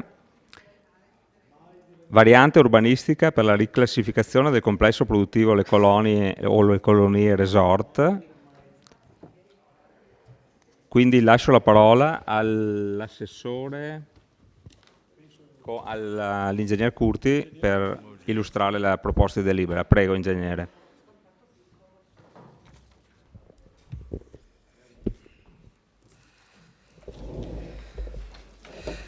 Questa è una pratica che nasce un po' di tempo fa, nasce con una precedente legge sul turismo, che era la legge 33 del 2002, che consentiva in zona agricola di realizzare le cosiddette country house, che sono cosa diversa dall'agriturismo, sono cosa diversa da un'attività ricettiva vera e propria intesa come albergo, ma davano la possibilità ai proprietari di fabbricati in zona agricola di poter avere fino a 6 camere da letto e un'attività di ristorazione fino a 30 coperti. Quindi viene realizzato questo intervento.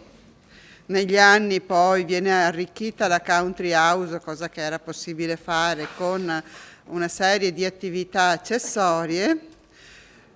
I titolari si rendono però conto a un certo punto che le 6 camere non riescono a garantire una corretta redditività dell'investimento fatto e chiedono di passare a un numero maggiore di camere, e questo viene denegato perché avevano raggiunto la capacità massima possibile per quel tipo di struttura. Nel frattempo, 9 anni fa, cambia comunque la legge sul turismo. Oggi la country house non è più prevista, però questa era già autorizzata e quindi continuava a vivere con le norme della precedente.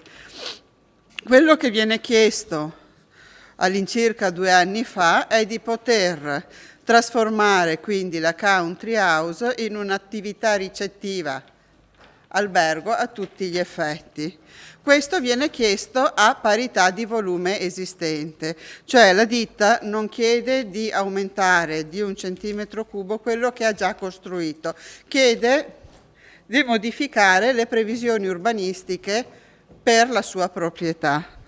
Cosa che è possibile in virtù di 2 norme, del DPR 160 del 2010 e della legge regionale 55 del 2012, che consente per tutte le attività produttive, eccezione fatta per il commercio per quanto riguarda le grandi strutture di vendita, ma per tutte le altre attività produttive, dove per produttivo non significa uno che produce, ma significa anche attività di servizi, quale può essere un'attività alberghiera, di godere di una particolare percorso, procedura di variante urbanistica laddove il piano regolatore non individui aree idonee all'attività.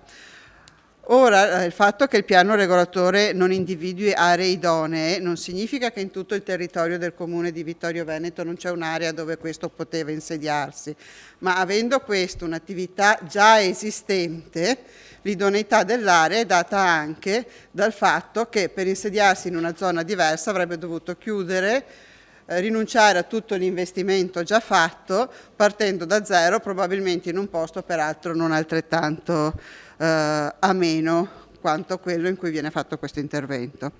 Quindi viene fatta la richiesta di attivare lo sportello unico in variante, ripeto, senza la creazione di 1 centimetro cubo, ma trasformando quella parte di locali accessori in quanto costituivano la spa, le sale per i massaggi e così via, in camere, in ulteriori camere da letto.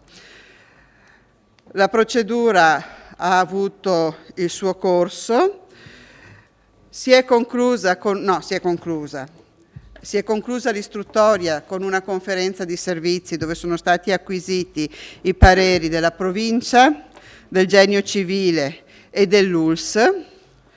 La conclusione positiva della conferenza dei servizi, sempre ai sensi dell'articolo 4 della legge 55, costituisce adozione di varianti urbanistiche, quindi come per qualsiasi variante urbanistica questa proposta è stata depositata per 10 giorni, nei 20 giorni successivi è stato possibile presentare le osservazioni, è stata sottoposta alla procedura di VAS, procedura che si è conclusa di recente e quindi adesso si sottopone all'esame del Consiglio per la fase di approvazione. Volevo solo evidenziare una cosa, che queste pratiche nascono come pratiche edilizie. L'istruttoria che fa l'ufficio non è un'istruttoria urbanistica perché nascono come richiesta di permesso di costruire, anche perché è evidente che se ci viene chiesta una variante non sono compatibili con la destinazione di zona. Per cui l'istruttoria nostra, come ufficio, è stata un'istruttoria di tipo edilizio, verificando che ci fossero tutti i requisiti igienico-sanitari e quant'altro richiesti per il tipo di edificio che ci veniva prospettato, edificio, ripeto per l'ennesima volta, comunque esistente. Si esprime sulla parte urbanistica, anche se anche questa è un'imprecisione della provincia, nel senso che la provincia si limita a dire che ci dà mandato di prenderne atto nel piano regolatore. Le varianti con questa procedura sono tra le pochissime concesse ai comuni non dotati di PAT come il nostro, quindi questo è un po' tutto l'iter di questa pratica. Nei 20 giorni sono pervenute 2 osservazioni. Una prima osservazione proprio dai titolari che ci chiedono di inserire nel PRG l'ambito di variante, e diciamo che è forse anche superfluo perché di fatto nel momento in cui il progetto viene approvato dal Consiglio Comunale, gli uffici adeguano il piano regolatore inserendo questa previsione, quindi questa zona che era una zona E diventerà una zona D6 turistico-ricettiva e sarà perimetrata e individuata come D6 a seguito di sportello unico, quindi viene precisamente individuata. La seconda parte dell'osservazione chiede che non venga fatto riferimento al numero delle camere, in quanto non rilevanti per la destinazione alberghiera, ma è un'osservazione direi quasi priva di contenuto, nel senso che non è che ce li siamo inventati noi, in tutta la documentazione è scritto quante camere vengono realizzate. Importante è che nel momento in cui viene approvata la variante non hanno possibilità di ampliamento.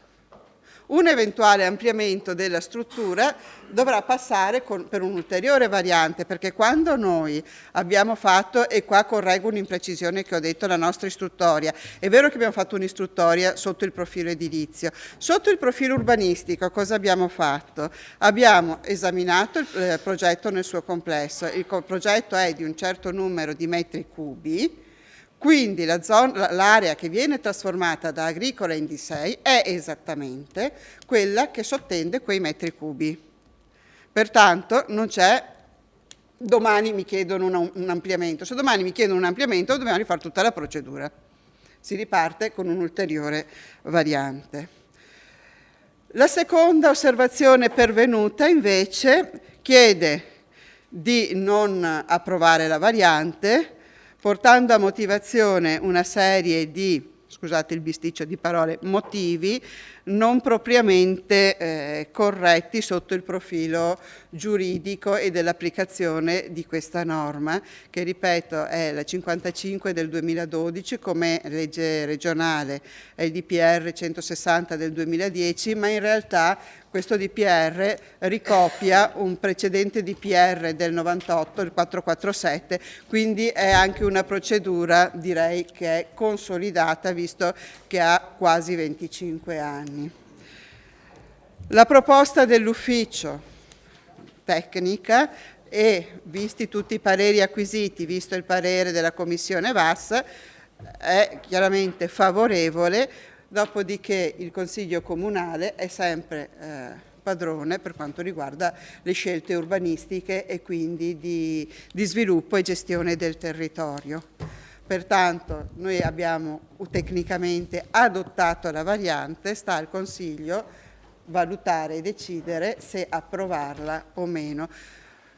In questo caso però, essendo varianti puntuali, l'eventuale parere contrario va motivato, diversamente da quello che succede nelle varianti generali o che comunque riguardano parti di territorio. Nel caso di varianti puntuali va comunque motivato, questo perché dal 98 il legislatore ha scelto di dare questa via preferenziale agli imprenditori di poter adeguare le loro strutture, qualsiasi esse siano, potrebbe essere il capannone artigianale in zona agricola, in questo caso è la country house che diventa albergo, e quindi di poter avere questa facilitazione nello sviluppo della propria attività. Grazie Ingegner Curti. Apriamo la discussione. Chiarimento, prego. Sull'osservazione presentata dal richiedente, si chiede in sostanza, adesso io purtroppo ho lasciato le carte a casa, ma se lei avesse qua la richiesta delle osservazioni, le controriduzioni e l'allegato, perché non ce l'ha neanche lei, benissimo. Se sono gli atti, no? Esatto. Allora, diciamo, nella osservazione del privato si parla appunto di due cose: del numero delle camere, che abbiamo detto sono 9 e non si discute, non si è inutile.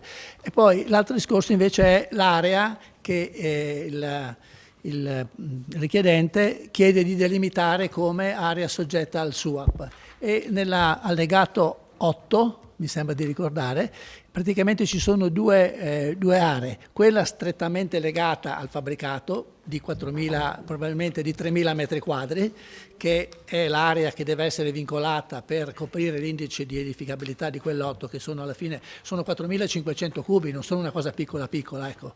Sì, sono tutti esistenti, certo, però diciamo per dare anche l'entità, diciamo, i cubi che dovevano essere costruiti in area Borca erano 5.000. Siamo su quei valori là. Ecco, no, in pratica lui chiede lo riporta anche nell'allegato alla sua osservazione, riporta una superficie più grande. Cioè io, per evitare qualsiasi discussione, direi di dire che non approviamo questa sua richiesta, nel senso che l'area della SUAP è quell'area che è attorno ai fabbricati di 3.000 metri quadri circa. Quell'area segnata in rosso, purtroppo non ho qui le carte, maledizione, quella non c'entra. Quindi la mia proposta sarebbe quella di dire no alla richiesta fatta dal privato su tutte e due le domande. Poi, se questa cosa passa, dal mio punto di vista la richiesta può essere anche, cioè la variante può anche essere approvata, con alcune osservazioni che magari poi facciamo, ecco. Però chiederei su questo aspetto di darmi una risposta precisa.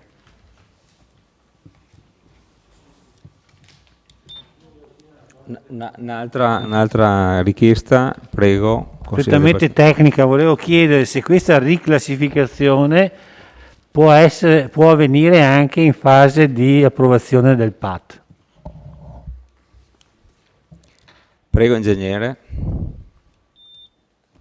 Allora, innanzitutto mi sono dimenticata di dirlo prima, vi chiedo scusa di non aver proiettato nulla, ma purtroppo il portatile che di solito uso non era disponibile, il mio non è compatibile con questo sistema e quindi avevo cercato... Sì, prima di salire, ma mi sono ritrovata senza il computer, che forse ci rendeva più semplice. Allora, il numero di camere comunque è ininfluente, nel senso che quello che a noi interessa è il volume, come giustamente lei osservava, esistente. Se poi decido di fare tutte suite o decido di fare camere da 14 metri quadri, quello è il volume e da là. Sì. No, ma non è vincolante il numero delle camere, perché nella zona turistico-ricettiva noi non abbiamo un parametro cioè, abbiamo dei parametri di legge sulle dimensioni minime delle camere, dopodiché uno può decidere di farla leggermente più grande, non più piccola chiaramente, molto più grande, a seconda del tipo di servizio che vuole fornire valuterà la dimensione e il numero delle camere. Non è vincolante. Quello che è vincolante invece è la seconda parte, l'area che noi andiamo a trasformare, che come dicevo prima è esattamente ed esclusivamente quella che supporta il fabbricato esistente. Quindi un eventuale ampliamento non ci sta. Questa è... No, assolutamente. Però mi sembrava che le comunicazioni fatte dall'ufficio si fosse detto di non approvare neanche la richiesta sul numero delle camere. Scusi, no, scusate un attimo. attimo. Sì, Queste cose non sono state discusse in commissione? non c'ero purtroppo in commissione, c'era la collega. Allora, guardi, faccia le domande, tutte le domande, apriamo il microfono, faccia le domande che desideri. Però E sulla questione allora dopo facciamo la discussione. Perché lei ha sollevato il problema delle commissioni. Se le commissioni le facciamo una alle 5:30 e una alle 6:15, Vabbè, ma quello, ok, ne parleremo per le commissioni. Non c'era, quindi le domande è ovvio che si fanno qua, però andrebbero smarcate prima in commissione le domande. Ma se in commissione non si possono smarcare, capisco. Ok, capisco.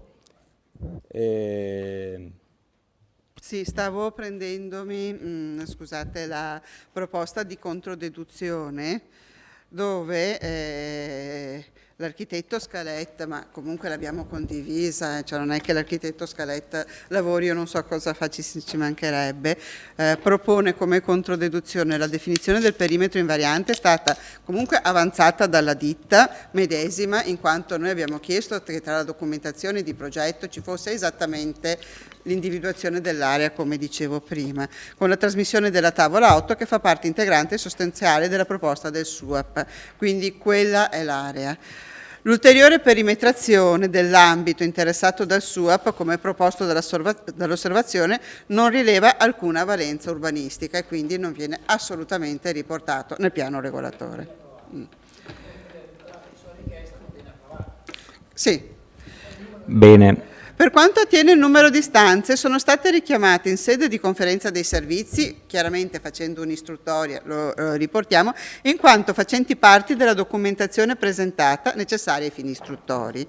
Il riferimento al numero di camere, pertanto, è dedotto dalla documentazione inoltrata e non si ritiene pertinente la richiesta di non farne riferimento. Non mi ricordo se sono 9 o sì. 9. Comunque. Consigliere Dus? Sì.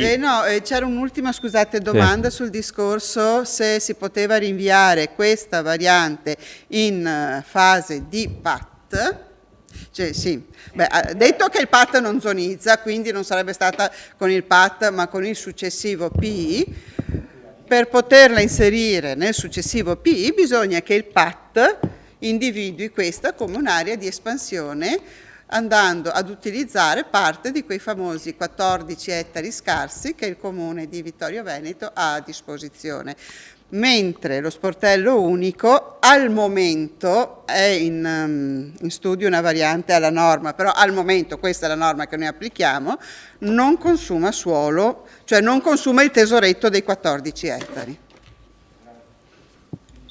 Consigliere Dus, prego. Sì, non ho capito bene il passaggio che non ha valenza urbanistica, il cambio di destinazione d'uso. Il primo punto dell'osservazione, lei ha parlato appunto che non ha rilevanza urbanistica.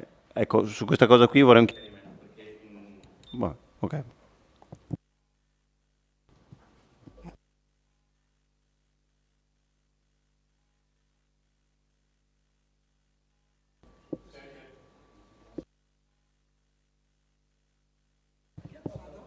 No, prego. Sì, forse mi sono spiegata male. Allora, la ditta all'inizio, quando aveva presentato chiaramente, aveva perimetrato tutta la proprietà. Ok. E noi gli abbiamo detto no, non funziona così, devi perimetrare esattamente l'area attorno al fabbricato, perché è di quello che stiamo parlando, con una superficie tale per cui quando io applico l'indice della zona di 6 ti dà esattamente il fabbricato che hai. Loro nell'osservazione hanno riportato questa perimetrazione, poi ne hanno riportato un'altra più vasta. Noi diciamo che la seconda non ha rilevanza urbanistica, rileva esclusivamente quella esatta che è riportata peraltro nelle tavole allegate al progetto. Quindi non so se sono riuscita a spiegarmi. Nel senso che non condivido la terminologia, nel senso che viene detto non ha rilevanza urbanistica, ma in realtà c'è la rilevanza urbanistica e il problema è che non ci deve essere quell'area lì, che è una cosa diversa. Cioè, quell'area lì deve mantenere... Siamo d'accordo? Sì, no. Cioè, Quindi lo respingiamo questa cosa qui, questo sto dicendo. Sì, noi accogliamo, cioè di fatto è un'osservazione che non serve, perché l'area che si può trasformare è esattamente quella che già trasformiamo, l'altra non la prendiamo. No, ho capito cosa vuol dire, non la prendiamo in considerazione. Sì.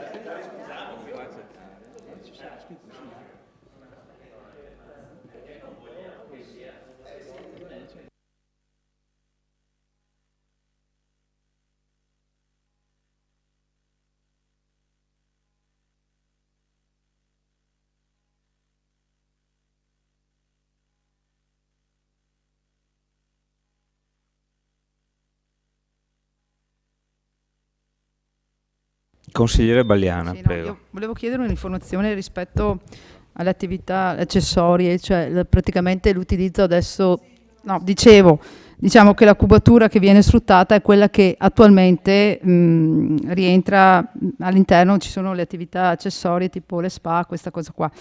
Però quello che mi chiedo, una volta definita la cubatura come destinataria destinata alle camere, non è che loro avranno bisogno, chiedo, di altre attività accessorie, cioè voglio dire, e quindi in questo caso se dovessero avere necessità di fabbricare, di costruire altra cubatura, al fine non di camere, ma bensì di attività, ripeto, accessorie, se è il termine giusto,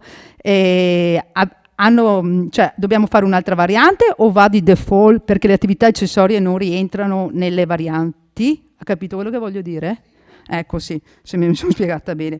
Intanto, ecco, perfetto, questo, grazie.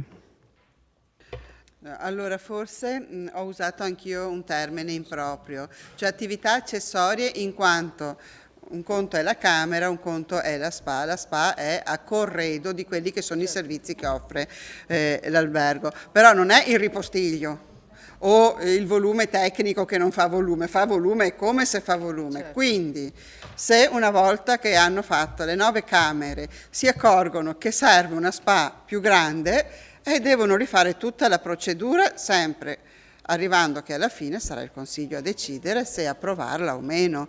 Quindi qualsiasi cosa che richieda volume urbanistico va in variante. Potrebbe non andare in variante la centrale termica, ecco, vabbè, solo quella. Okay. Cioè soltanto i volumi strettamente tecnologici. Okay. Ma una spa o la sala massaggi sono accessori in quanto a servizio dell'albergo, ma non sono intesi come volumi tecnologici che non fanno urbanisticamente, okay. Ci stanno tutti. Grazie.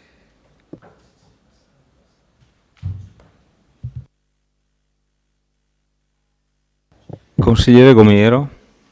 Buonasera, per chiarire un attimo in commissione, Tonon era là, ne avevamo parlato, praticamente c'è un volume attuale, 1500 metri quadri che occupa l'area.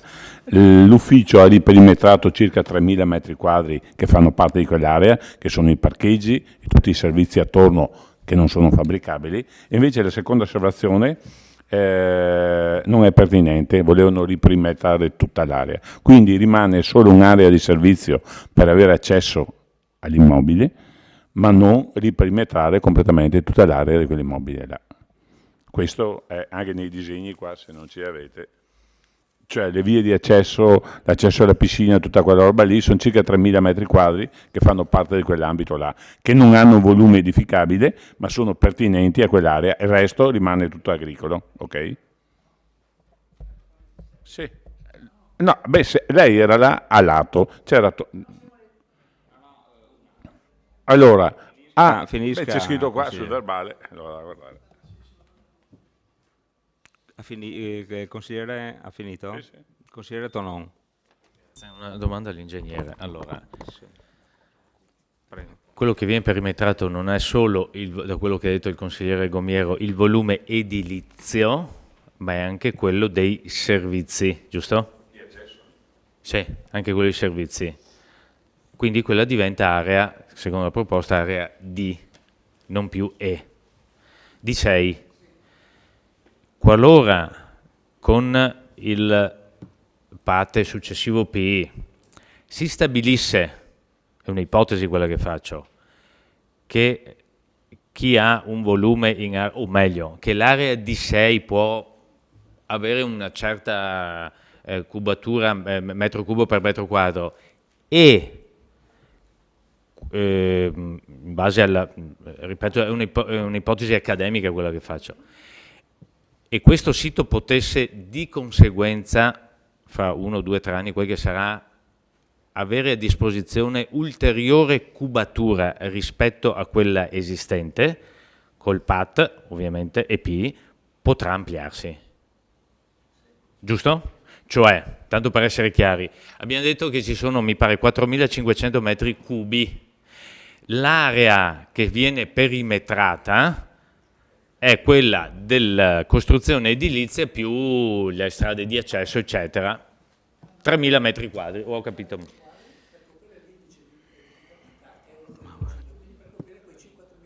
Oggi sì, 3.000 metri quadri. Poniamo che l'indice della D6 sia, anziché 1,5, sia 2. Vuol dire che fra 2, 3, 5, quel che le anni, la ditta avrà rebus sixtantibus a disposizione altri 1.500 metri cubi. O no? Punto di domanda. Grazie. Dipende. Dipende nel senso che uno, come dicevo prima, questo tipo di varianti comunque noi li individuiamo, cioè non è D6 generica, è D6 a seguito di sportello unico, quindi ha un suo nome e cognome. E quindi anche in fase di P sarà il Consiglio Comunale che quando deciderà che nelle D6 l'indice è 2, in questa rimane invariato. Non siamo obbligati, se nelle D6 generiche ampliamo l'indice, applicarlo anche a questa, proprio perché nasce con una procedura straordinaria.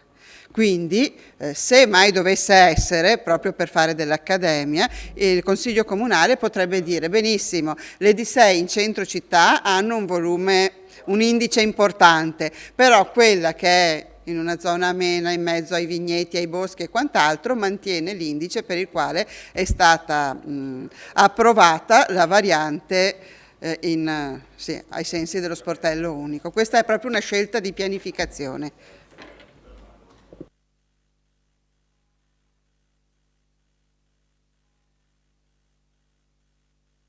Consigliere. Ingegnere, una domanda. Quella lì è in zona, un core zone, piena zona usenesco? Che indici ha di edificabilità quella zona là? 0, quindi anche se lì riperimetriamo l'area attorno, quei volumi là sono e quelli là rimangono? Sì. Ma con le P dopo vincoli quelle zone lì, che non è che tutti possono raddoppiare la cubatura che hanno. Secondo me chi ha un po' di buon senso, visto che non abbiamo enormi volumi, non andremo sicuramente a raddoppiare là, chi sarà, se hanno buon senso, visto che prima abbiamo cercato di avere del buon senso, adesso te lo dico io il buon senso. Vediamo di avere il buon senso. Già gli abbiamo fatto sto piacere, se lo facciamo, se viene votato, se vuole andare avanti, perché sennò con 6 camere può chiudere domani mattina. Ah, non è vero? Vabbè, non lo so. Beh, una struttura. Vabbè, se non ha problemi sono affari suoi, l'attività deve stare in piedi. Evitiamo Grazie. di fare volta e risposta. Ok. Ci sono altre osservazioni? Grazie. Se non ci sono, non vedo altre prenotazioni. Allora, passiamo alla votazione delle osservazioni e l'accettazione della controdeduzione. Osservazione di Natalino Mazzer. Allora, si accoglie la prima parte che è questa. Per quanto riguarda di competenza la prima parte dell'osservazione è di fatto accolta in quanto il riferimento al SUAP viene attuato in sede di adeguamento al voto, e di respingere per la seconda parte l'osservazione non è pertinente in quanto si tratta di richiamare dati che sono stati presentati e si trovano agli atti, facendo quindi proprio il parere fatto dagli uffici in controdeduzione. Favorevoli?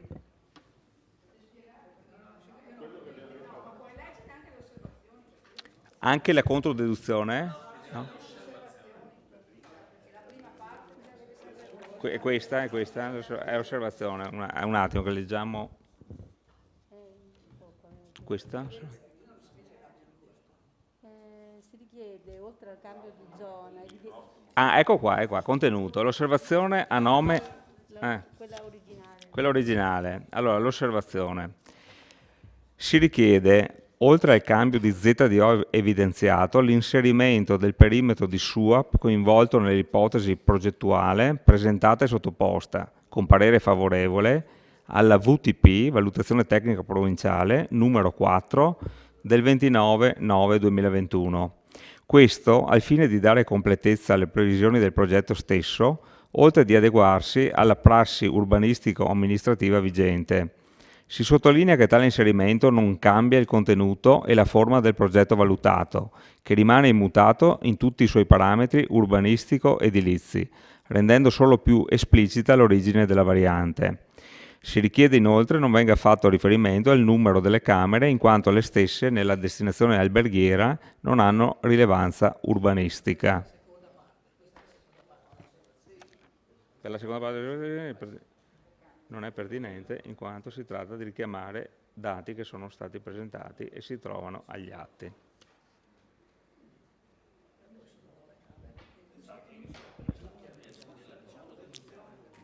Di fatto si tratta di accoglierla parzialmente, in poche parole. La proposta della controduzione è per l'accoglimento parziale, respingendo il non accennare al numero delle stanze, mentre per l'altra parte si dice che la perimetrazione viene comunque fatta ai fini della variante. Questa è la controdeduzione presentata. Però per una maggiore chiarezza sarebbe meglio respingere anche la parte relativa all'ampliamento della zona, perché nelle carte che abbiamo agli atti appare una perimetrazione limitata e una più grande. Vai a spiegare che c'è scritto solo SUAP su una e l'altra. Cioè, a questo punto non capisco perché dobbiamo perimetrare tutta l'area. Perimetriamo solo l'area oggetto dell'intervento. È una questione di chiarezza, perché oggi ci siamo qua, tra 10 anni non inficia la richiesta. Cioè, alla fine il risultato sarà sempre quello, no? Cioè, oggetto della variante. Sembra che sia.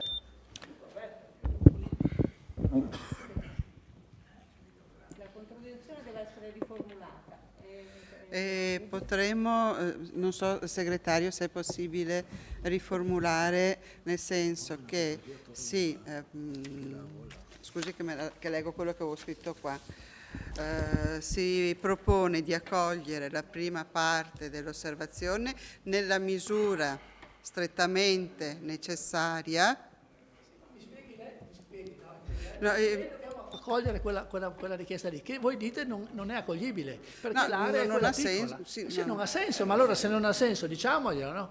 È una richiesta fatta, cioè alla fine la variante può passare, almeno dal mio punto di vista. Io la provo, però non capisco perché dobbiamo lasciare questa situazione di incertezza. Diciamo che non ha senso perimetrare l'area nella sua completezza. Solo l'area oggetto dell'intervento, 3.000 metri quadri circa. Cosa che peraltro facciamo. Sì, cioè non è che non lo facciamo, quindi... Sì. Formalmente cambia tra l'accogliere parzialmente e respingere un'osservazione. Cioè, se quello che stanno proponendo in questo momento è di respingerla in toto. Sì, ma loro scrivono...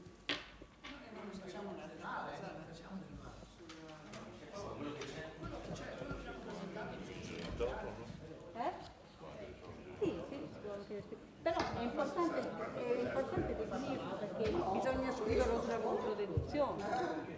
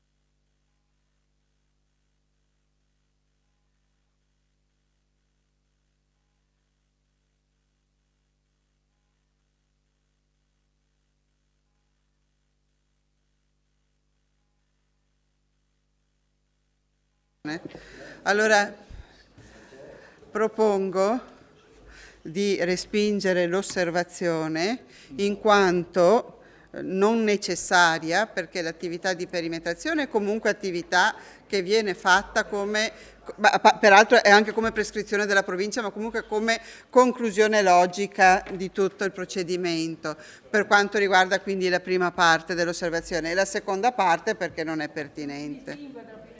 Si respinge. Sì.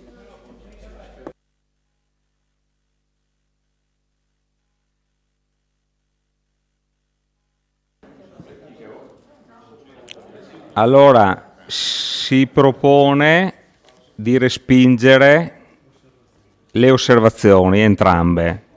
Favorevoli? Unanimità.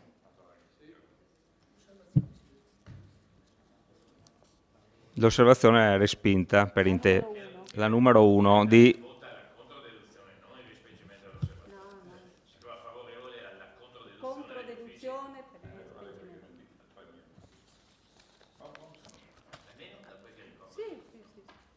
Allora, favorevole alla controdeduzione. Numero 1, Natalino Lazzer. L'osservazione di Mario Darè. Allora, qua si vota il respingimento della richiesta dell'osservante di far respingere dal sindaco e dal presidente della provincia la determinazione dirigenziale non risulta pertinente né rispetto al procedimento in corso che avrà conclusione con una deliberazione del Consiglio Comunale né in merito alle competenze. Quindi votiamo l'accoglimento della controdeduzione.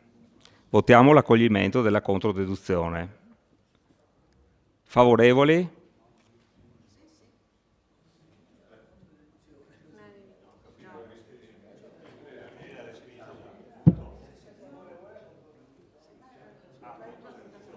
Controdeduzione. A per favore potete rivotare. Sì. No. Allora, se si è d'accordo con la controdeduzione. Favorevoli, rialzate un attimo perché non erano tutti, mi pare.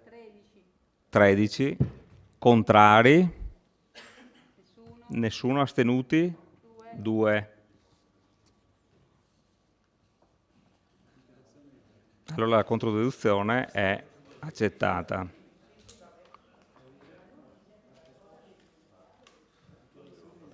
Adesso bisogna votare. Adesso votiamo la delibera.